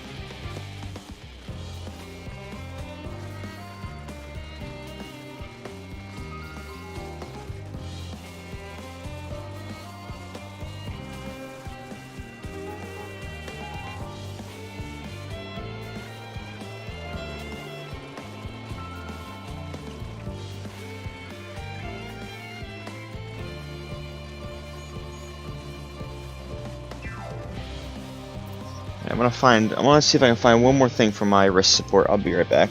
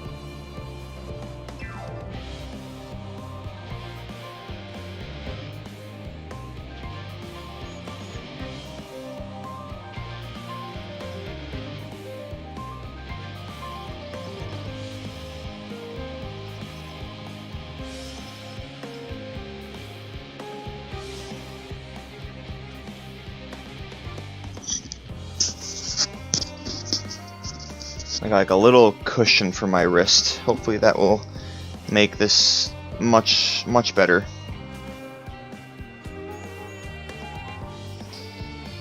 Alright.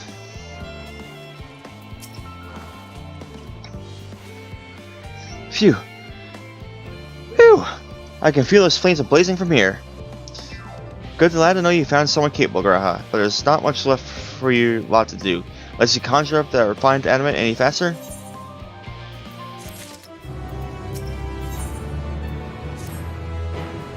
So, I do trust you delivered your promise. I do. Only, I hate waiting. I want that adamantine. I want it now. We share your impatience. I assure you, is there truly nothing else we can assist you with in the meantime? I wish. This sitting about's unbearable. Pity the forum frowns upon recreational exposure. Well, so long as they can't prove it was premeditated, get you gone. I have mistakes to make. In that case, I suppose I should go and turn to the key to the reactor. I'll have one more look to make sure that nothing else has gone wrong, unintentionally or otherwise. I'm certain there are better uses for your time, however. I will join you in Shirley and Hamlet and on.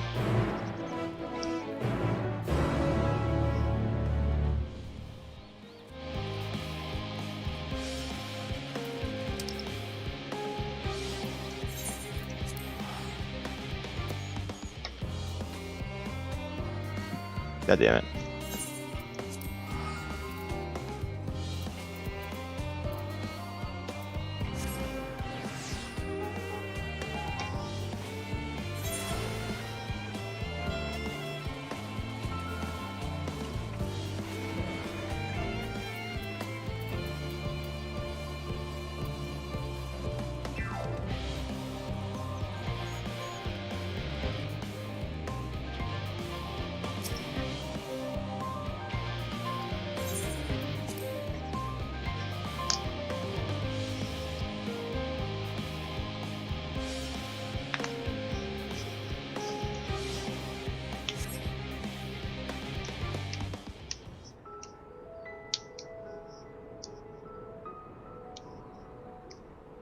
All set, I take it?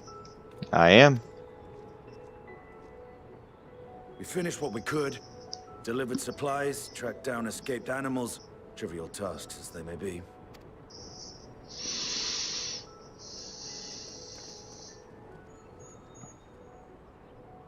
That's enough, don't you think?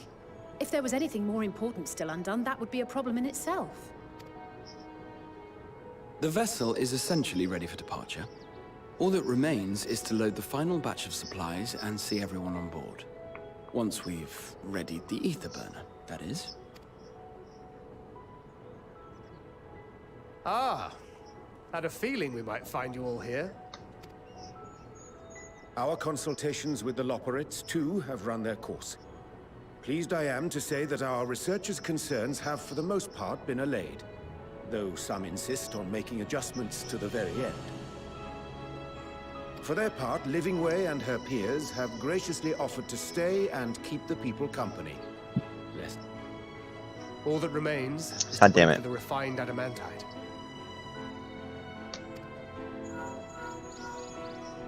Alphino, are you there? It's me, Cryo. Your special delivery has arrived. Round up everyone and come to the harbor at once. Speak of the devil. Let us go at once.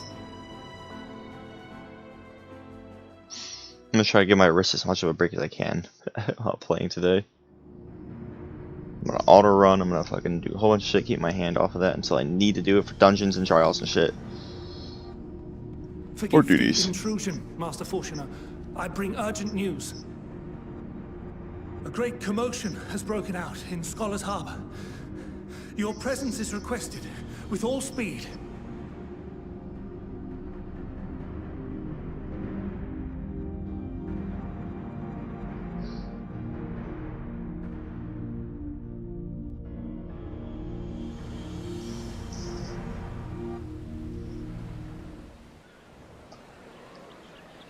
Now, where might this delivery be? Oh god. How big is the delivery is it?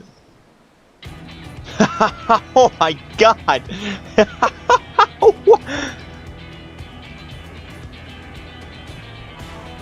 Holy shit! Oh my god, fucking airships too! I'm sure it's very important, but we cannot accept these without the proper permits. By the 12! Surely, these can't all be.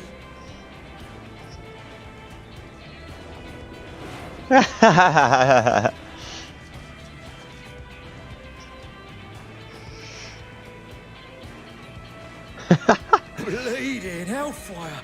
They're bringing them by sea and by air.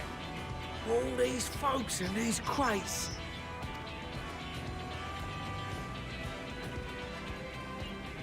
And more on the way. Got your adamantite right here. A bigger haul than any of these sorry bastards brought, and that's not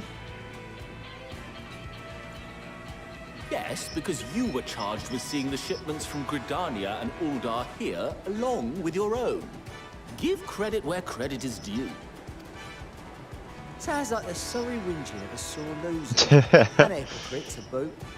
Ain't no way a scrawny whelp like you took a dozen steps inside a Dalamant shard. I'll have you know I went all the way to the entrance. I played a vital role in keeping a lookout whilst our expeditionary forces secured the adamantite. Left you outside so you wouldn't get anyone killed, did they? Well then, credit where credit's due, you did a right fine job sitting on your ass. Take that back. Make me. I will not stoop to your level.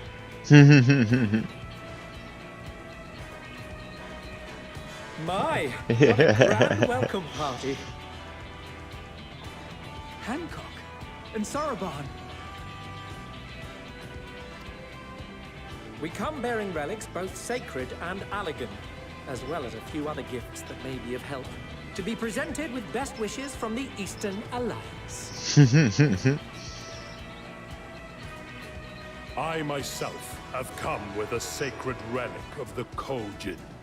Upon learning of your need, Bunchin bade me deliver it on behalf of the Blue with all haste.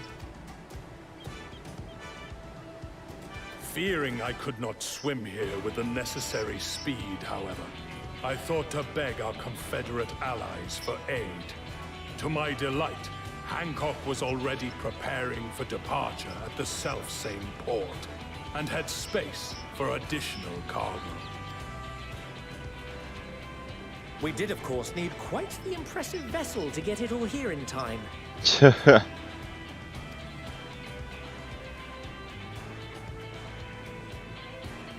That is all wonderful to hear, but what of the extraordinary cost? I shudder to think of the ransom we must pay for such a bounty. Fret not for your coin purse, young Alphino. Lord Lolorito looks ever towards the profits of the future, and thus the East Aldenard Trading Company went to some lengths to reduce the financial liability. And since the Scions funded the entire venture, oh my God, the need be rendered up in compensation. Everything is already yours. We funded the venture? When? Oh Don't God. let the name fool you. This coin keeper knows a thing or two about spending. At least it wasn't Alphino spending money this time, or When it Estidian. comes to capital investiture, a sprinkling of gil here and there will not do. You need enough savings to make waves when it really counts, which is why frugality is paramount. We also have the benefit of a generous patron. Generous being rather an understatement. She has supported us from the shadows since the very founding of the Scions. We even had coffers to fill. Oh my God. Chameleons. I remain, of course, an entirely neutral party. I simply thought our family's coffers were needlessly full. We can hardly take them with us on your teeny-tiny toy boat now, can we? And would be ashamed to leave all that hard-earned wealth unspent. Waste not.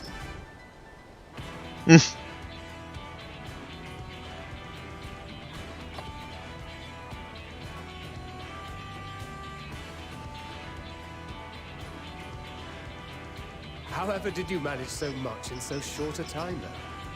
We expected word to reach only a fraction of our allies. Did I not tell you I have my ways?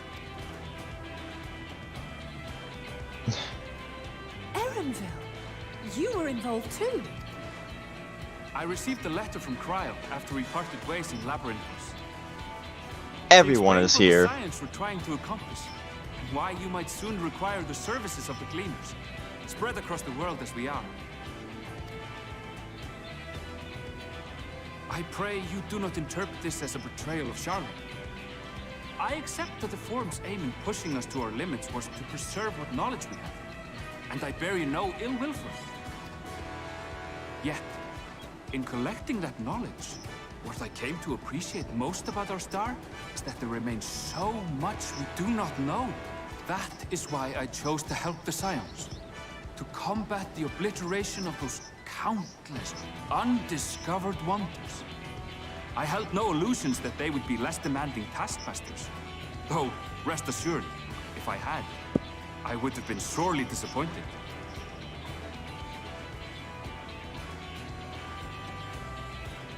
To make a long story short, the whole of the guild ship cooperated to ensure your call was heard far and wide. Yeah, there we go. Hey, got fucking Alpha and Omega too. What's this about a ship that can fly to the moon? Nero's there too? Yeah! And why didn't you mention it sooner? The one time you don't beg my aid, your problem's a bloody ship that can fly to the moon. Sid, you brought the team. Of course. Garland Ironworks' finest. You need only point us towards my new favorite ship. As you like us not suspect, we've also brought adamantite for Mordona's Dalamud shard. I admit to some consternation upon first receiving Kryle's message. So few scions remain at the Rising Stones now. Far too few for such an expedition. However, the Gleaners were able to secure us reinforcements. Idleshire's treasure hunters, not least among them.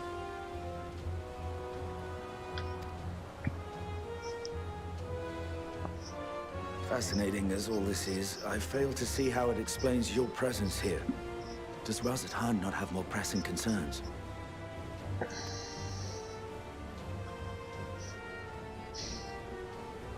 We do. Yet averting the final days would be the most expedient solution. That, and I am indebted to you.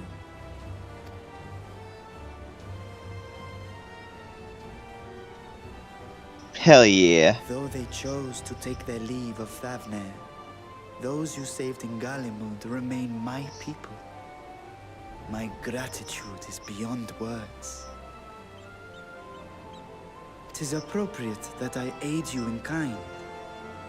If in the doing we bring salvation to others of this star, so much the better. You will recall that I spoke of my father, Midgard Sommer, and his journey across the great expanse. As he traveled betwixt the stars, his resplendent scales drank of the ether in those nigh empty surrounds, and imparted to him the strength to persevere. Thinking they might further your cause, I called out to my kin for consent. Ashdaya's answer was silence, as ever. Tiamat and Chris-Velgre, however, responded favorably to the suggestion. My sire, too, stirred from his slumber long enough to speak and say, "Very well." Thus have I brought you his own worm scales. Fit them to your purpose. No. And seek a worthier fate for us all.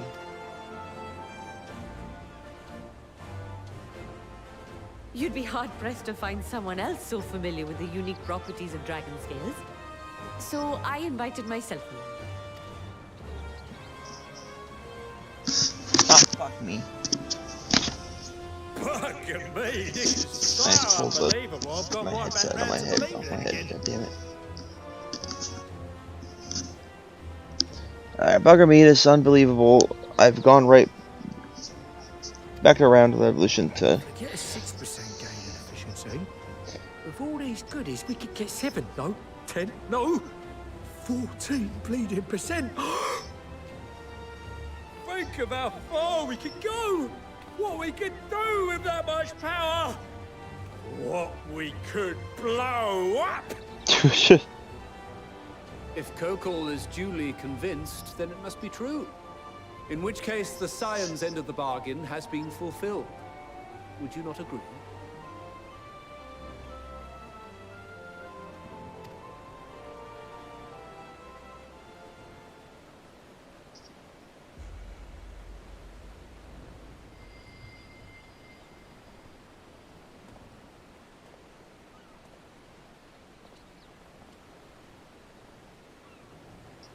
Yes, Father?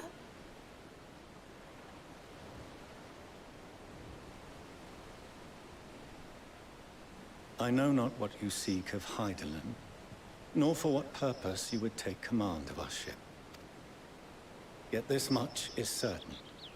To do so will be to dictate the fate of this star and the lives upon it. The lives of each and every creature, in their magnitude and their fragility. Do you understand? And are you prepared? We have seen and we have felt how much each life shapes this world. And so we are determined to abandon none. We understand what is at stake, and we are prepared to bear this burden.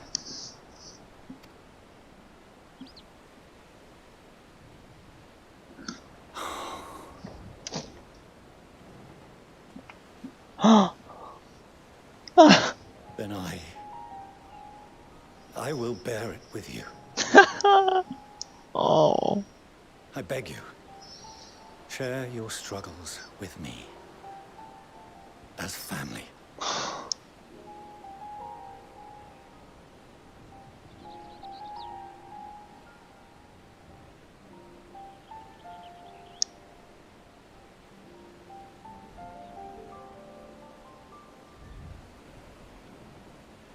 You grasped my fingers with such tiny hands the day you were born.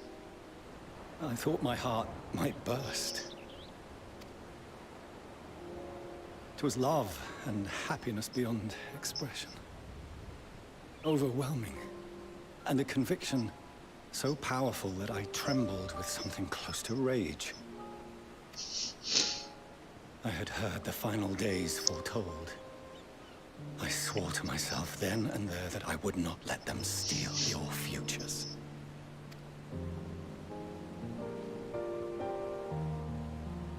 The great Exodus would succeed. Must succeed. No sacrifice or sin was worse than the alternative. If anything gave me pause, 'twas mine own father. The Archon Louisoix openly decried Charlian's policies, a perspective which I regarded with increasing disdain as I grew older. Yet even as part of me thought him a fool. Perhaps I also hoped that he, of all people, would devise a brilliant means to save my children. A naive hope, but stubborn enough that I could never bring myself to keep you apart.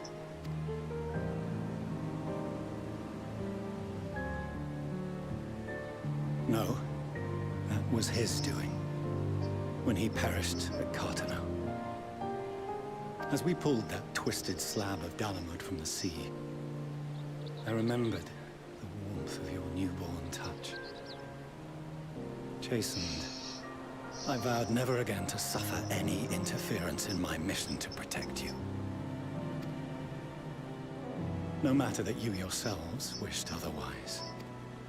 Detest me, fight me tooth and nail, I would suffer it, and more, and be satisfied so long as I could force you onto the ship.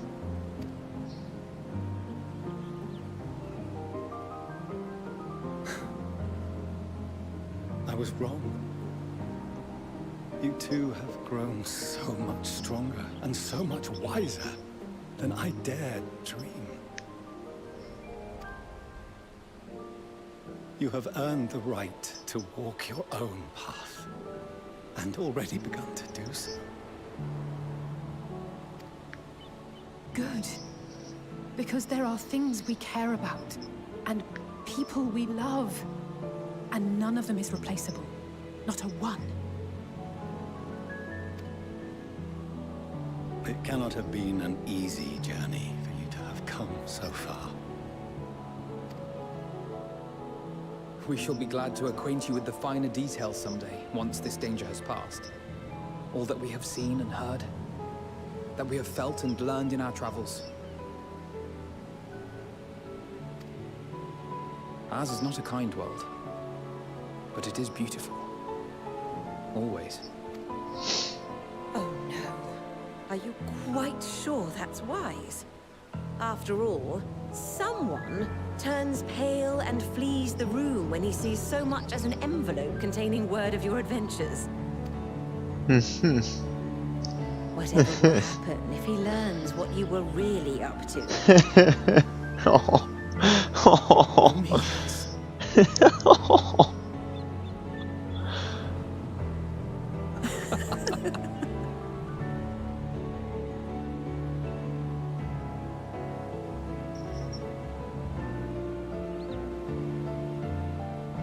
Though I have wronged my children most gravely, I owe you an apology as well. I assumed that it was the Scion's influence that made them so keen to charge headlong into danger. Yours, in particular. I see now that said influence instead brought them together with the many fine people gathered here today. In which case, I hope you continue to guide them. Will do, man. Will do. They're fucking important to me. If we finish loitering about the harbor, might I suggest we put our plans into motion? People are beginning to look confused.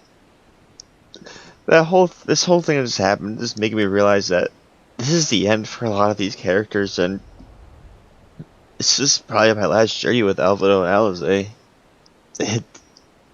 It's making me tear up a little bit. The whole thing in general just made me tear up because it's just showing how much Alphinaud and Alize have grown and be recognized by their father and everything like that. It's just, but it's an ending, isn't it? It's gonna be the end of a lot of people's journeys with us. I don't know if I'm ready to say goodbye, man. I don't know if I could be ready to say bye. Perhaps you can spare a few words ere they resume the tedious lugging of cargo. You have no small number of friends and admirers here, after all.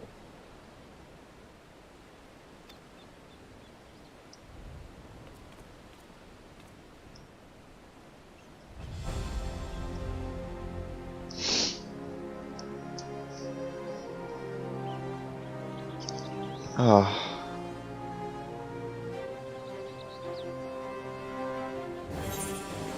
Lend us your strength. Our moment of triumph is close at hand.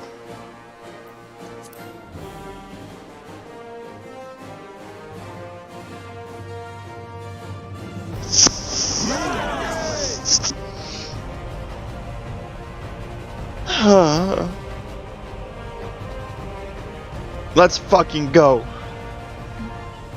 Let's save our damn Your world. assistance is appreciated. Now, in an orderly fashion, if you please.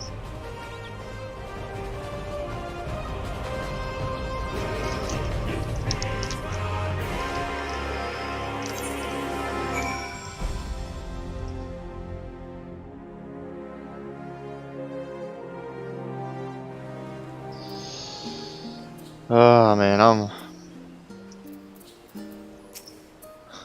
not ready for the end of this game. We finally managed to clear the harbor, which means the rest is in the engineer's capable hands. Meanwhile, Father has issued us an invitation. As it was agreed, he will reveal the means by which Heidelin may be connected. We are to meet him in Aporia when we are ready. Given the vital knowledge he holds, I should just be leave without delay. Transpires, however, the formed method for speaking with her is not without risk. I am curious to hear what those might entail, but regardless, be warned. Most of the riders arriving at the Amatine have offered to stay and see any remaining tasks are done. The forum has already asked for my assistance overseeing the process, so you didn't need to worry about a thing. Thank you, Tataru. We're off to Aporia then.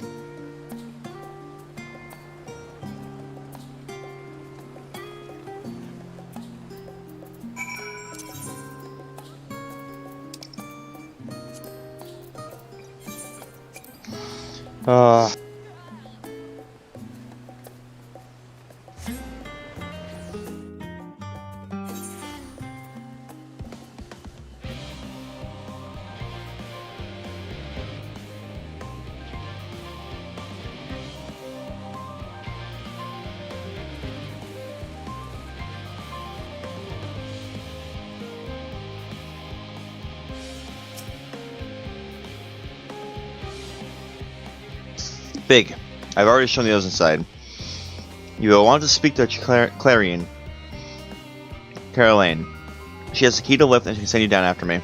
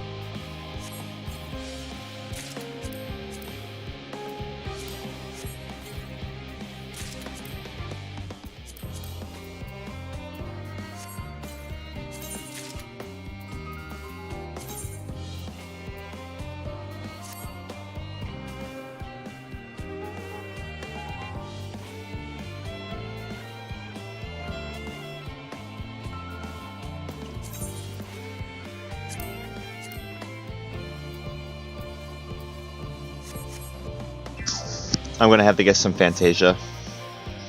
Because I fucking need it. Not Fantasia, Glamour.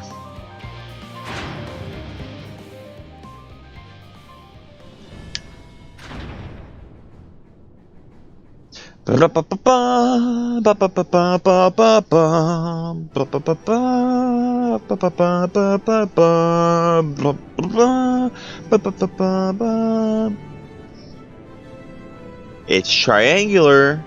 That means this is what we see in the logo of the game.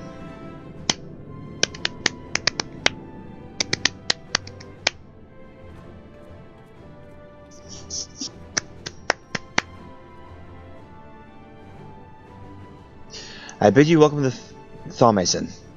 Direct your attention toward the center or behold the arc over which we have long labored.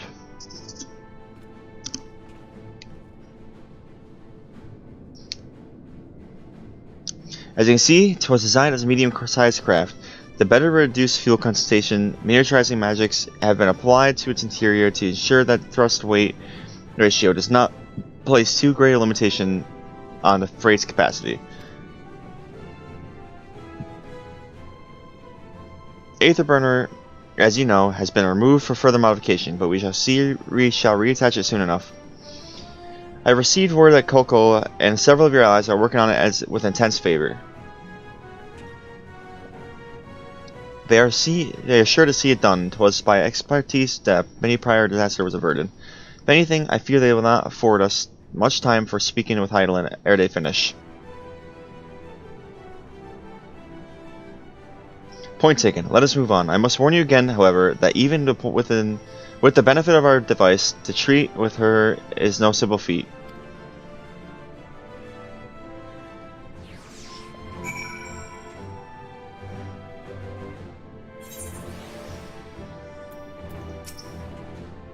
I have done what I can to impress you upon the gravity of what lies ahead. Are you prepared?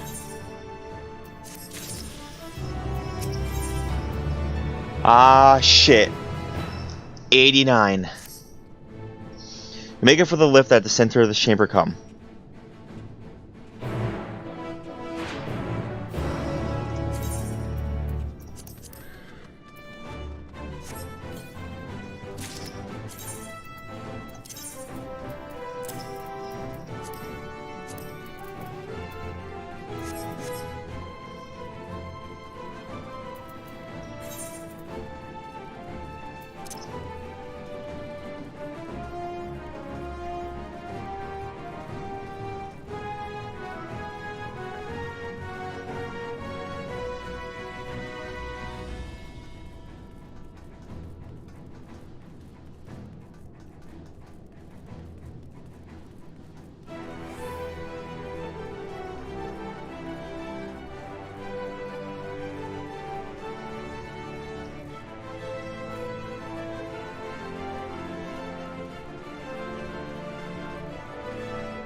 Now, is this gonna be a dungeon? I wonder.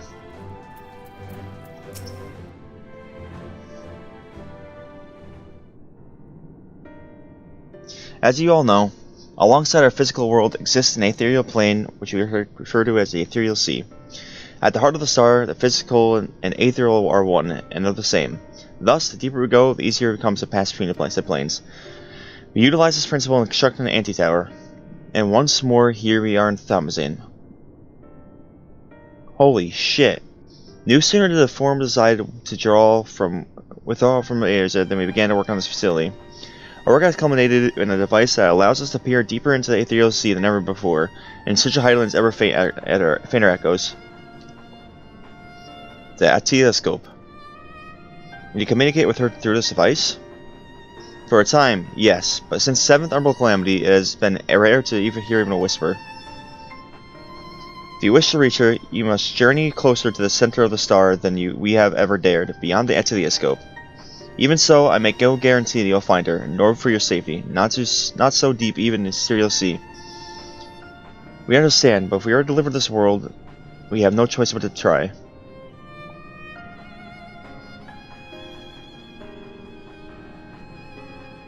I know. I only wish we could do more than observe your progress from afar. The telescope's ocular lens, by which we may peer into the zero sea without placing ourselves at hazard, lies above us. Through it, we can watch and guide you. In those swirling depths, there are pockets of aether so dense and turbulent that they can unravel one's soul. If we determine that you are at risk of coming into contact with such pocket, we can recall you with teleportation magics. To that end, it would be best if if one familiar with the composition of your souls remained here to assist in assessing said risk. Otherwise, there is an increased probability that we will extract you too early or too late. That's going to be Ishtola. Oh wait, I guess Kryl makes sense. I have thought upon this much, and in truth, I do not believe I am fit to join you in the trials ahead. The events in the Tower of Babil have drained me, yes, but even before that, your capabilities have far outstripped my own. There is no time to have a weak link in your vanguard, no matter how much she may wish it were otherwise. If I assist in the manner of Master Fortunato has laid out, however, I still may be of use. Will you trust me to do so? I can think of none I trust more, compared to that, all that effort you put into keeping us alive while our souls were in danger in the first, preventing us from dissolving into aether in a single expedition right up to post, no challenge at all. Even if we did, I expect you would hunt us down and restore us to health somehow. You flatter me, but rest assured that I'll be keeping a close eye on you all. There is one more thing. Those in ages past referred to the ethereal sea as the underworld, our final resting place. In its embrace, its memory washed away, leaving only the purity of one's soul so to believe. Yet, with those memories, few to think to ask of what becomes of them, cast adrift into the ethereal tides. Some theorize that they linger for some time, those associated with strong sentiment in particular. In those depths, memories of the departed may even coalesce around you, for hatred or for love. Thus do I caution you to be wary, but also have to have faith. Remember those who did gladly extend you a hand, to you, that they may lift you up once more. Bwam!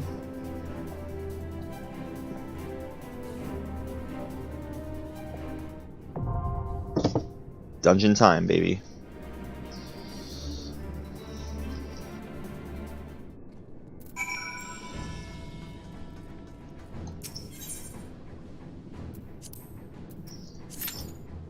All right.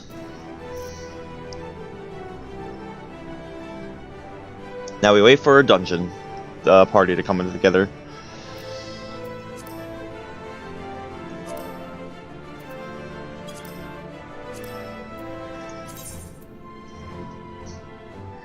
Trying to get to 81 on Golg.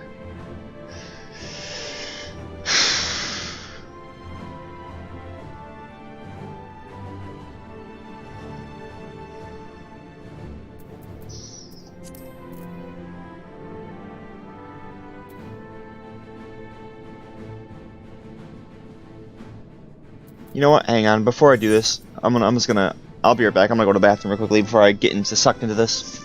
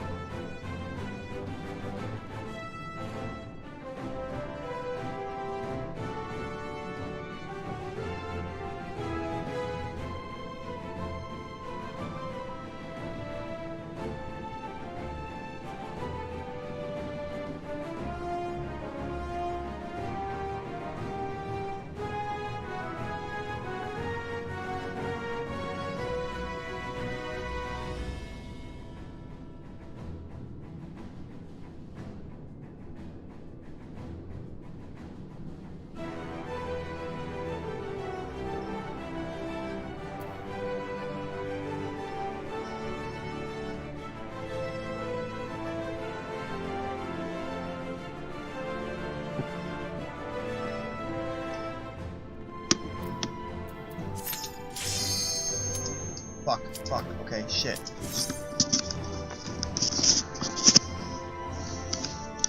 Getting right into this as soon as I get back, okay. If the one DPS joins, that is. Come on, DPS. Come on, DPS. DPS, please. Please, DPS, okay.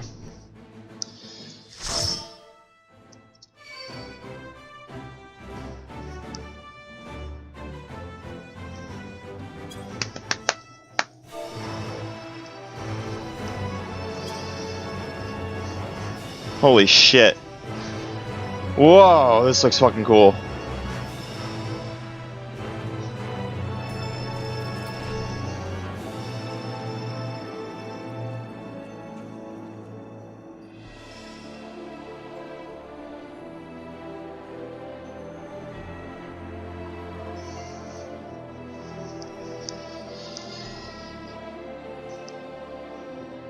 All right. All seems in order with the lens, and I trust you can hear me. Those things are pure malcontent, the residue of lives unfulfilled.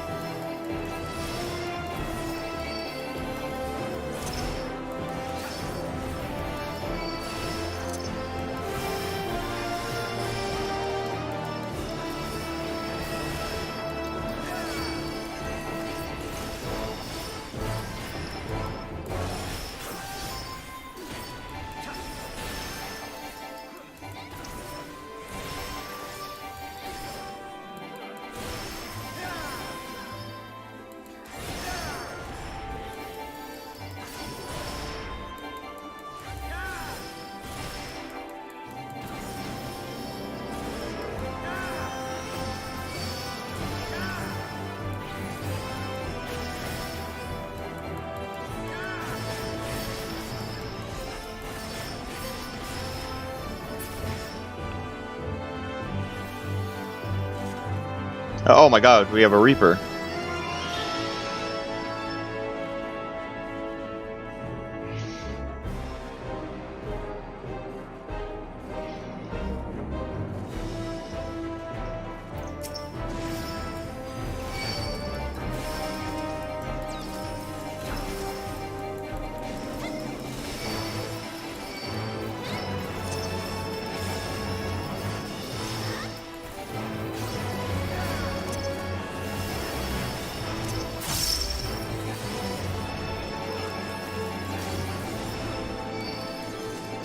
Don't look down.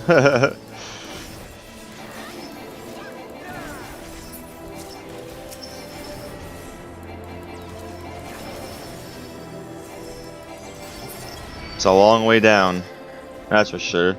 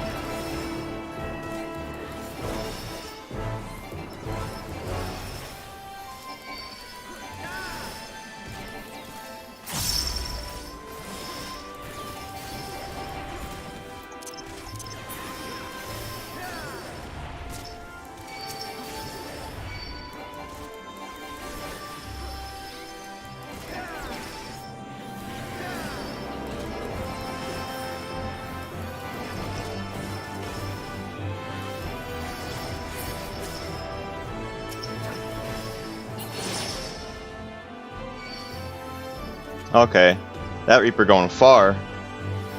Fast and far.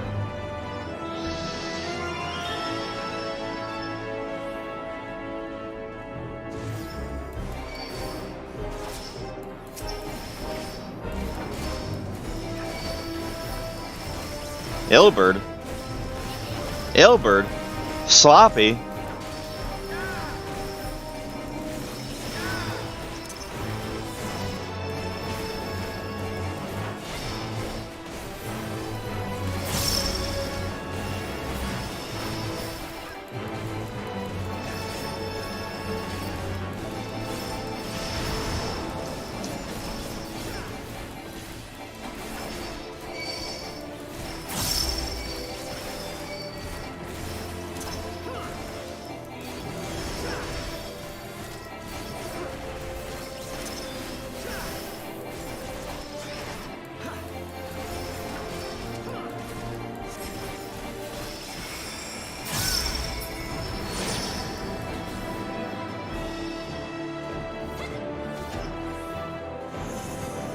Interesting.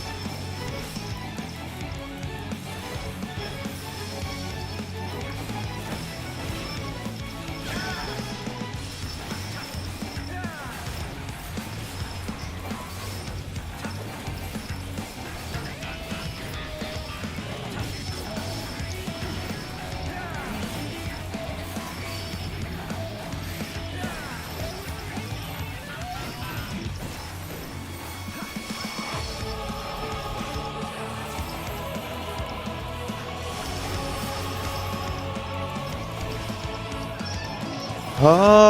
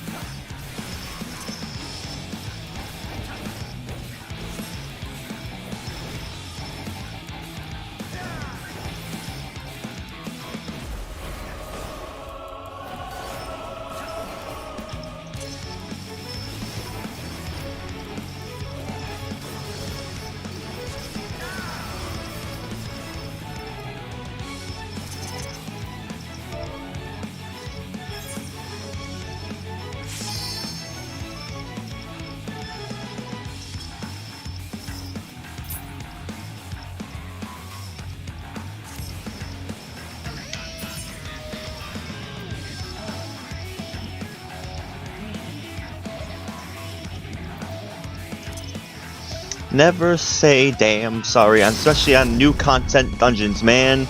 There's nothing to be sorry about. It's new content, the new dungeons. We're not gonna be getting everything done the first try. It's just what it is. We have 81 minutes to complete a whole dungeon. And even if we don't, it's fun, man. I like doing these dungeons no matter what. Especially one that looks this fucking cool. We're in the Ethereal Sea right now, on the way to speak to Heidelin.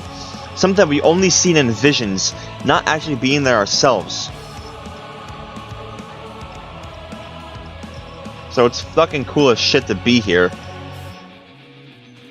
Like, look how cool this place is. We came from, up somewhere.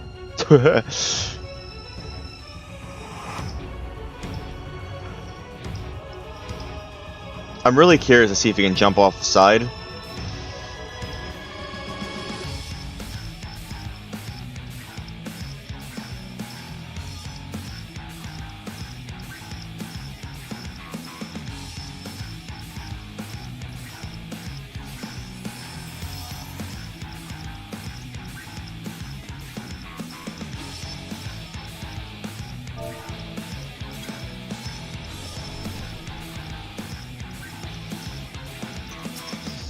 Alright, round 2.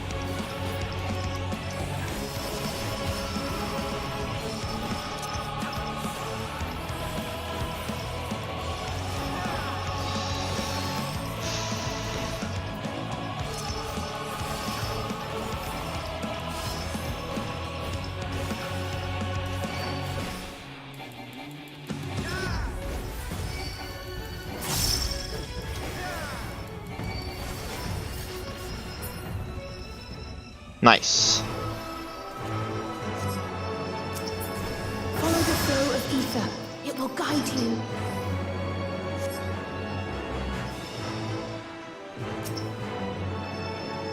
The ether is too dense. I'm losing you. Whoa! Oh shit, we're going. Oh! Whoa, we're on the crystal itself!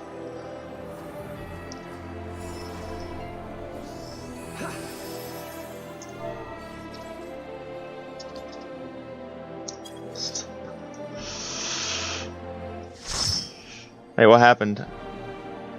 Oh no.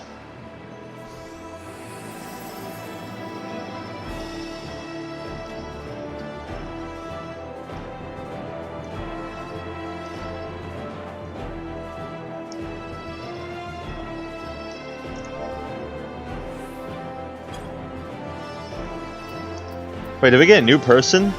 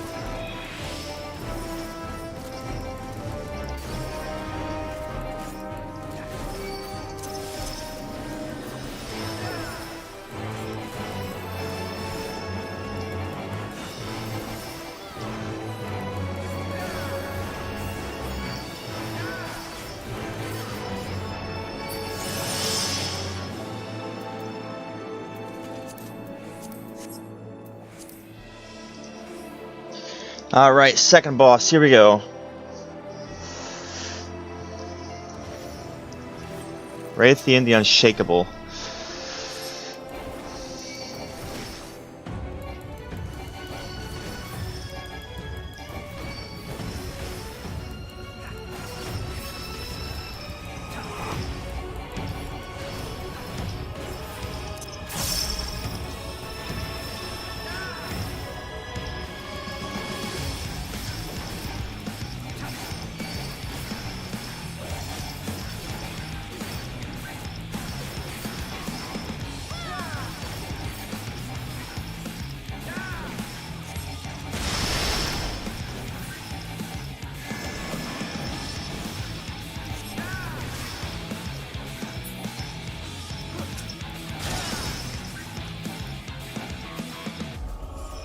Oh fuck.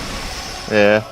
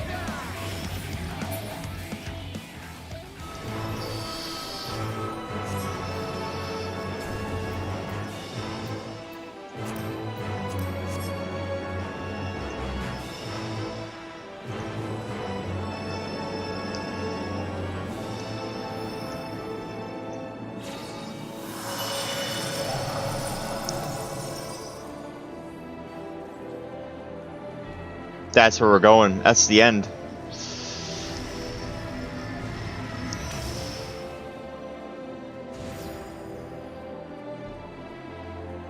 This dungeon's really fucking cool, man.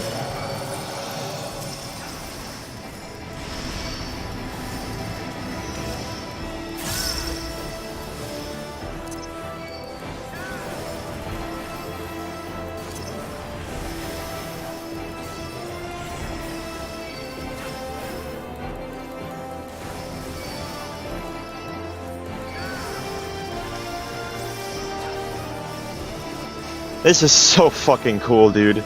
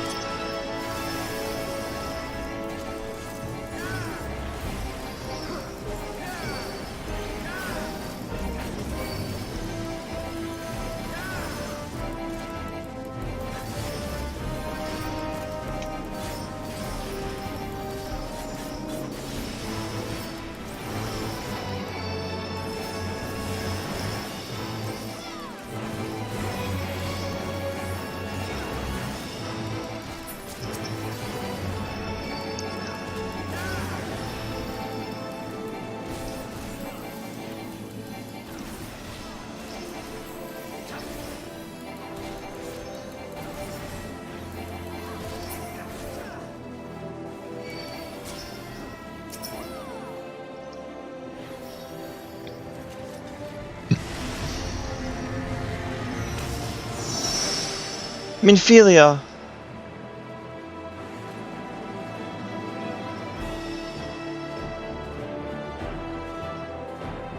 Oh.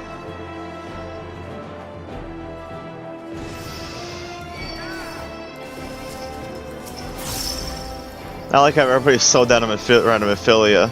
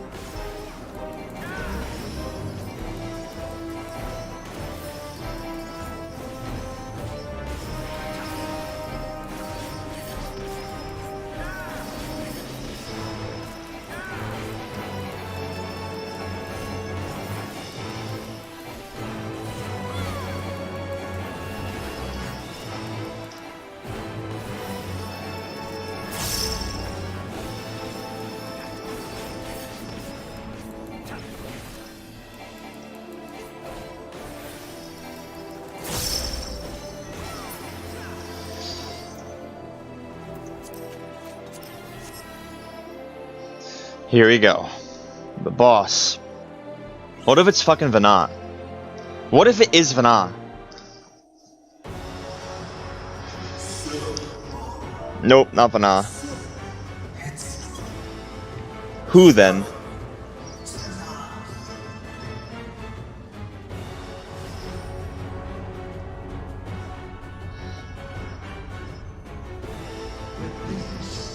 Who the? Is that Xande? Oh no, Amon. What the hell am I saying? That's not Xande. It's Amon.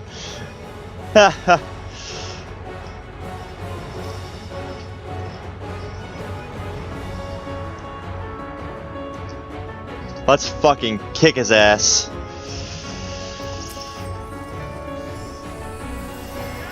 Many faces have I worn, but this is my favorite by far.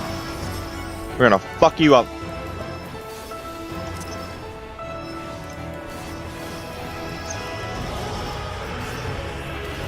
You will persist in this folly no longer.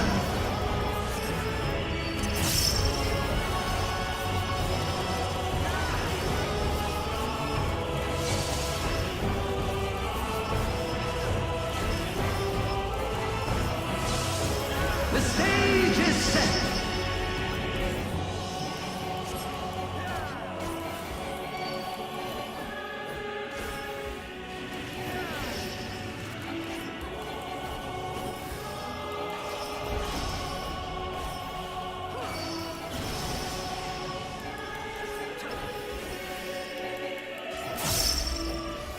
Wait, left, fire, I got for today. Which way's left? That's left. Shit.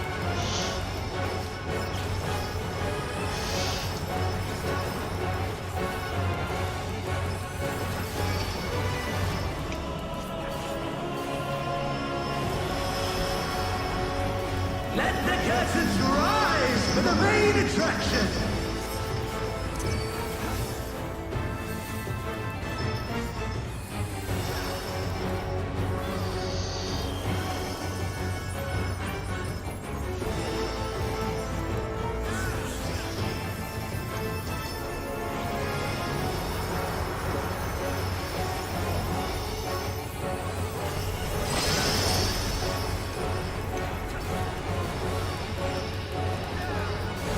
Oh shit.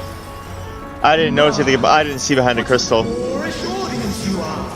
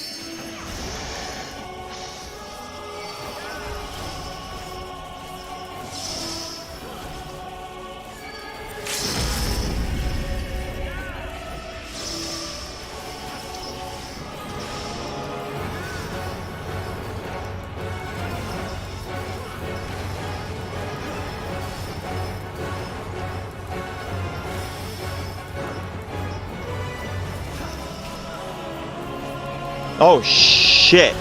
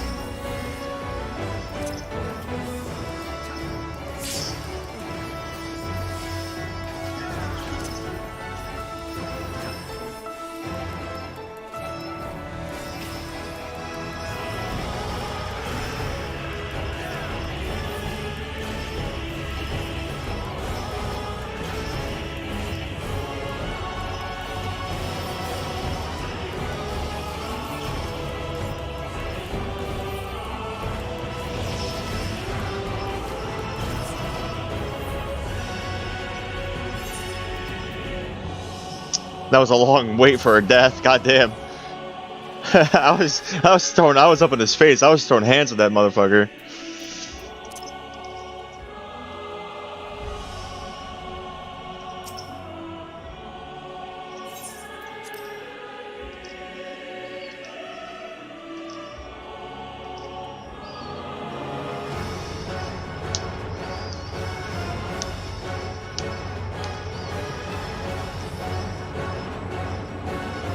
Woo!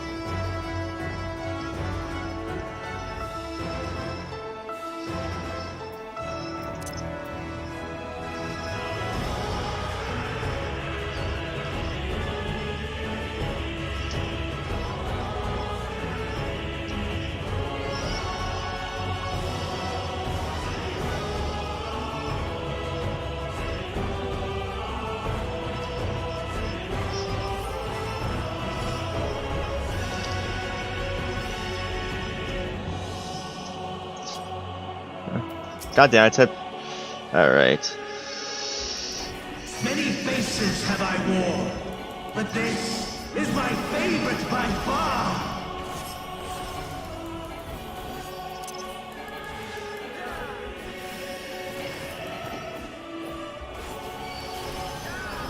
You will persist in this folly no longer.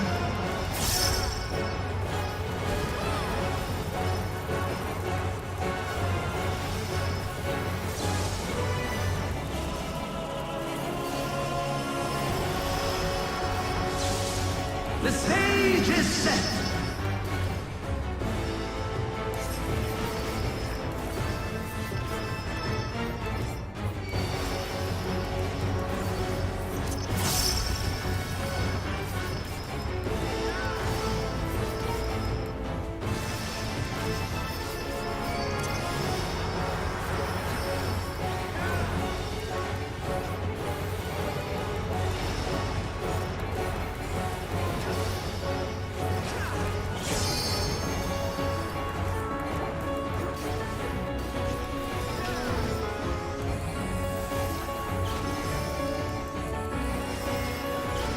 Let the curtains rise for the main attraction!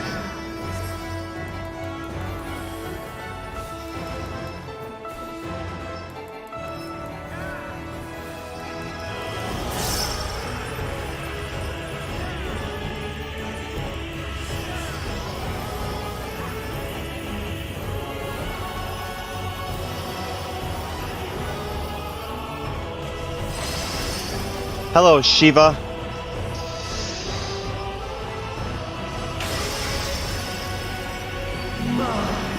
What a boorish audience you are!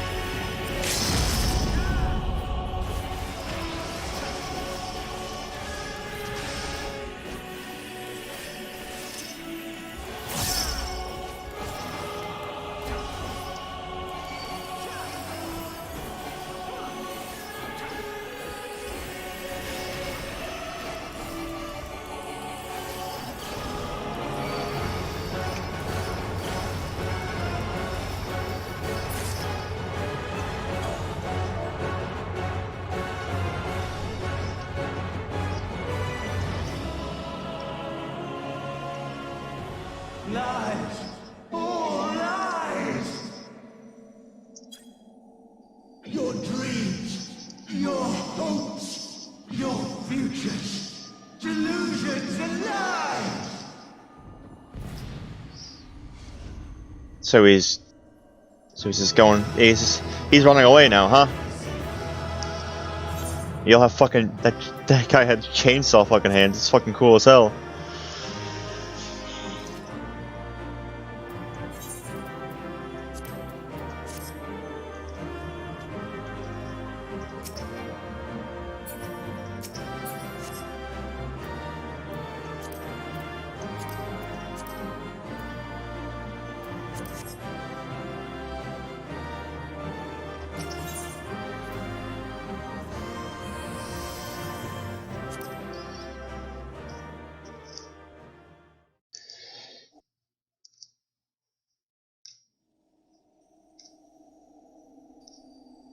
So now we reach Heidelin. Wow.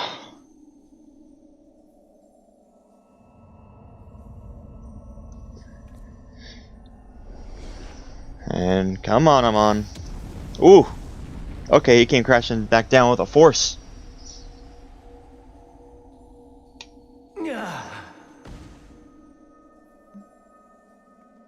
My very essence begins to wane. Sweet, sweet agony.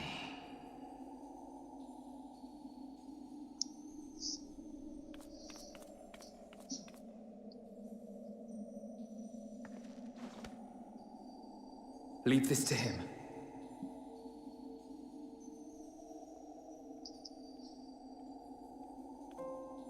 Come to deal the coup de grace. Good. Watching you struggle against the inevitable is bad comedy. Erase me from existence, soul and all. Fair memories of Midian. Do you recall your days as Hermes?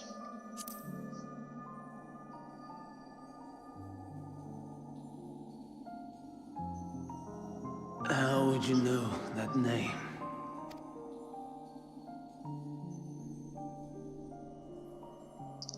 Oh.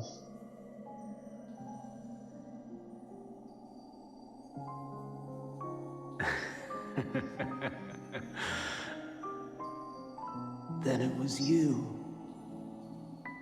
In Elpis. With Emmet-Salk. The final pieces fall into place. In my halcyon days, as the mortal Ammon, I was haunted by a dream. Night after night, the faceless multitude, the voiceless cries, shards of shattered memories. But slowly, the fog began to clear. This was Elpis. And I was Hermes. Recurring though it was, I paid this dream little heed. It was only when I was granted the seat and memories of Fandaniel that I knew these visions to be true. They were the memories of Hermes that he himself erased using the power of Kairos. Or so he thought.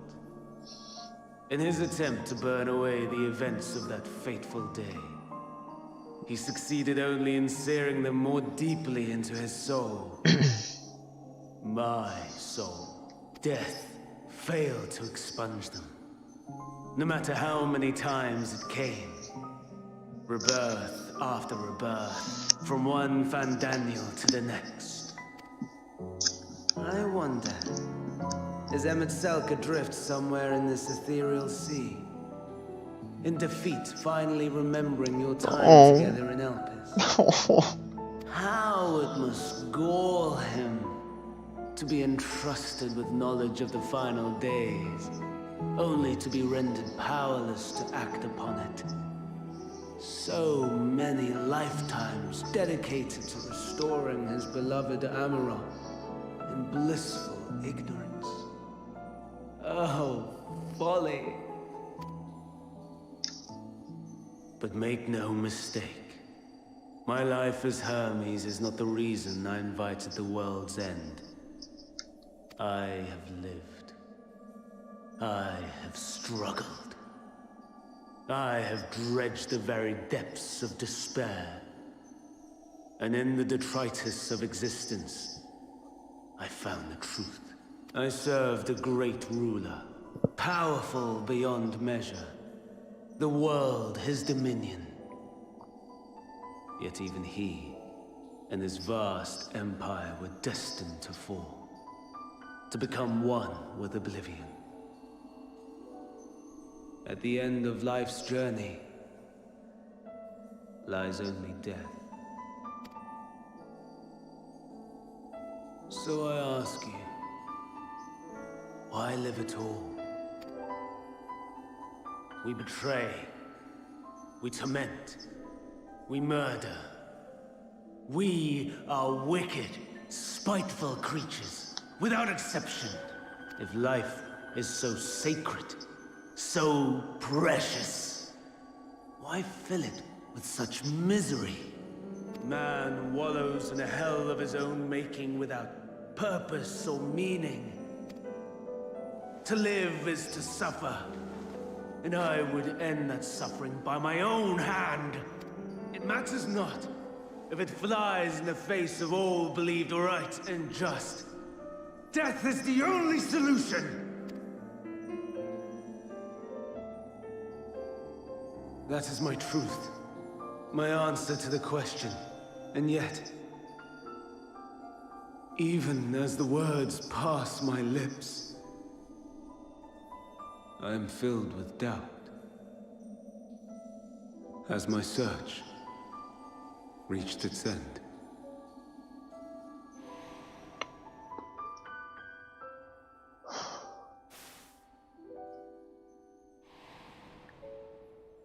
Was this the only way?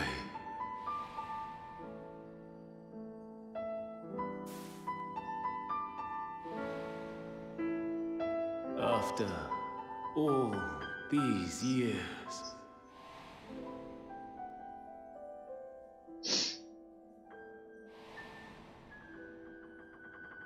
is this the answer I was hoping for?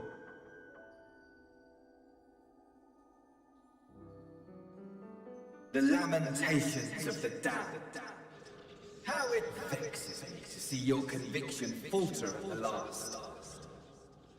Fandania. Still clinging to existence, I see.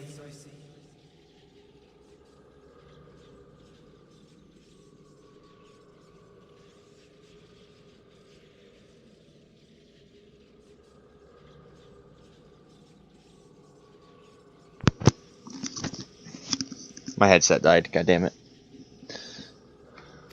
Right in the middle of a fucking scene like this. You champion death so fervently, unwilling to accept your own, refusing to be purified and swept into the sea of souls. As do I. We prisoners to memory, watching as the world turns. Though unlike me, you will be spared the ignominy of having your corpse made a puppet, dancing to another's tune. Is that Arcee? What? How very astute. But let me be clear, I have not come to consort with the likes of you. Nor have I come to bemoan the state of the world following my untimely demise. In fact, I delight in mankind's downfall, and the anguish it brings the savior of the savages. If I played some small part in the chaos, all the better. Not that I was in any position to resist. But to be made accomplice to the betrayal of Lord Xenos. I would die 1,000 deaths to exact my vengeance.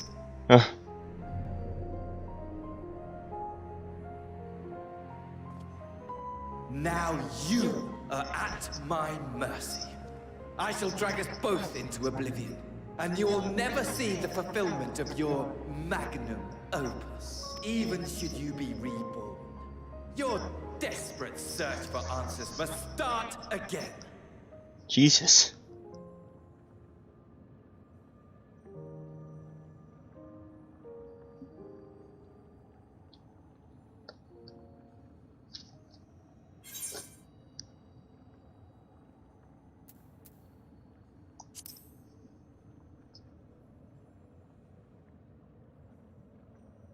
Even here, even now, you have every right to hate me. For the fool I was, for the monster I became, but I will not beg forgiveness. The tale of Hermes, the man who knew so much, yet understood so little, ends here.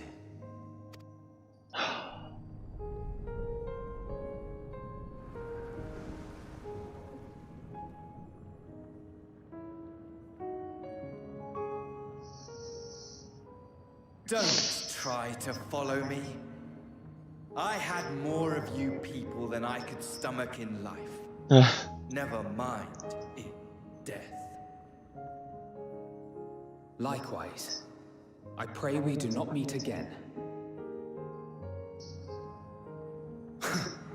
You had better hope not. I feel bad for anybody who got put in Fandaniel's position. Because they've taken on such hardship. They've always suffered. it seems like each one person who took on Van Daniel's spot in the convocation, they suffered a lot through their lives. Hydaelyn is waiting.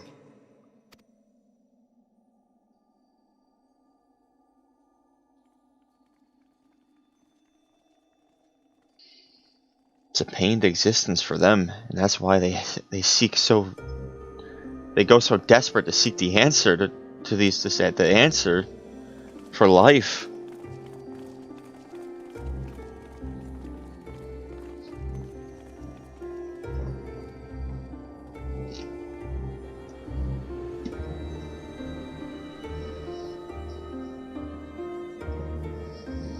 Holy shit. Brave travelers, I welcome you.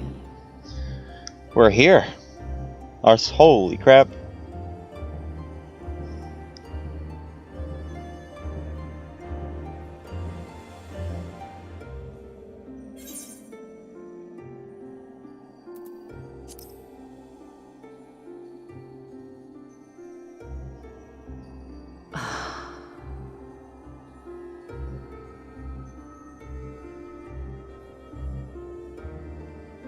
I see.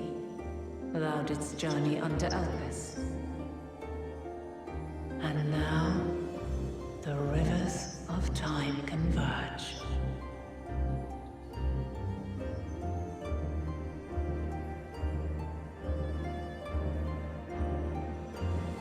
I know why you have come. Yet I would hear you speak your reasons all the same. You created the moon to deliver mankind from the final days. But is that really how it has to end? We do not wish to abandon this world. We want to protect the source and all of its shards. To flee is but one of two paths. The other leadeth to Meteon, far beyond the stars, where she doth chant creation's requiem.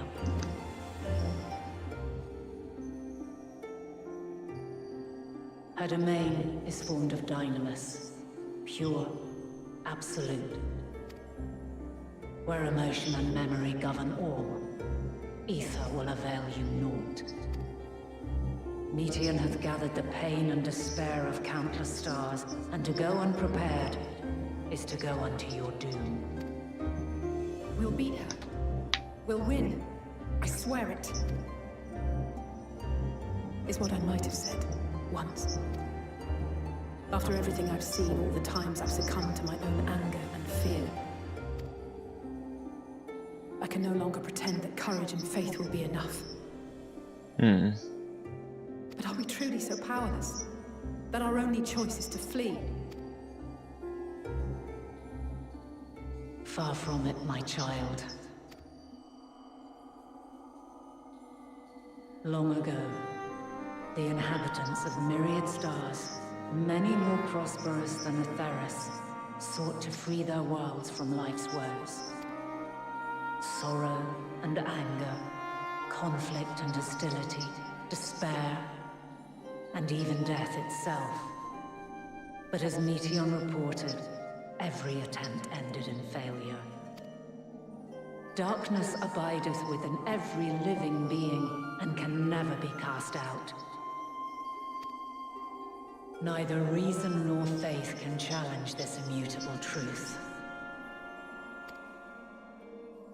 To live is to suffer, and in suffering, find strength, and purpose, and hope. As you have done so many times before. Thou dost pursue an impossible dream. Yet knowing this, you pursue it nevertheless. And thou hast learned to depend on others as they do thee. Thy yearning for the power to save the powerless hath ever driven thee to greater heights. Thou hast grown strong. Though those closest to thee no longer walketh by thy side, no. their love remaineth thy guiding light. For duty's sake, thou hast been bound by truths unutterable time and time again. Yet thy heart hath never wavered, as thy companions will attest. In thy pursuit of mysteries great, all thou believest is brought into question. Undaunted, thy thirst for knowledge remaineth unquenched. The fires of hatred that once burned in thy heart burneth no more. From their ashes doth spring the light of love, warm and pure. As witness to black calamity, thou despaired at man's helplessness. Resolved, thou didst unite a distant world on the brink of collapse.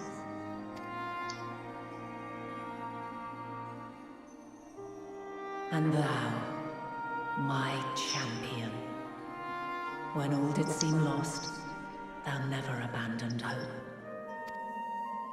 For every trial and every foe that did bar thy way, thou hast proven equal to the challenge, drawing courage from the many bonds forged on thy journey. You have all known despair, and though the end approacheth, you walk on, heads held high. Therein lieth your power, the strength to silence the song of oblivion. Then there is a means to confront her. Yes, if you should prove yourselves worthy. Hark!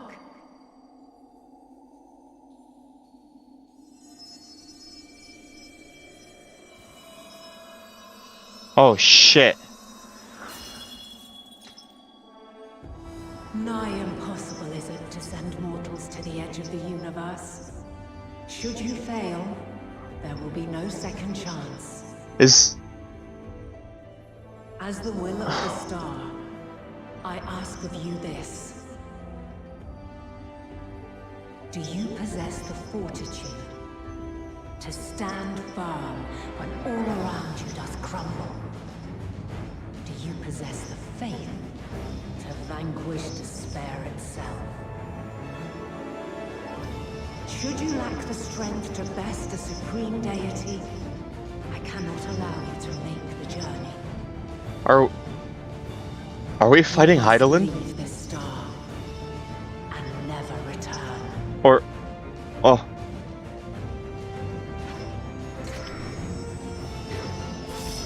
Prepare yourself. Oh shit. Prove ourselves worthy. Sounds straightforward enough.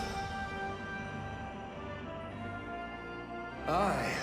No room for confusion there. In any case, we've come too far to back down now. Badass Tancred. I am of the same mind. What power I have, I shall bring to bear. The three of you seem to be forgetting who we're up against. It's not every day we battle a divine being of untold power. Well, not quite every day. Do try not to get underfoot. Needless to say, there'll be no margin for error. Let us hold nothing This back. music. For the people of this world and those beyond the rift.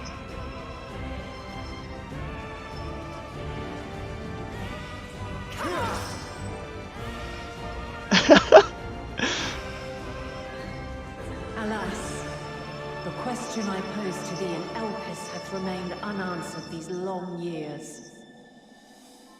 I would hear thy response, warrior of light. Shouldst thou emerge victorious?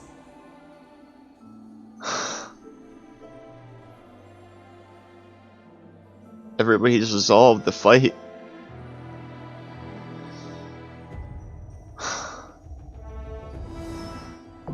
Holy shit.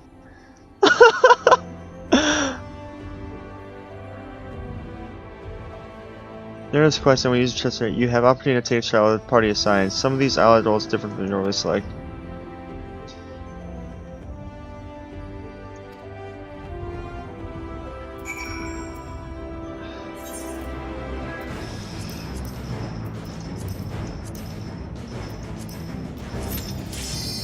Oh my god, there's so many people ready for this.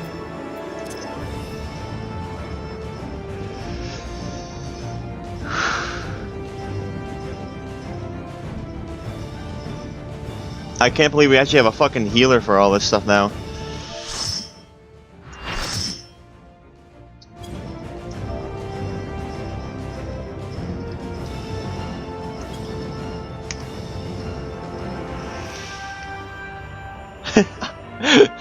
Let's beat Heidelin's ass.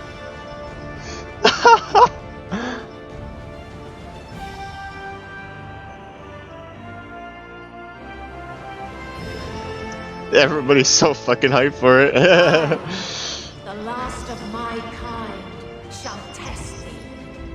Come, prove thy worth.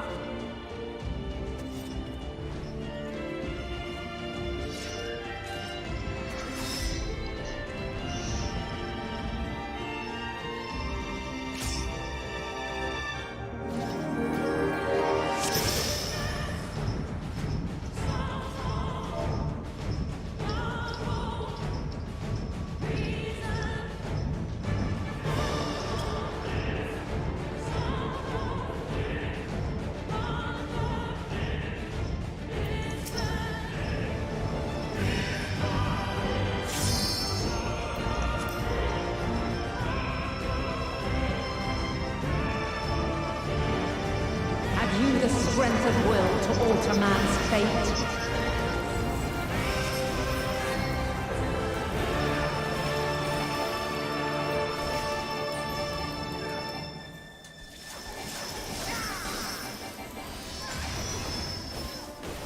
A change of arms. May the test continue.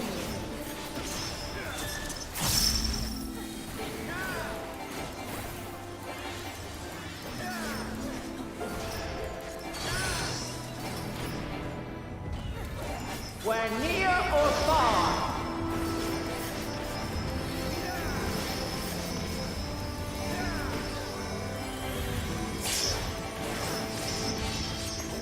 And now this.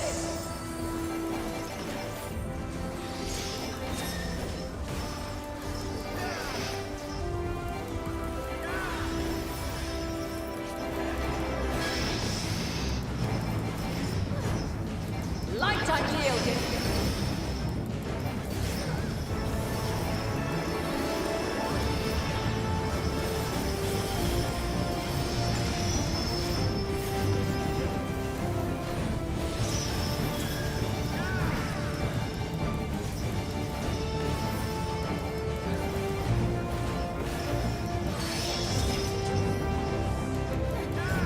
By blade.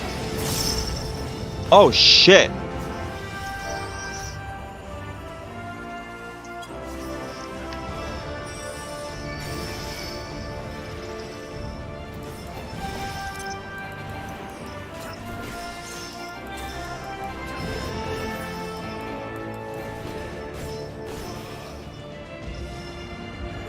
Alright. Now, sword and shield, let's cross, red to move in, green out. Okay. Sword and shield is cross, okay.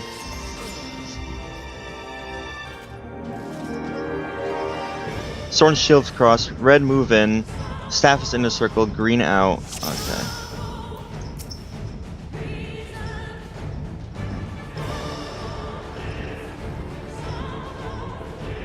Okay, 2 tanks in it.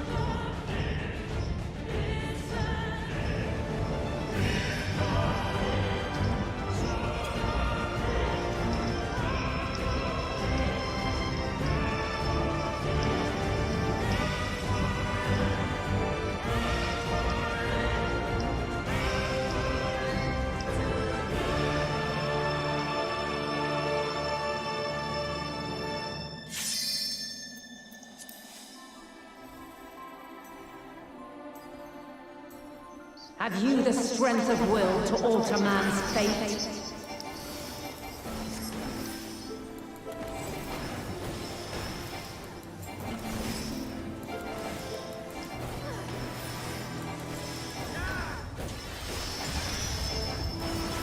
A change of arms. May the test continue.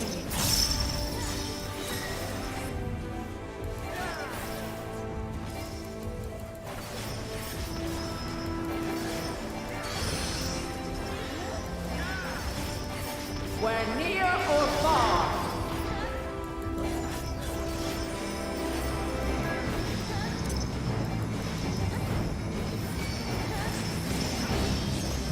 And now this.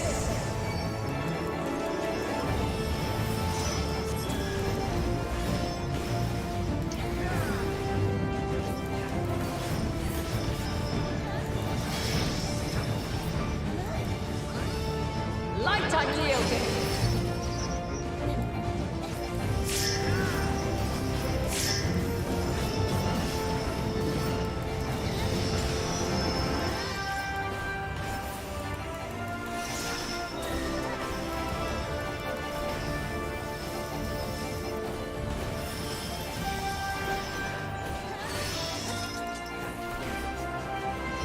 By blade!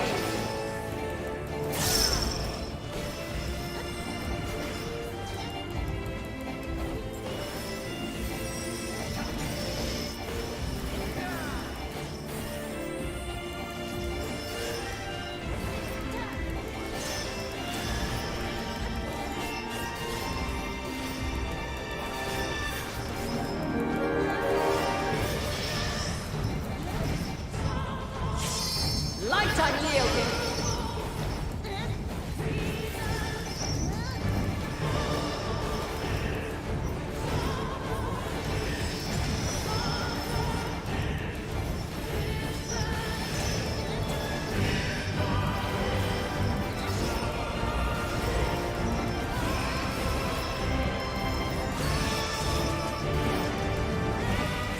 By blade.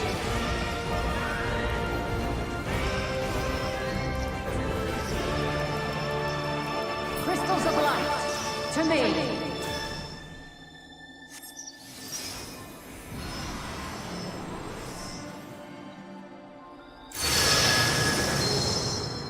Oh God. Here.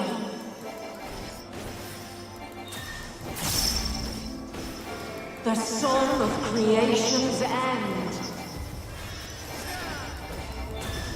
Feel.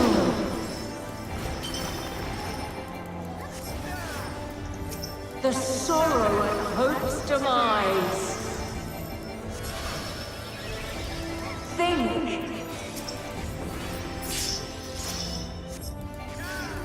And find your way in the darkness. Oh my God, this is so fucking cool.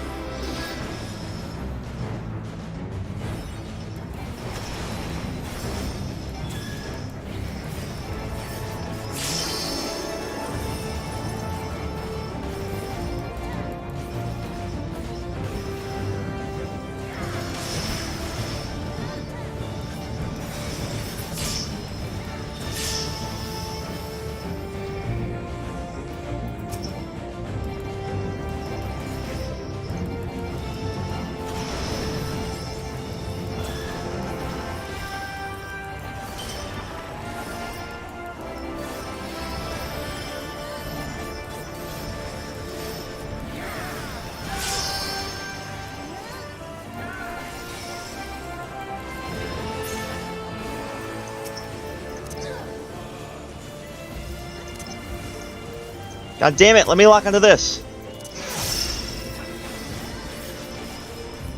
Follow your light. Or fly, my children, and never look back.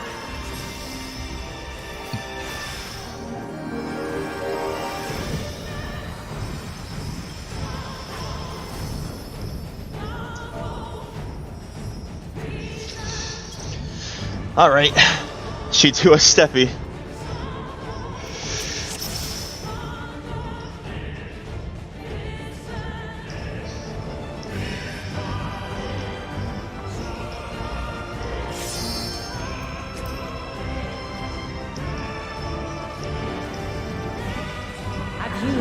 strength of will to alter man's fate.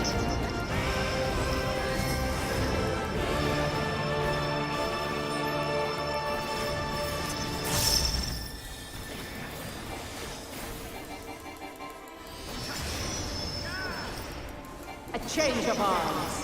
May the test continue.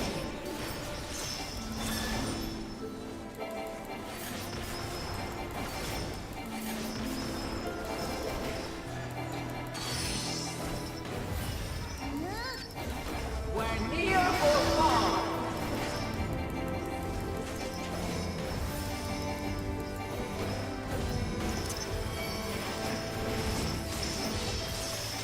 And now this.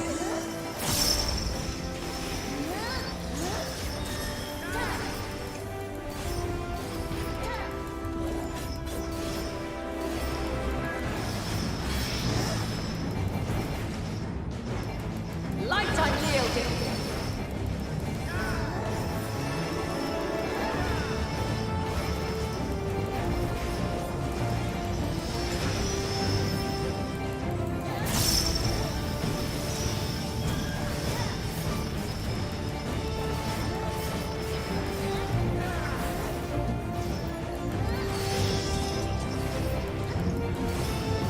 By blade!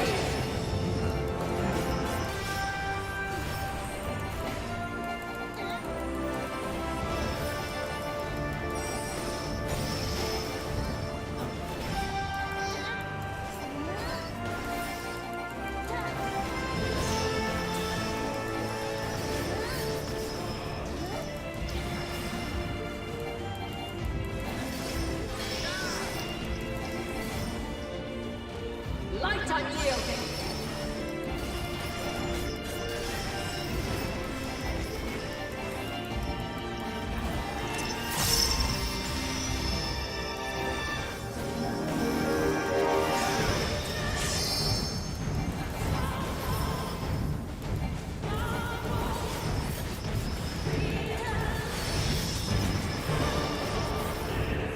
By blade. Ah.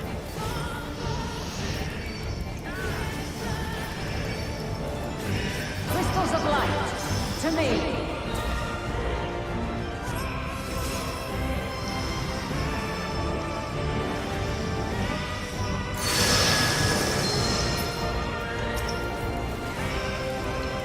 Here.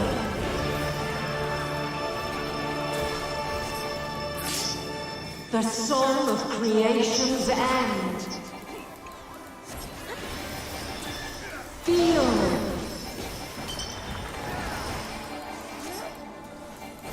The sorrow of hope's demise.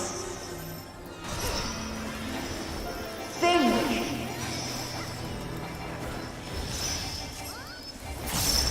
And find your way in the darkness.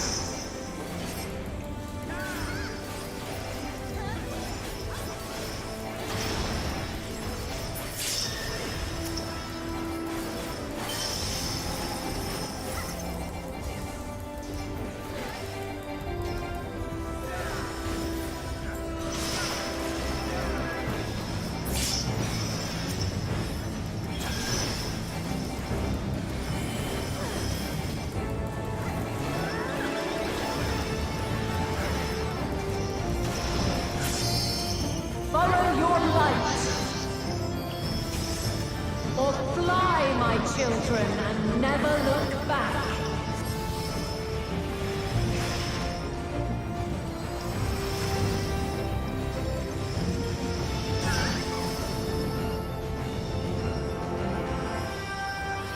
Then you are resolved.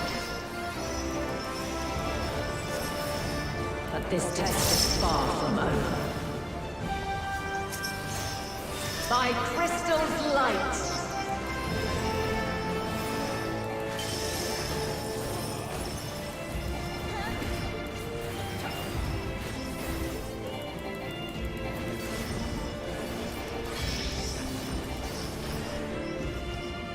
Light unyielding.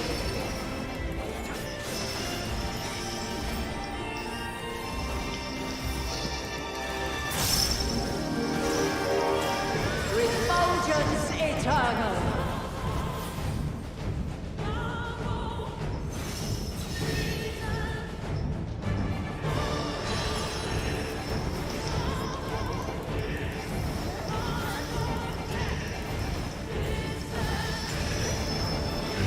Oh my god, Heidelberg is fucking tough, dude.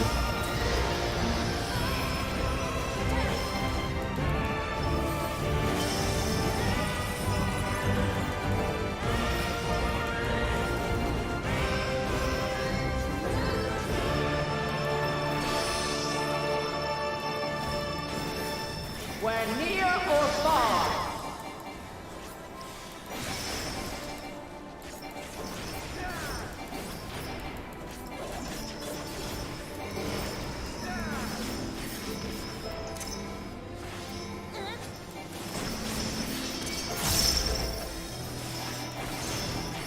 Where high or low.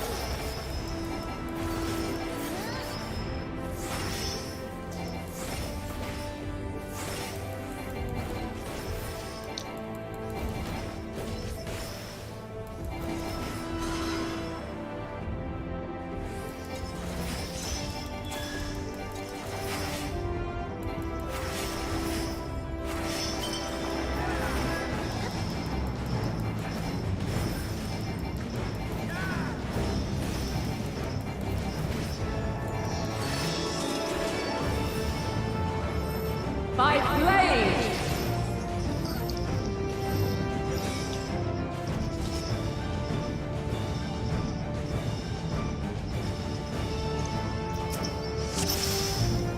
They really went all in on making these fights fucking hard.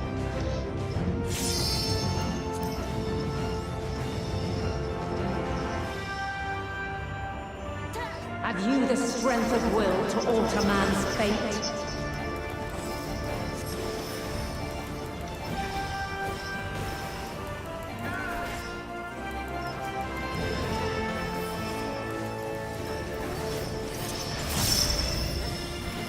A change of arms. May the test continue.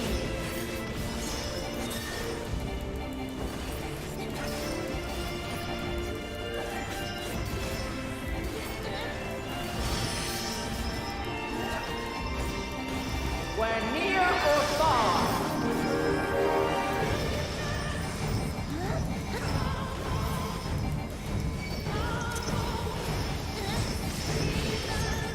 And now this.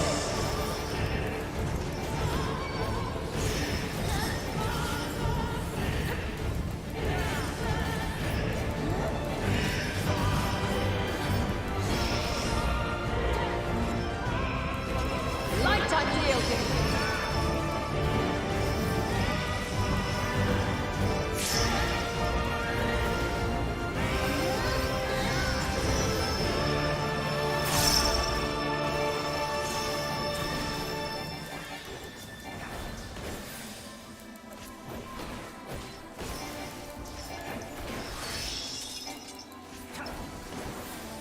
By blade!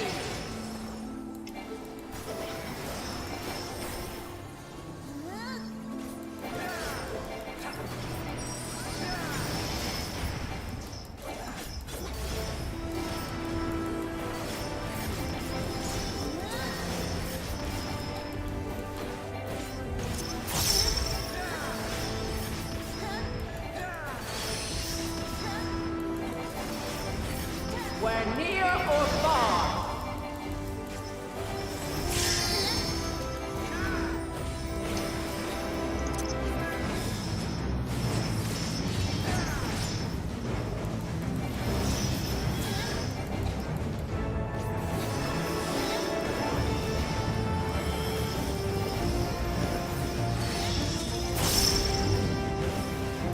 By blade!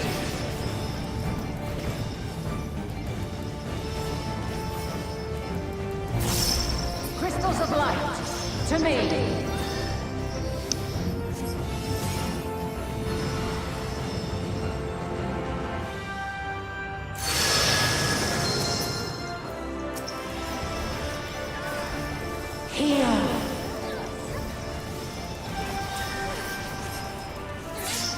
The song of creation's end.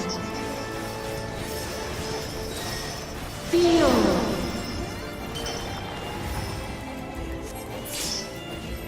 The sorrow at hope's demise.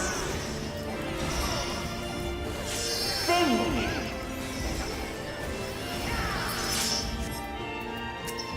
And find your way in the darkness.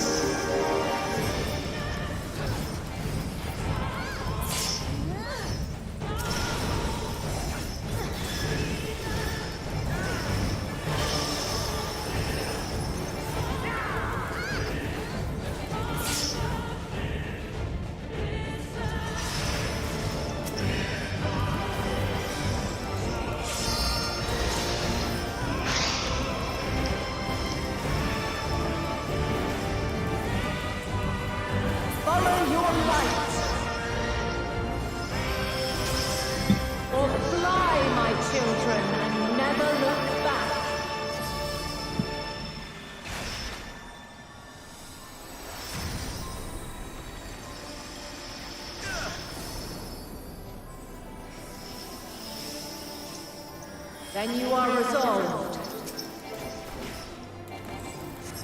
But this test is far from over.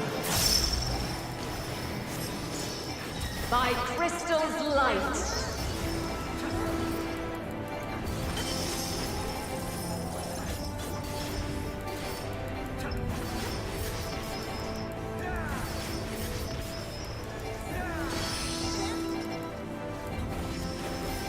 Where near or far.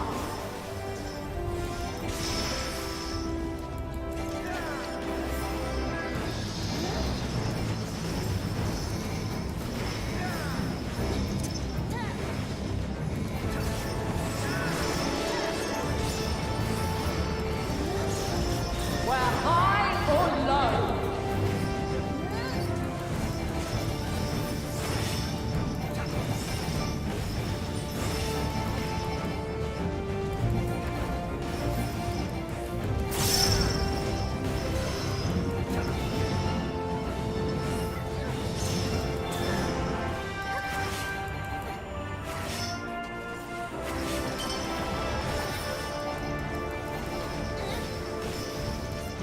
Oh, we're dead again, aren't we?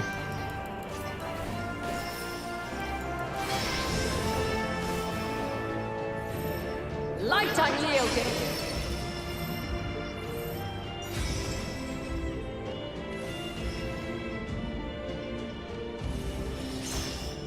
Refulgence eternal. Ah!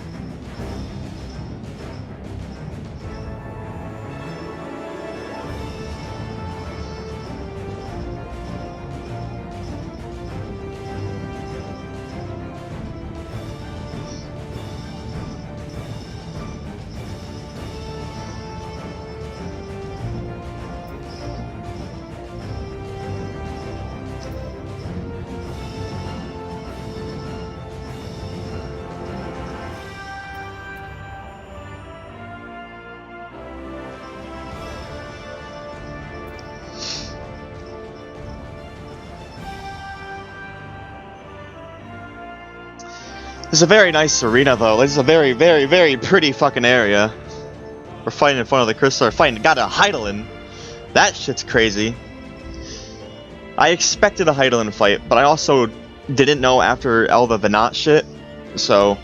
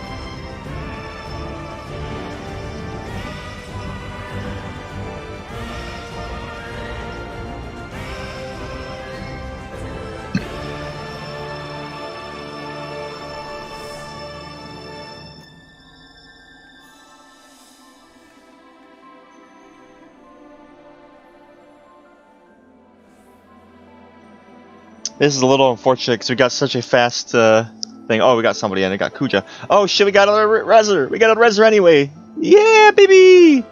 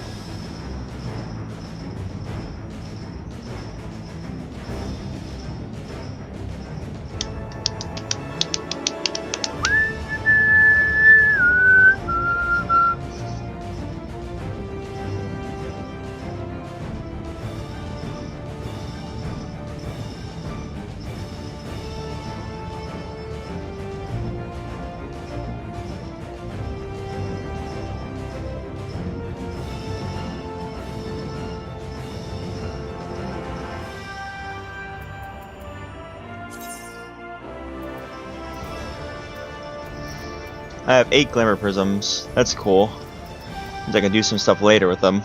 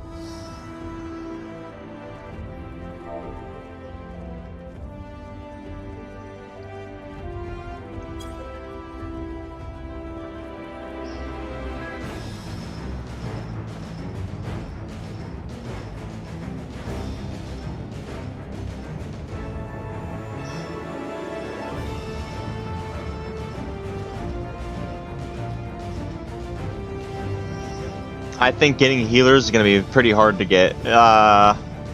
Unfortunate.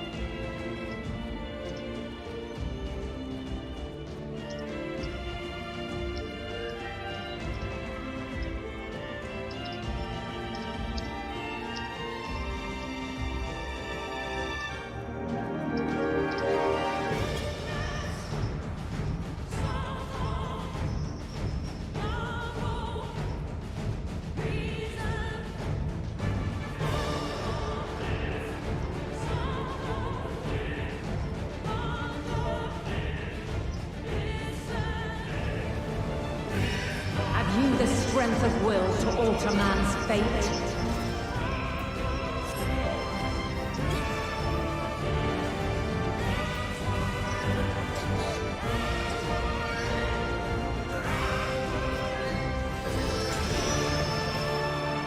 A change of arms. May the test continue.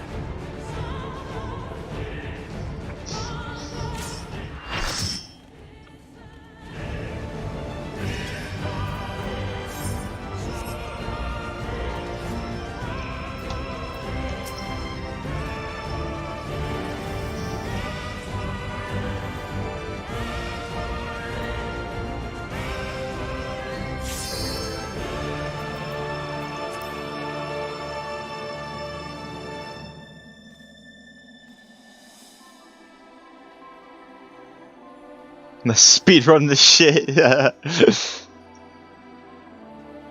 Have you the strength of will to alter man's fate?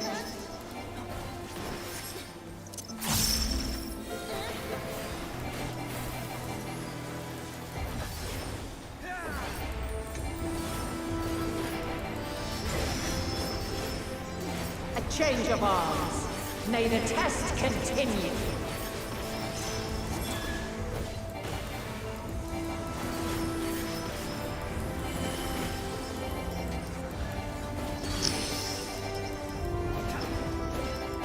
We're near or far.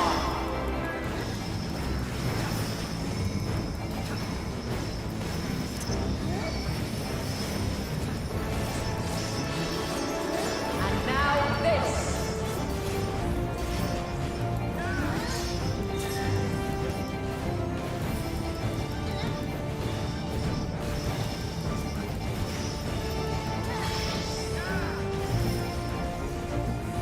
Light unyielding.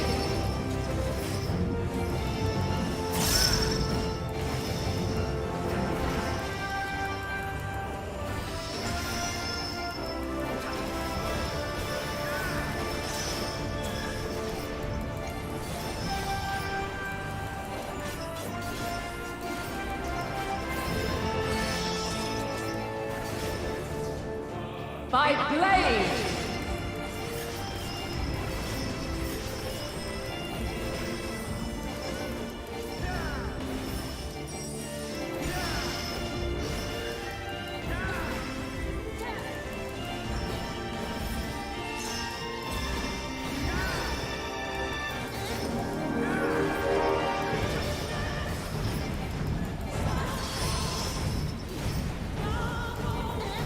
We're near or far.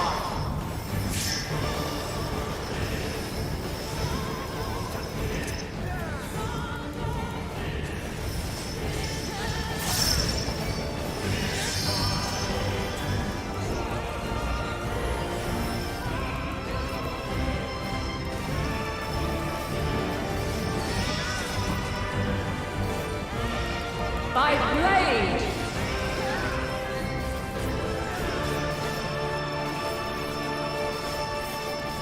Crystals of light, to me!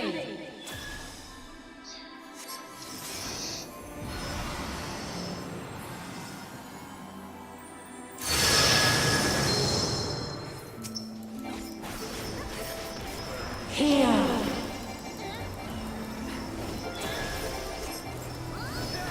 The song of creation's end. Feel.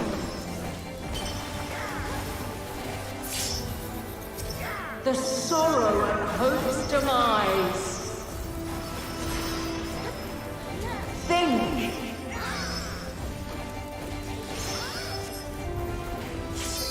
Find your way in the darkness.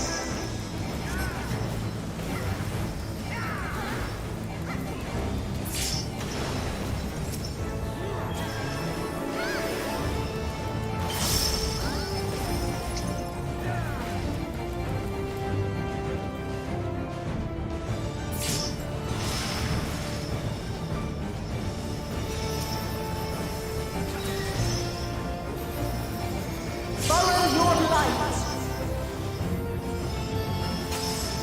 Or fly, my children, and never look back.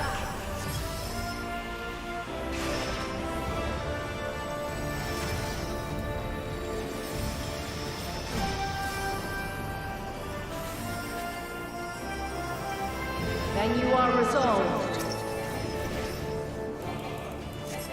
But this test is far from over. By crystal's light.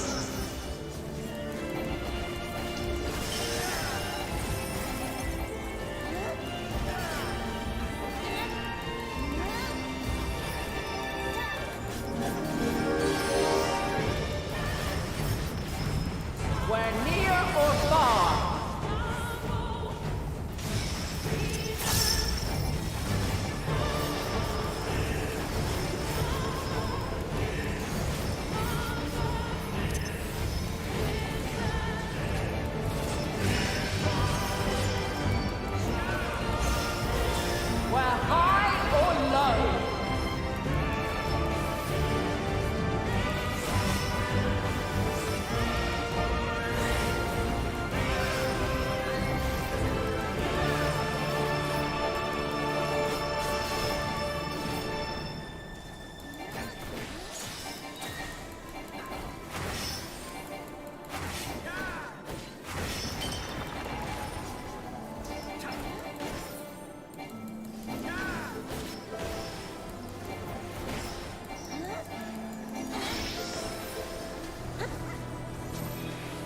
Light unyielding.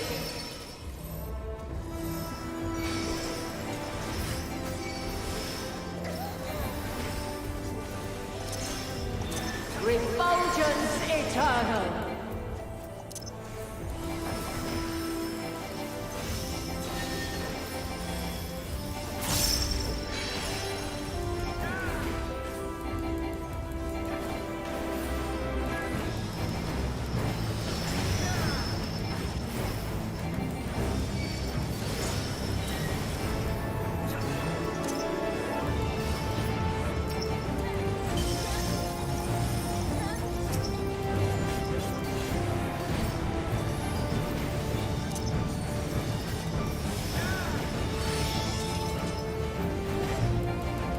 My blade!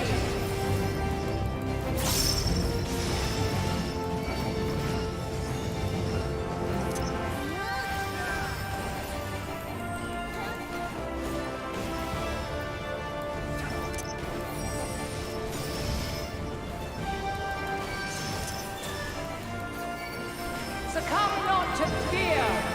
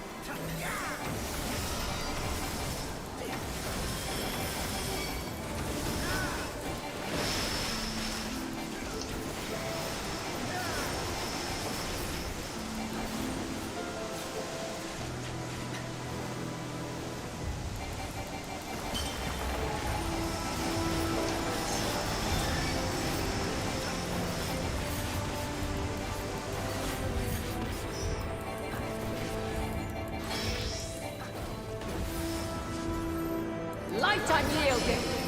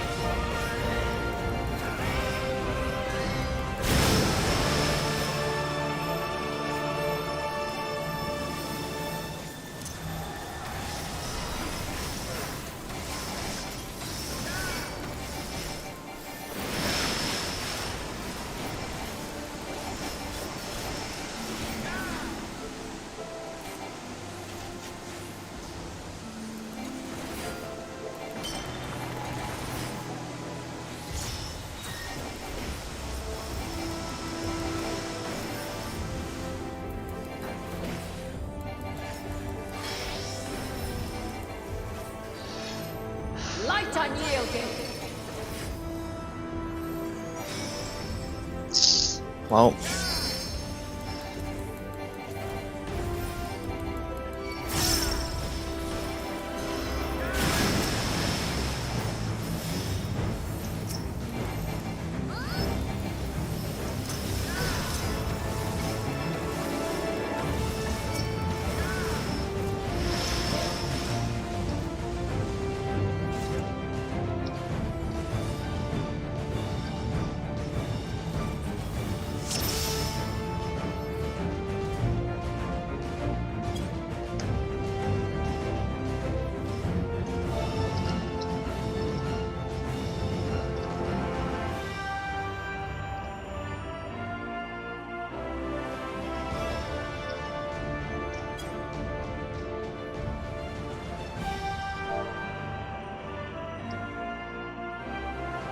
Have you the strength of will to alter man's fate?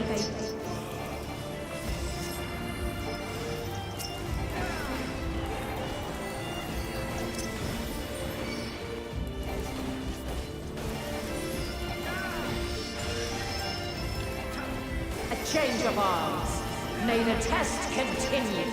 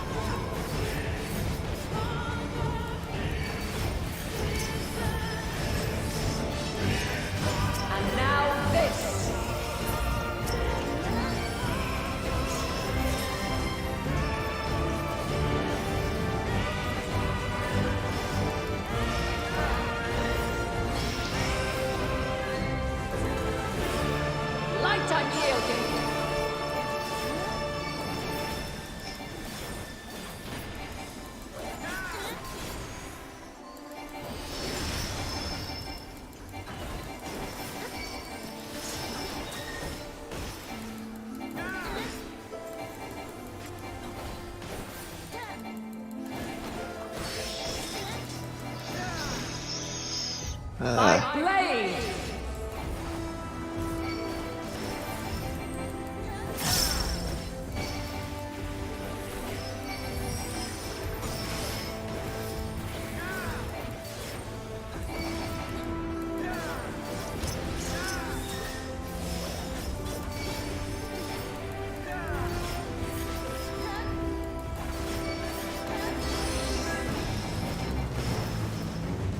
We're near or far.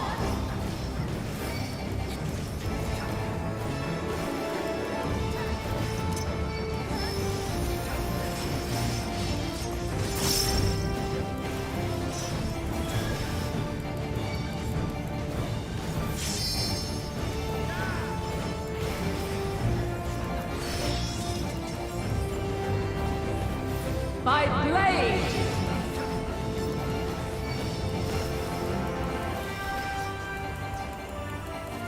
Crystals of light, to me.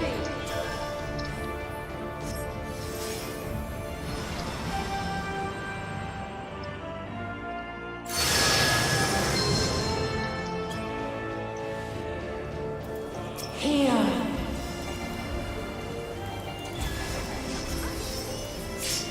The song of creation's end.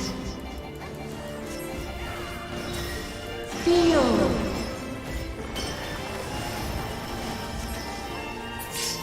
The sorrow at hope's demise.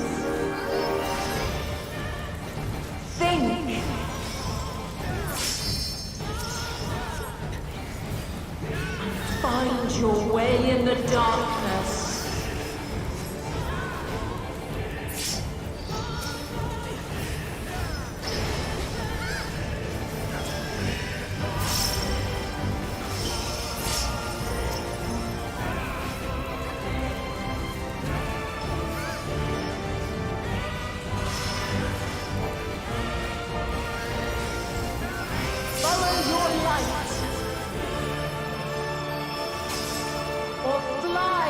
Children, and never look back.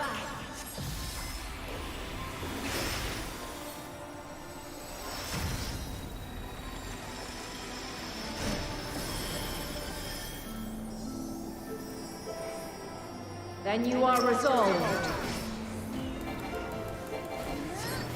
But this test is far from over.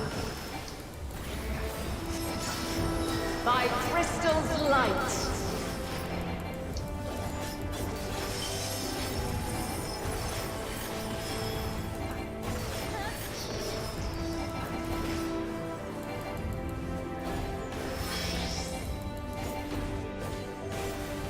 Light unyielding.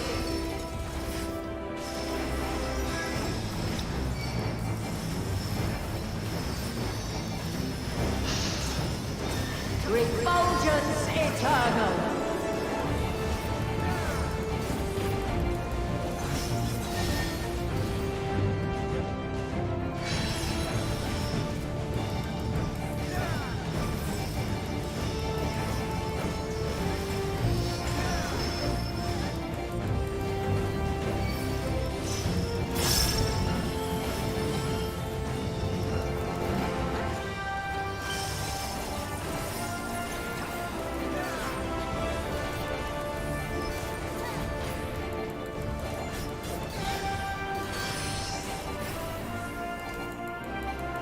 Where near or far.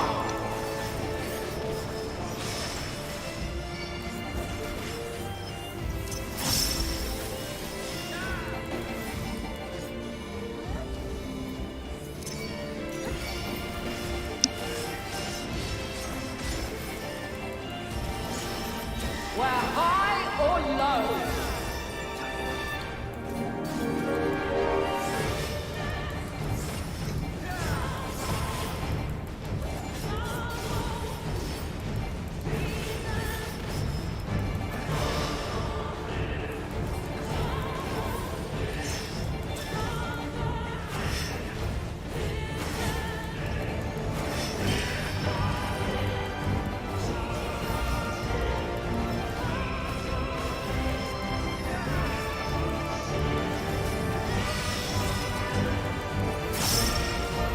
My blade!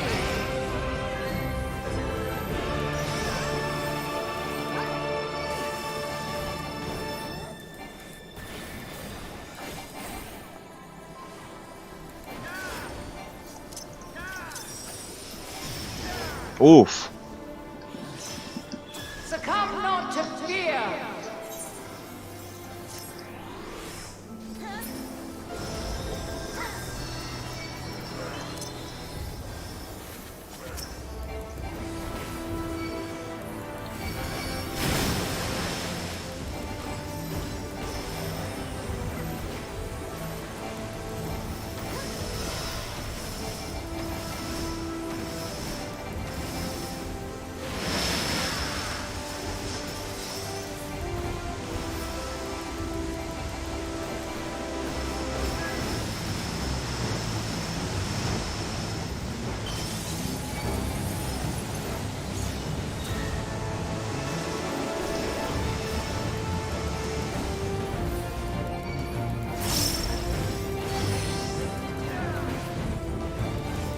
Where near or far.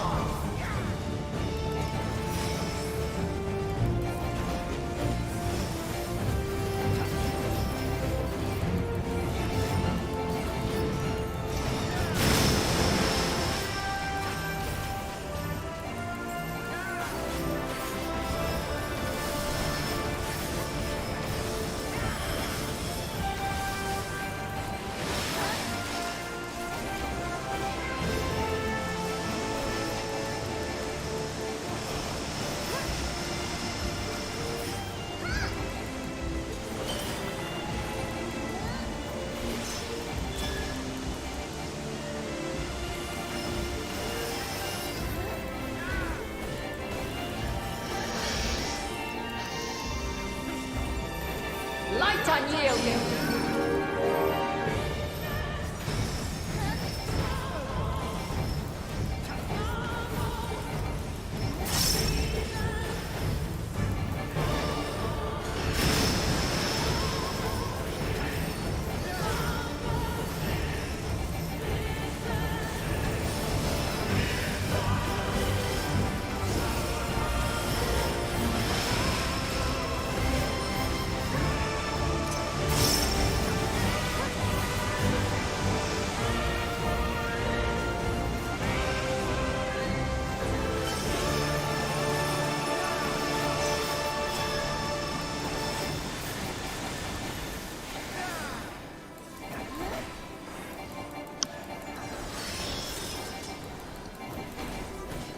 By blade!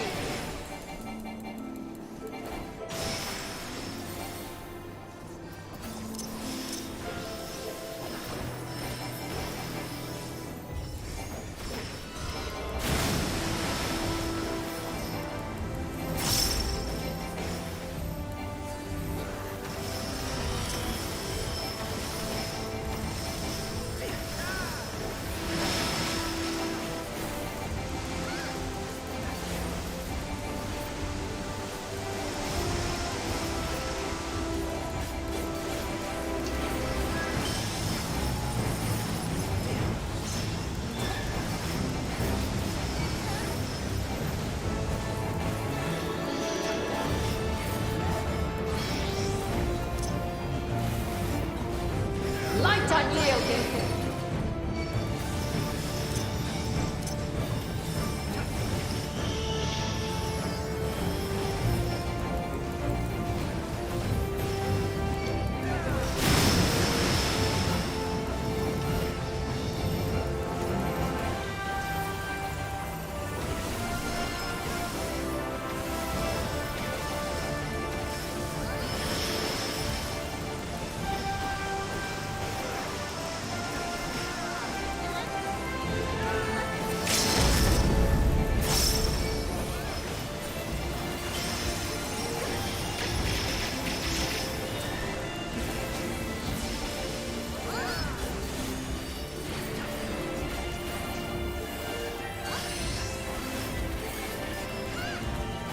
We're near or far?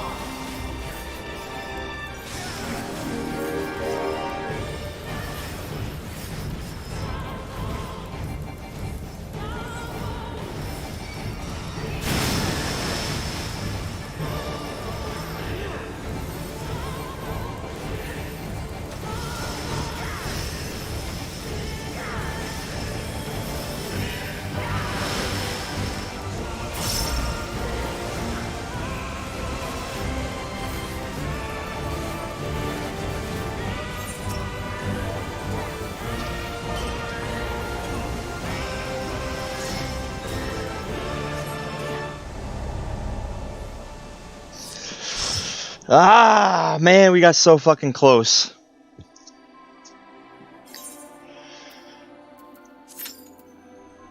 Damn, dude. That fight's in fucking tense. Holy shit. Ah, now I have to wait a couple minutes. Even though the last fight, even though the last one was like a couple minutes. Ah. God damn, dude. I gotta stand up for a little bit, but fucking hell, Heidelin has some goddamn hands. Ah! That was so close.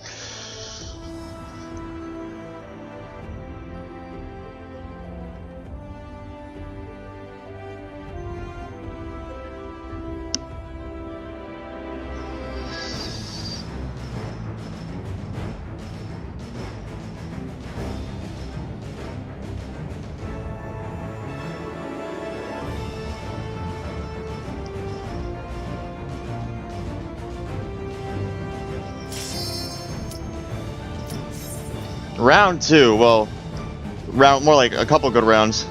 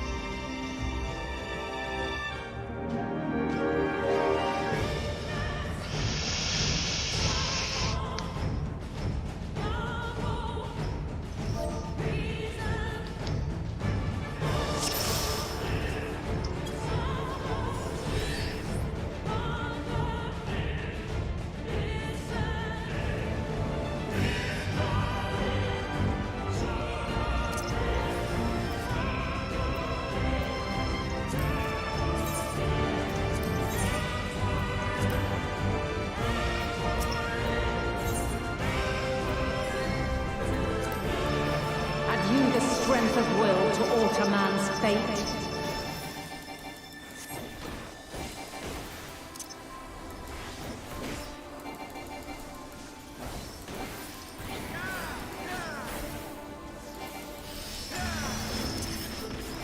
A change of arms. May the test continue.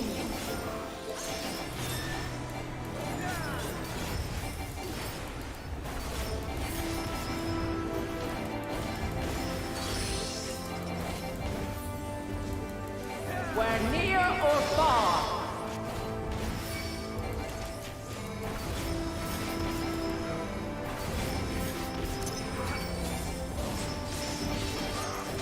And now this.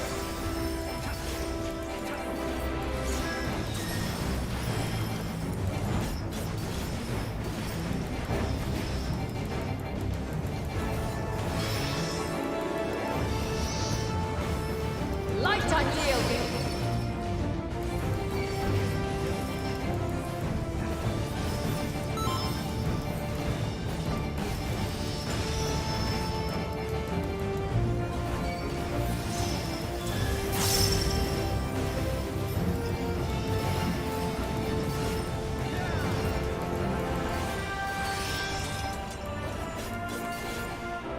By blade!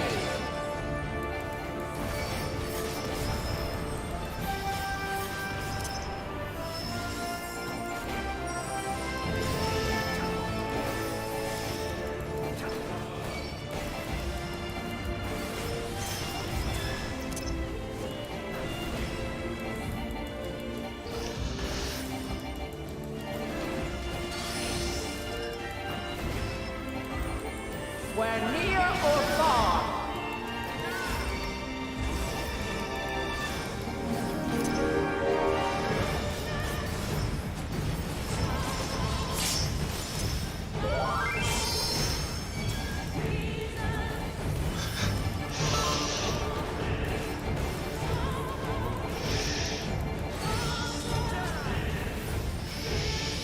By blade. Yeah, I was in the wrong place for that.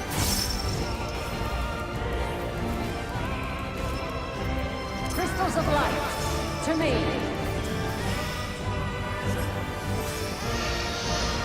Ah, baby, this fight is fucking tough.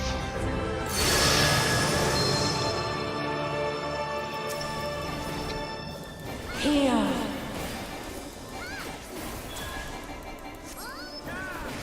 The song of creation's end. Feel.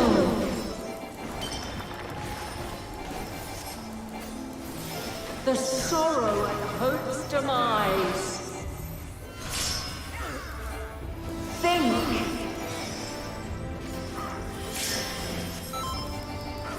And find your way in the darkness.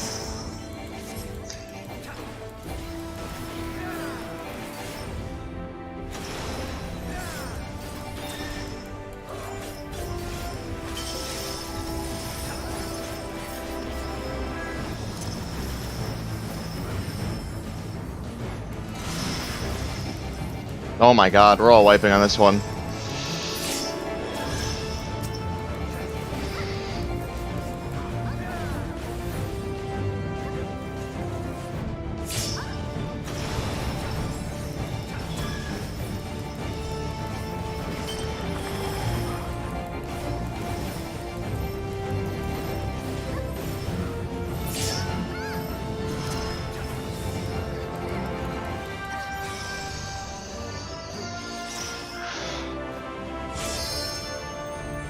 Oh, Mate!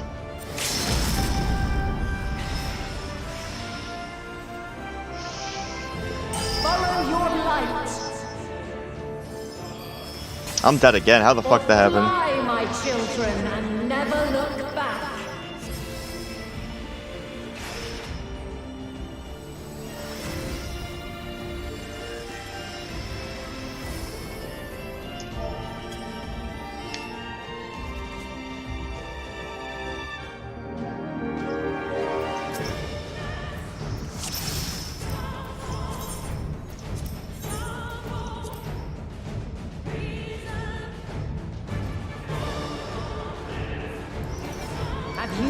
strength of will to alter man's fate.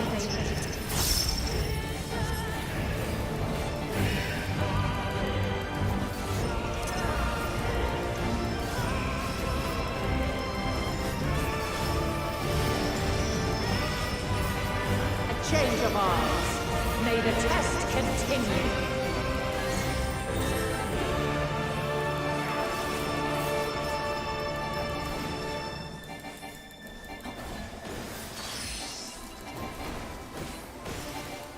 We're near or far.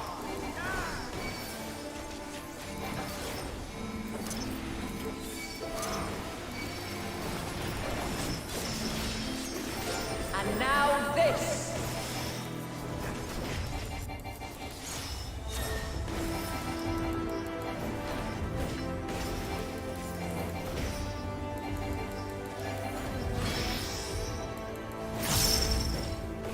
Light unyielding.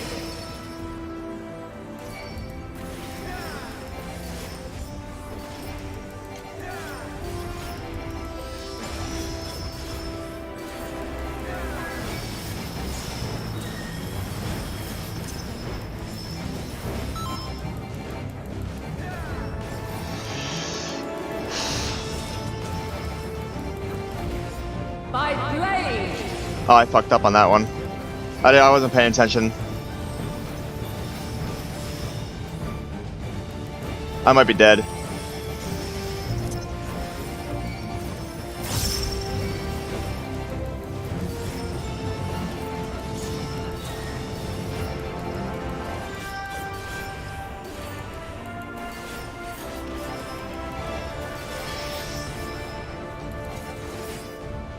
Light unyielding.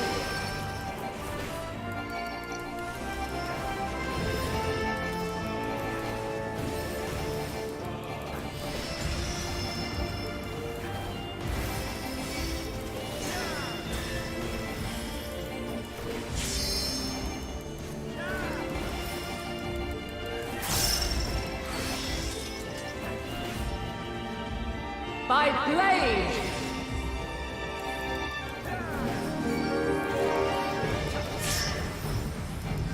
Crystals of light, to me. Oh man, this fucking thing's so intense. God damn, dude.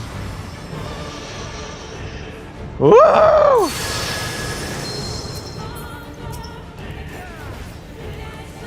Here.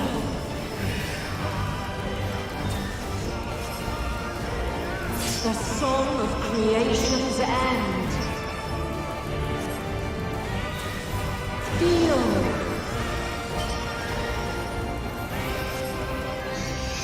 The sorrow at hope's demise. Think.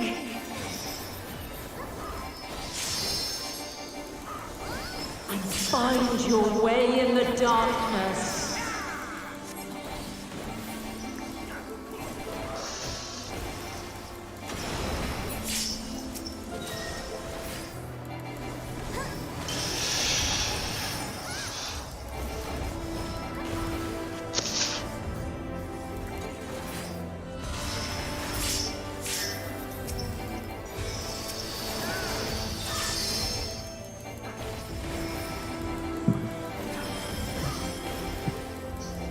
Follow your light. Or fly, my children, and never look back.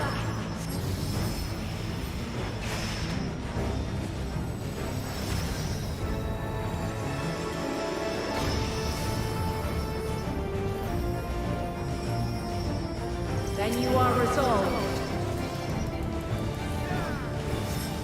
But this test is far from over. By crystal's light.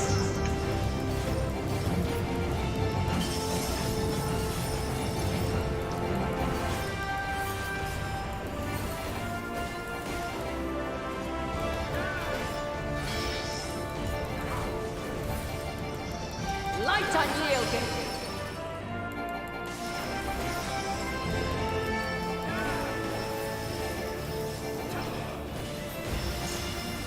Refulgence eternal.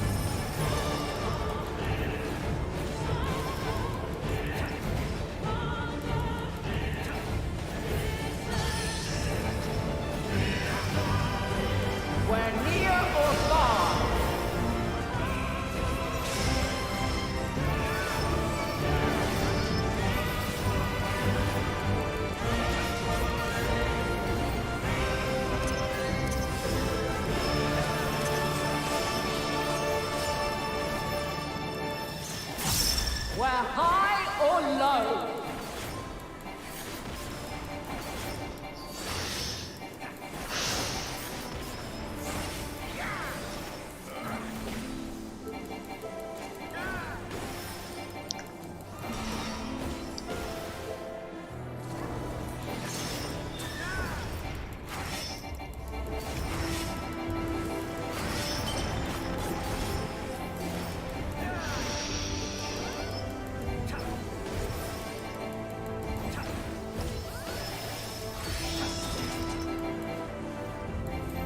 By blade!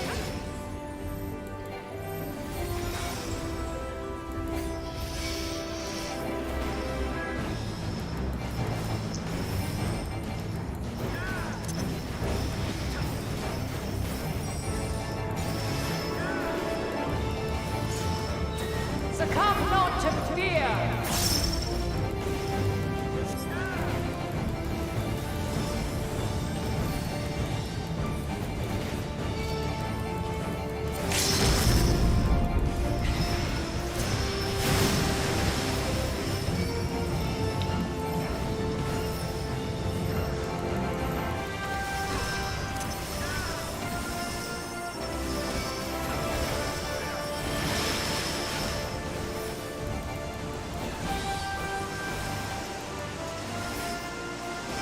Ah, fuck, I'm dead.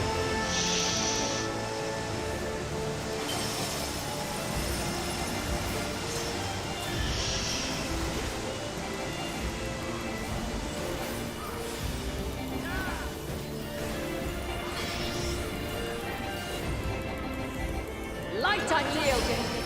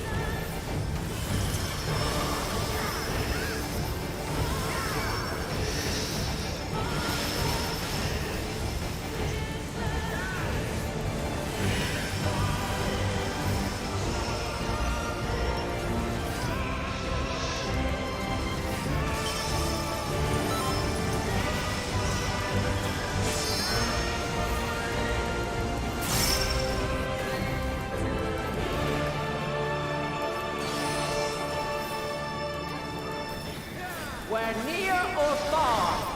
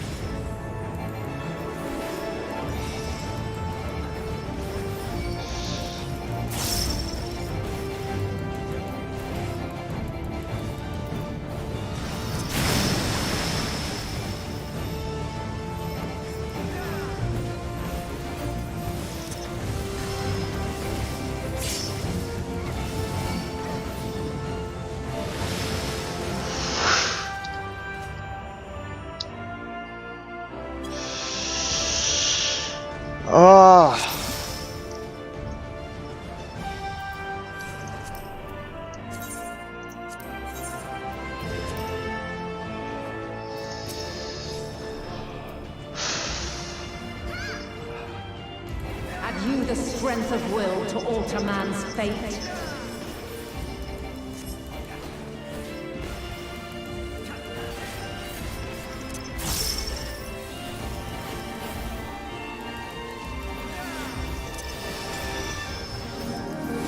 A change of arms.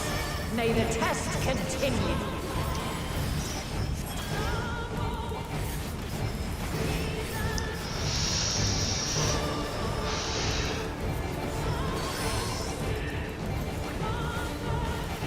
Where near or far.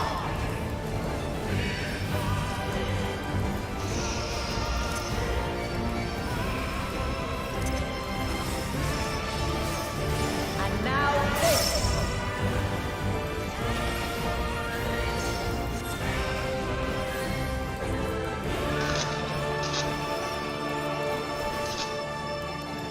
Oh shit. Light unyielding.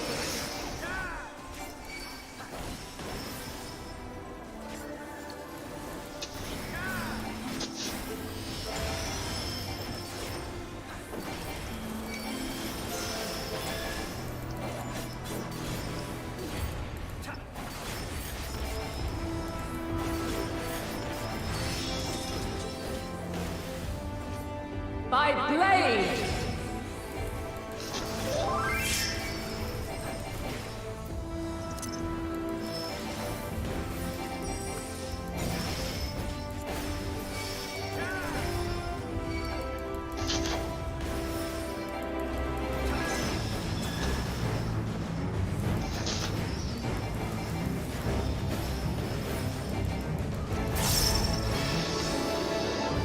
Oh my god, dude, I'm in so much pain right now for sitting for so long. This fucking trial is hard as fuck, dude.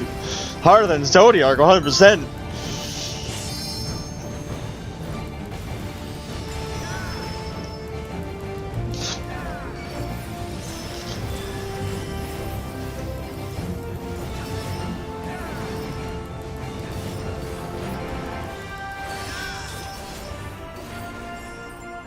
By blade.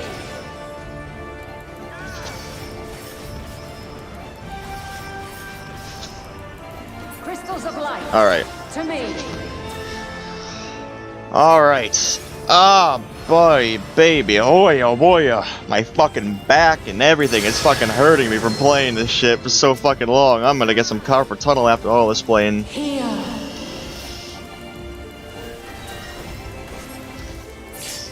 The song of creation's end. Feel.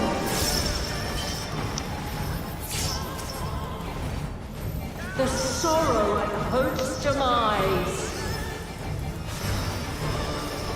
Think.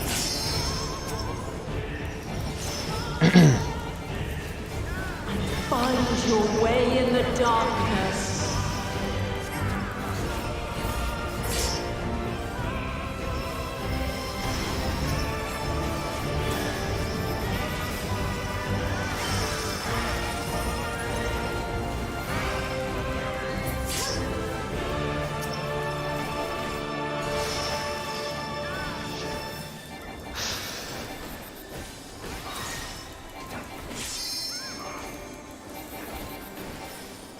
Follow your light. Or fly, my children, and never look back.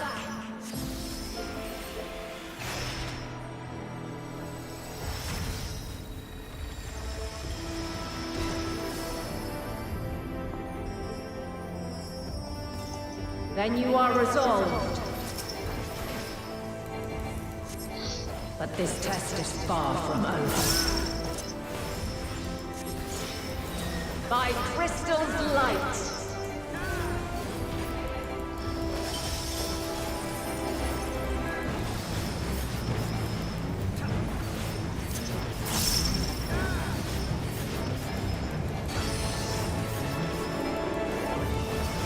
We're near or far.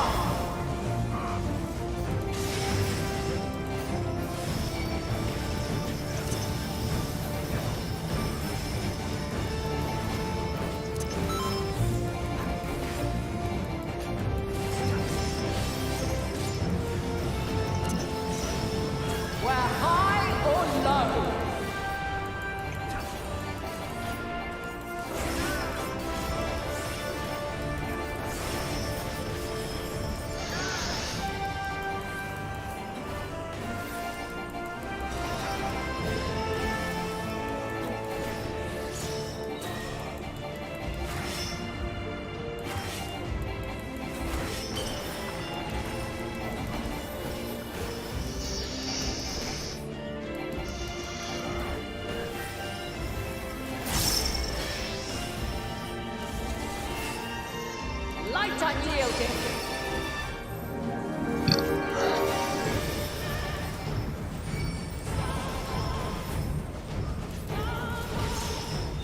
Refulgence eternal.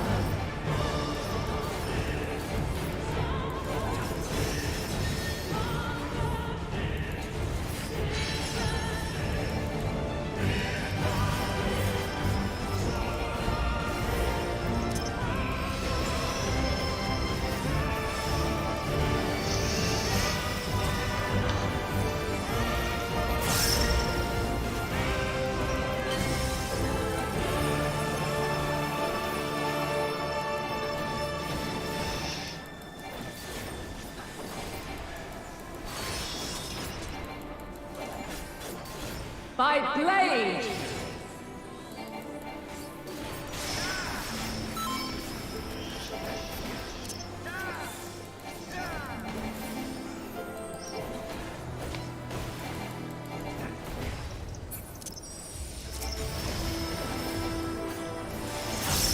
Succumb not to fear!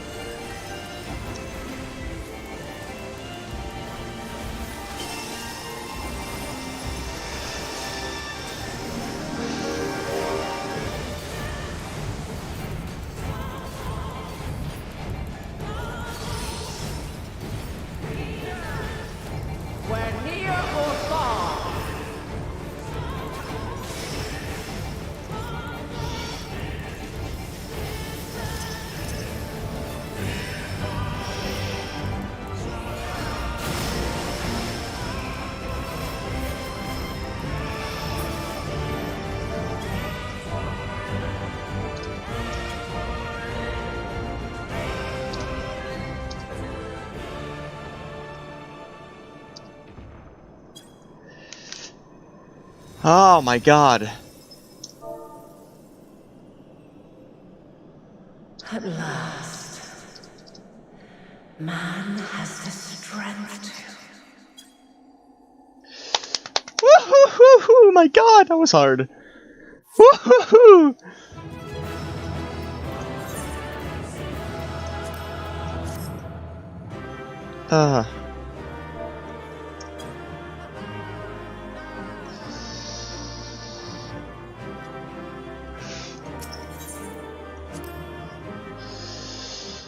Whoa! Holy shit! Oh my god, that was such a hard fight. Oh my god. That was such a good fight though, holy shit. This can't be happening. Did we just kill Heidelin or something?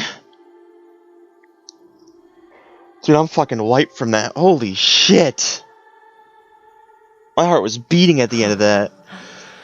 Though my power is in constant flux, I have always kept a reserve for this very moment. To fight with us and prove that we're worthy to save this world? It was a true test of your prowess. You have done well. There is one thing I must ask. By sundering the world into 14 shards, the ether of all living beings too was divided. This reduction would in theory allow us to more easily interact with Dynamis. Having seen mankind brought to the very precipice of extinction, you wished for us to develop a means to overcome despair. Oh my god, my whole back is hurting right You now. believed What? we had the potential, and sundered all creation to see it fulfilled. To deliver us to that swirling maelstrom of Dynamis in which our foe hides, and grant us the power to defeat her once and for all. Is this not true? Heidelin wanted her children to be able to overcome true despair. It is as thou sayest.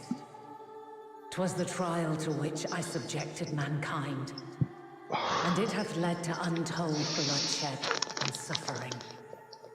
There was no kindness, nor justice in the tragedy I wrought. When confronted with the almighty Zodiac, my only recourse was rend him and the world asunder, that his power be diminished for a time. And so it came to pass. Now you, my chosen, have surpassed my expectations. Surpassed me. I entrust the fate of the universe unto you.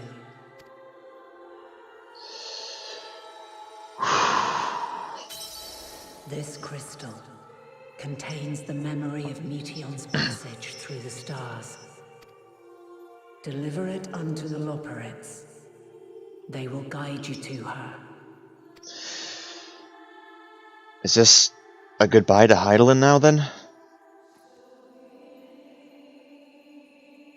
Though they may be capable of crossing great distances, there is a vast difference between traveling to the moon and the furthermost reaches of the great expanse. And unlike Meteon, we cannot simply soar on waves of Dynamis to our destination. Indeed. To make such a journey would require an astronomical amount of ether. Which is why I'm giving myself unto you. All my But power. a solution lieth close at hand.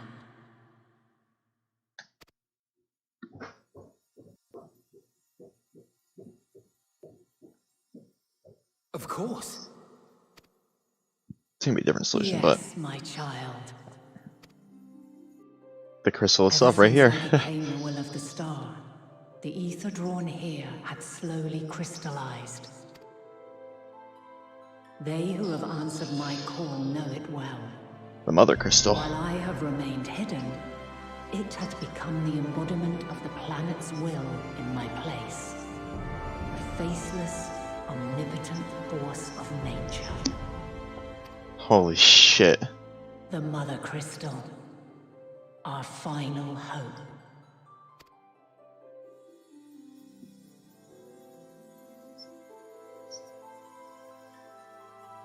Alas, I can do no more. The fulfillment of this task doth fall to you, my chosen. Now, heed these words. Darkness and light, despair and hope. As goeth one, so goeth the other. Become light, become hope. That's what she wants us to be.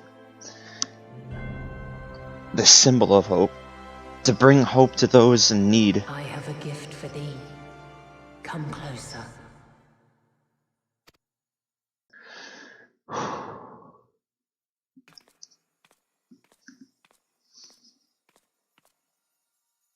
Long have I searched for a means to safeguard the future of this star. Though I knew failure after failure, by recalling thy tales and my promise to thee, I found the strength to carry on.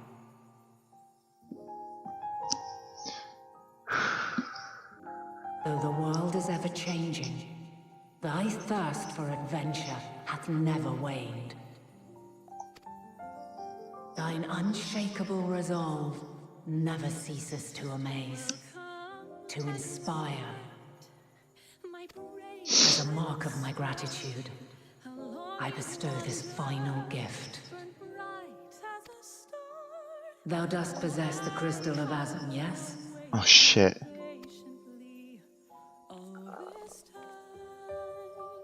As Heidelin, I reside over the forces of stasis, tranquility, peace. The laws which impart stability to existence itself. I will weave this self-same power into the crystal, granting thee mastery over matter, to give form to the formless. Use it wisely, or it will not last indefinitely. As thou hast seen on thy journey through the ethereal sea, souls are drawn to thee. Mayhap this trait will prove to be a boon rather than a hindrance. I'm sure it'll be a boon. I'm sure.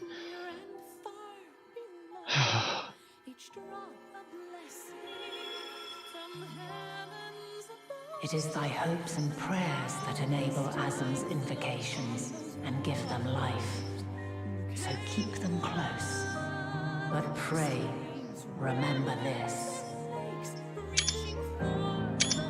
When the way forward is hidden, even from the mind's eye, look not to the invocation, but within yourself. These were the words of the crystal's original bearer. Look into yourself. Look to yourself.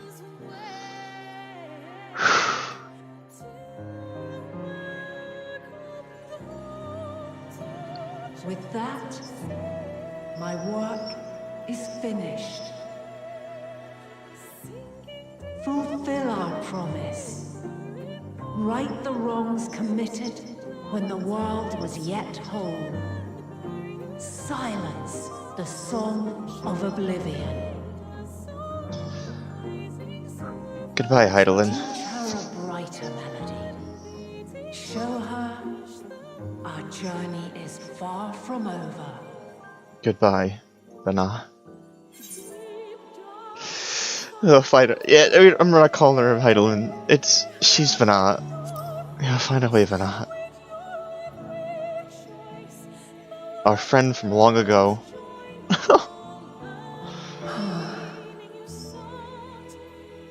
Of this, I have no doubt. For yours is a light brilliant beyond measure. Long after I have gone, though not even my soul remaineth, my love will be with you forever, my dearest children.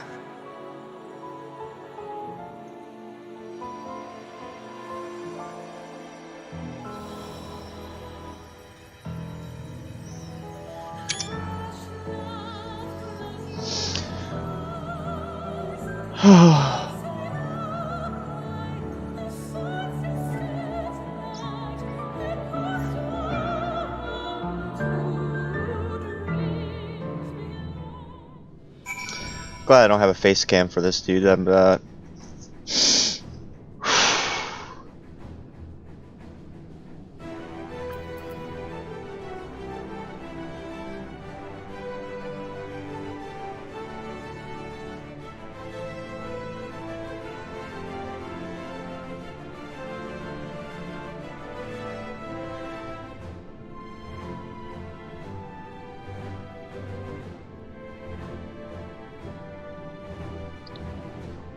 Oh my god.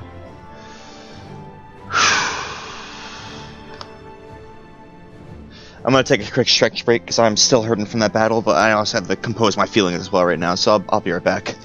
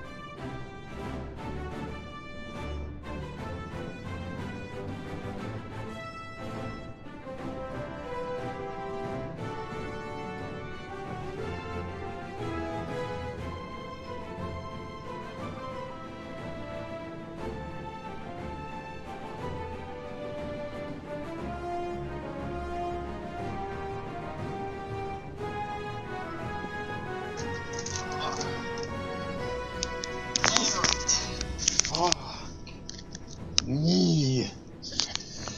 Woo! Good fight. I'm just eating on some real quickly.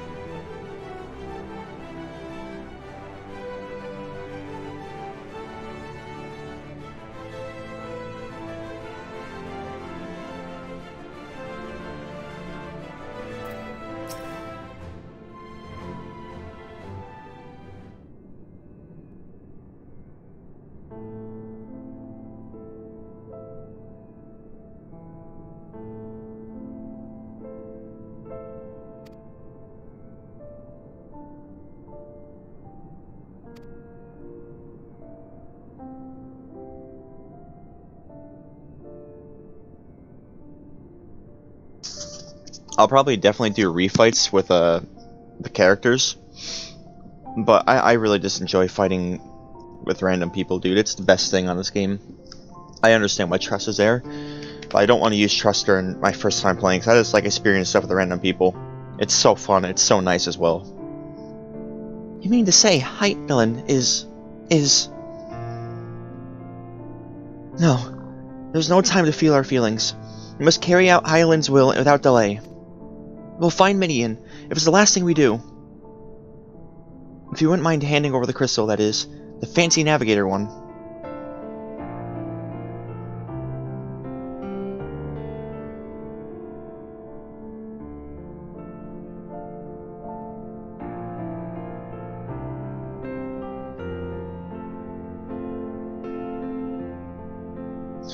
To the edge of the universe, where congregates the despair of countless stars, you are determined to see this through.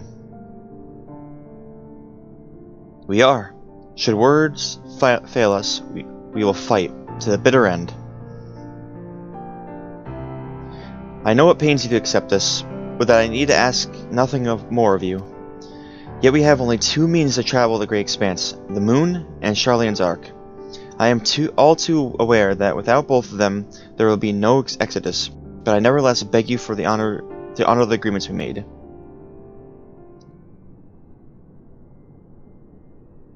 The Forum's decision will be honored. You have earned the right to use the ship as you see fit, and I could not rescind even if I wanted to.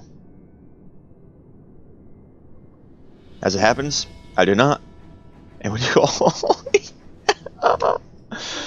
oh. The power to aid your cause. That settled, might I suggest you rest a while. Proving oneself to Hydaelyn is never easy, and despite our unparalleled genius, we'll need a day to make necessary calculations. You may as well take advantage of it. You can't chart a course through the sea of stars in a single day, ye gods. Shall we head above ground for some fresh air then, and perhaps a nap?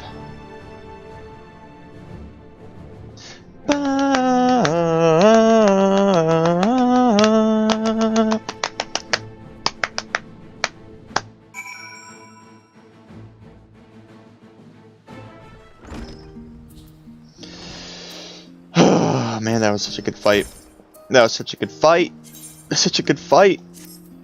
I'm not really a fan of the brown armor. The brown color of it.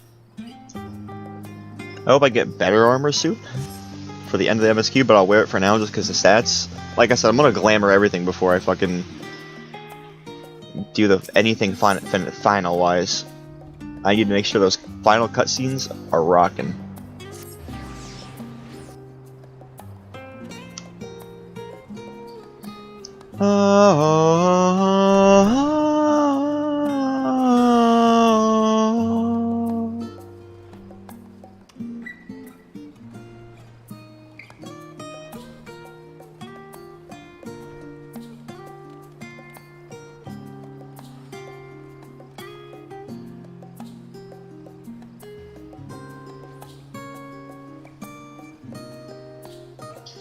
Alright.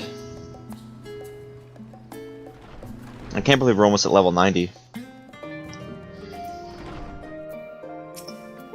Aha! I've been expecting you. I've heard all about your foray into A3LC. The students have ventured far and wide, but never quite so deep, that is that. Are you experiencing any after effects from your prolonged exposure? Nausea? Dizziness? Hauntings?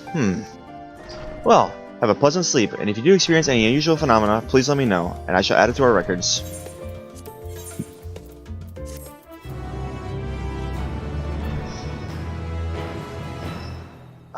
Dude, I'm in pain. All that. I'll probably take like a little bit of break from streaming soon just to make sure I don't fucking die. But let's see what happens next.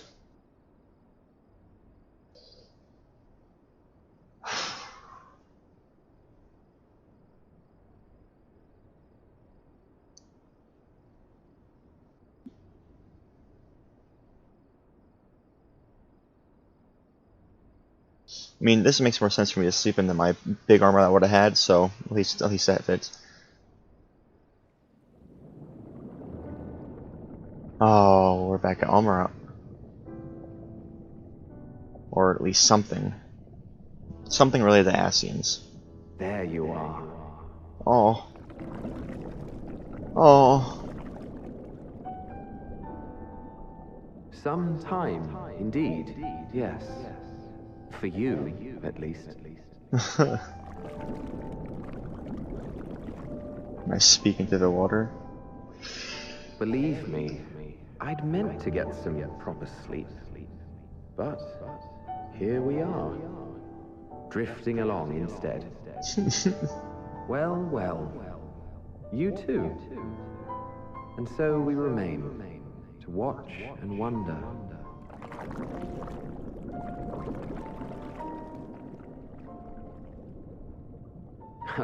Yes, indeed.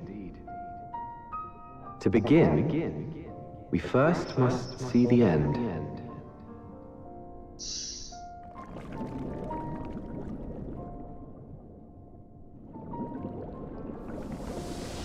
Oh.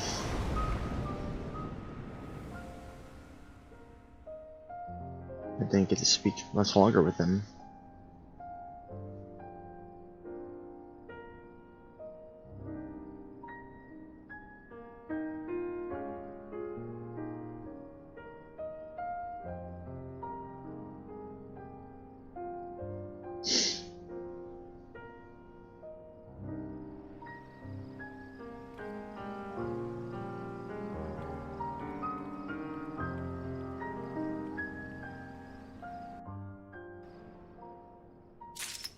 Alright.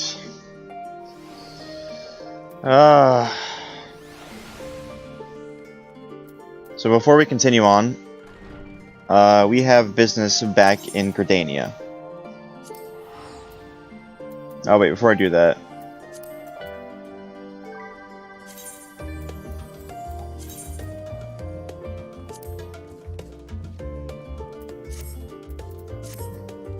No Moonwalker yet. I don't want anybody seeing a Moonwalker. Even though they all know the moon's coming, I don't want. Well, no, I'm pretty far with MSQ now that even though they look at my title, they wouldn't be able to really see where the moon is. So I think I'm kind of safe with that. But still, I'll say Hope's Legacy, big stack. All right, so we're gonna go to the Gridania. I am going to take a quick little break from streaming, to stretch, just sit around. I'll be back in like probably 20 minutes. I'll make sure the VOD gets saved, so the VOD doesn't stay that long. It's not going to be that long of a break, but it'll be a quick. It'll be a little break. But so until I come back from streaming regularly, I'll be back. We'll be back in a little bit. Right back in just like probably like 20 minutes or so. I'll probably just be running around on not Final Fantasy. I'll